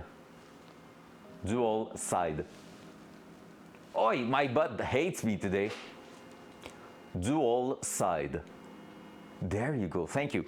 The car, it is an old Nissan Well, actually, a Datsun 280ZX79. It's a car that I owned for the last 10 years, but never ran properly. Always had big trouble with the engine, fuel delivery, electronics, name it. A lot of bad things on the car. So since the last 9 months, we decided to go crazy and basically are going through the entire car. We removed pretty much everything mechanical in it, and we are replacing all that with brand new upgraded stuff. Well, brand new, updated stuff. Everything in the car will pretty much be in the 2000 now, and so nothing except the differential that also got an LSD upgrade, so a brand new unit, like a brand new heart, like except the differential that's still the one from Datsun. Everything else is going to be from a different kind of cars, going from 2000 to 2020 pretty much. Just for an example, we decided to go with an electric power steering unit from a Subaru BRZ that we're gonna have full control in the dashboard for how much resistance we get in the steering wheel and different stuff like that. This week we installed the actual rear suspension setup and everything. Don't take a look at the gap here right now. That is disgusting. No fitment at all because we don't have any, we don't have basically any disc brake spacer or anything, and we're gonna be changing the wheels. I need to order actually the proper tool to measure the wheel fitment and everything. But yeah, so we are going quite crazy with it, and basically if you want to also see what kind of craziness we are up to in here, everything, even like brakes and stuff, are custom stuff looking like this. So a lot of golden parts, custom made in USA and shipped here in Canada. So a bunch of different things happening in here with a proper interior setup and stuff. We're gonna have a lot of fun. And big brake kit, coilovers, name it, everything. Basically spent all my money on that car so far. And that's pretty much true. Whee! Priorities. So honestly, really stoked with the car. I can show you actually what the car used to look like before I start dismantling it and putting that into 1,000 pieces.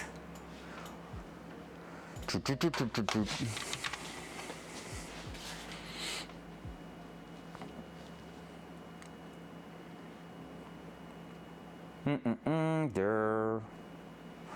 Gonna do that, gonna do this. Just need to make sure I throw that here, there, like that. I get that my Mustang eats my money too. Oh, you have a Mustang? Which, what year is your Mustang? Curious. Had the chance to drive 2017 supercharged Mustang on the track last year, and I had a blast. It was so well prepared. So it was actually really fun to drive. There you go if you want to see that. This is the car. This is the exact car. That's tiny me 10 years ago, and here we are. So this is my Datsun 280ZX when it's looking good. Right now it's looking, well, it's looking, that's it. I don't have anything else to say.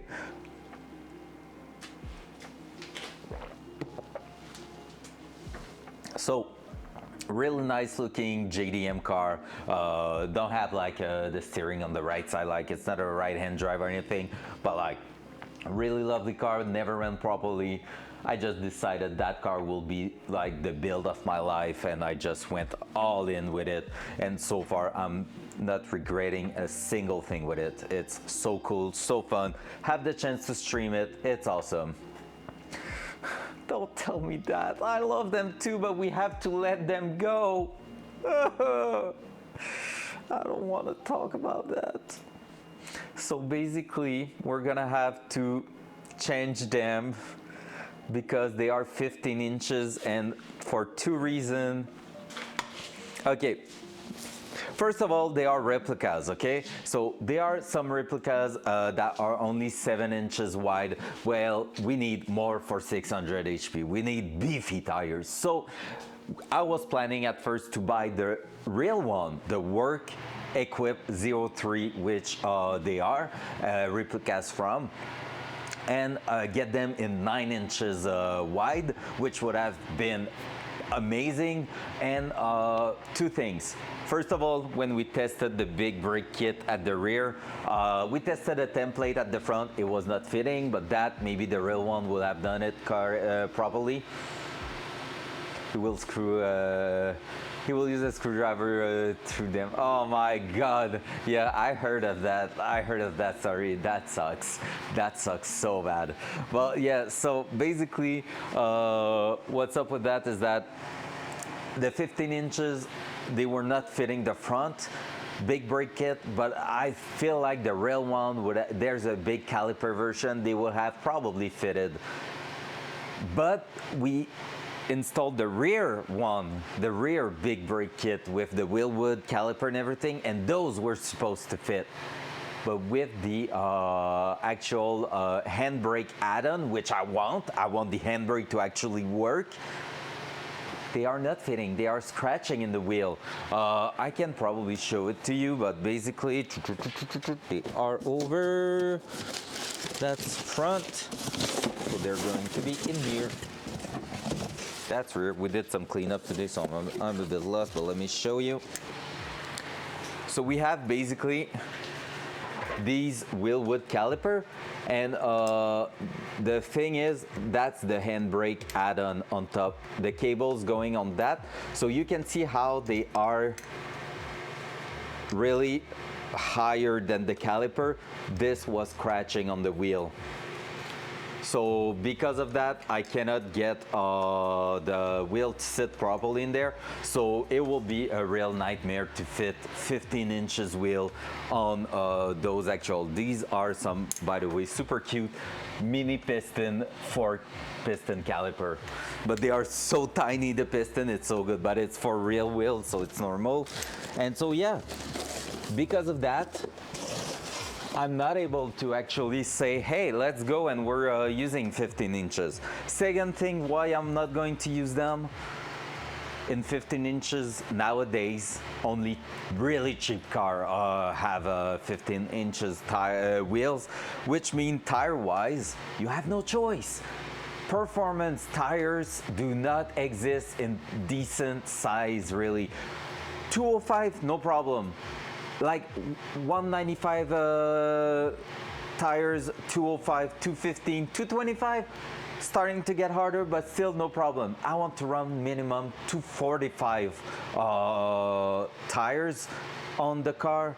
And by the way, for those who are not used to that, those numbers is the millimeter surface, the width of the tire, basically in millimeters. So the bigger the number, the wider your wheel, your tire is, and so you need a wheel fitting that. So I came to the conclusion already right now. If you look at the picture, let me show it again to you. If you're like just looking at the car itself, you will see that the wheels and tires are technically a bit small for the car. Look at this here. When you look at the gap and everything here, that's like on OEM suspension, but still the gap is really big. That's because right now that unit here is almost an inch and a half too small in diameter compared to the OEM one in 14 inches. But to fit something on like with proper diameter, it will be some SUV tires nowadays. So if I'm going up to 17 inches, now the world is ours and the performance tires are there. It will be running pretty much the same exact setup as my BMW M3, and therefore I know what kind of tires and what I can get in there, and that will be one for one. In 17 inches, 245/40 R17 will be spot on the same exact total diameter wheel and tires than the OEM, like the factory wheels on those. and that will just be better overall. So there we are. I'm gonna show you what I have in mind right now.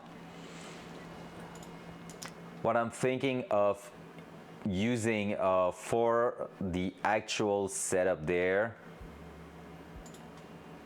is maybe these, but with a golden star at the center.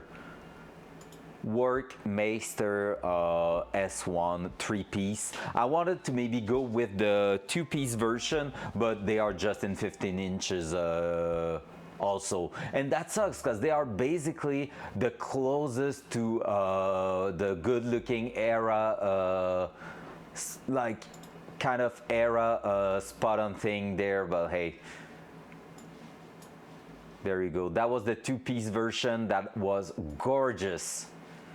Those ones I will have rocked them, but hey, I think we're gonna go with that. Maybe it will be bronze barrel plus golden star at the center. We'll see. I'm not sure yet.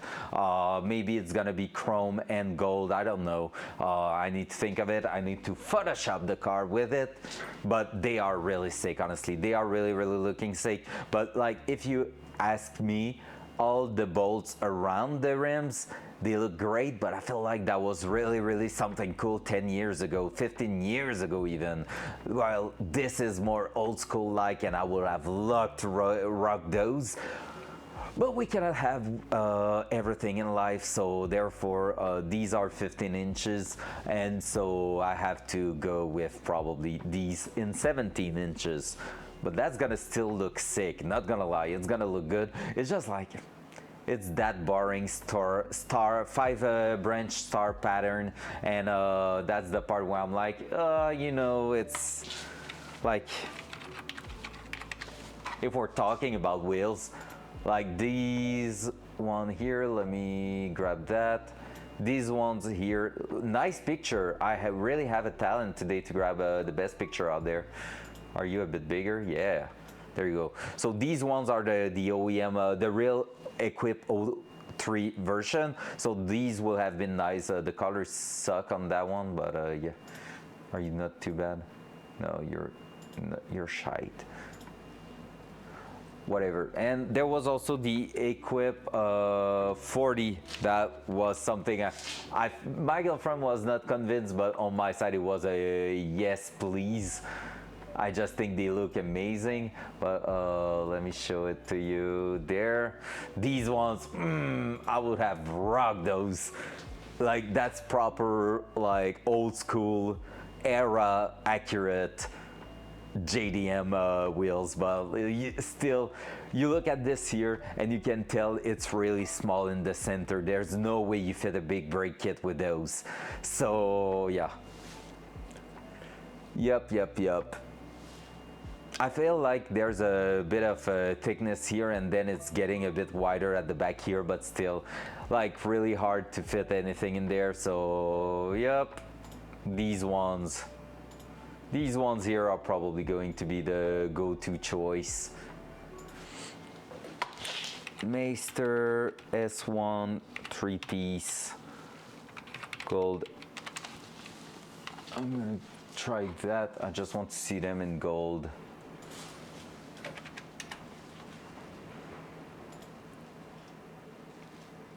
Oh shoot, I need to go. Damn boy. Just saw the time. Ugh, I cannot get that. There we go. So these will probably, that will be a really good choice also. They look really sick. Like, I won't be mad with that, but it's just like, not the same vibe.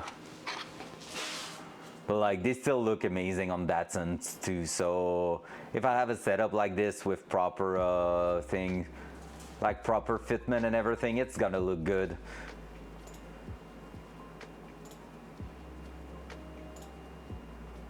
Yeah, it's gonna look sick. It's just that it was not the style I was aiming for. But hey, part of the game. All right. Hey guys, I really need to go. I have like an appointment in like 35 minutes, like 25 minutes away from here, and I'm disgusting. So thank you for hanging around today. That was amazing. Really, really appreciate that. Thank you for everything. Thank you again, making my world great, my life great, my day-to-day life amazing. You are the most awesome people out there, and I really, really do appreciate you a lot. I'll catch you tomorrow night on freaking Tarkov, because we are getting Kappa for the first time. So I'll see you there, guys. There's gonna be some bit butt action and stuff. I'm gonna try to maybe add a little twist in there. So I'll catch you there. I'll have to catch the car stream again. Heck yes, Zombie, you're more than welcome in here anytime. And if you're not used to car stuff, you can ask as many questions as you want. It's gonna be with great pleasure. So on that, guys, I'm telling you, goodbye. See you.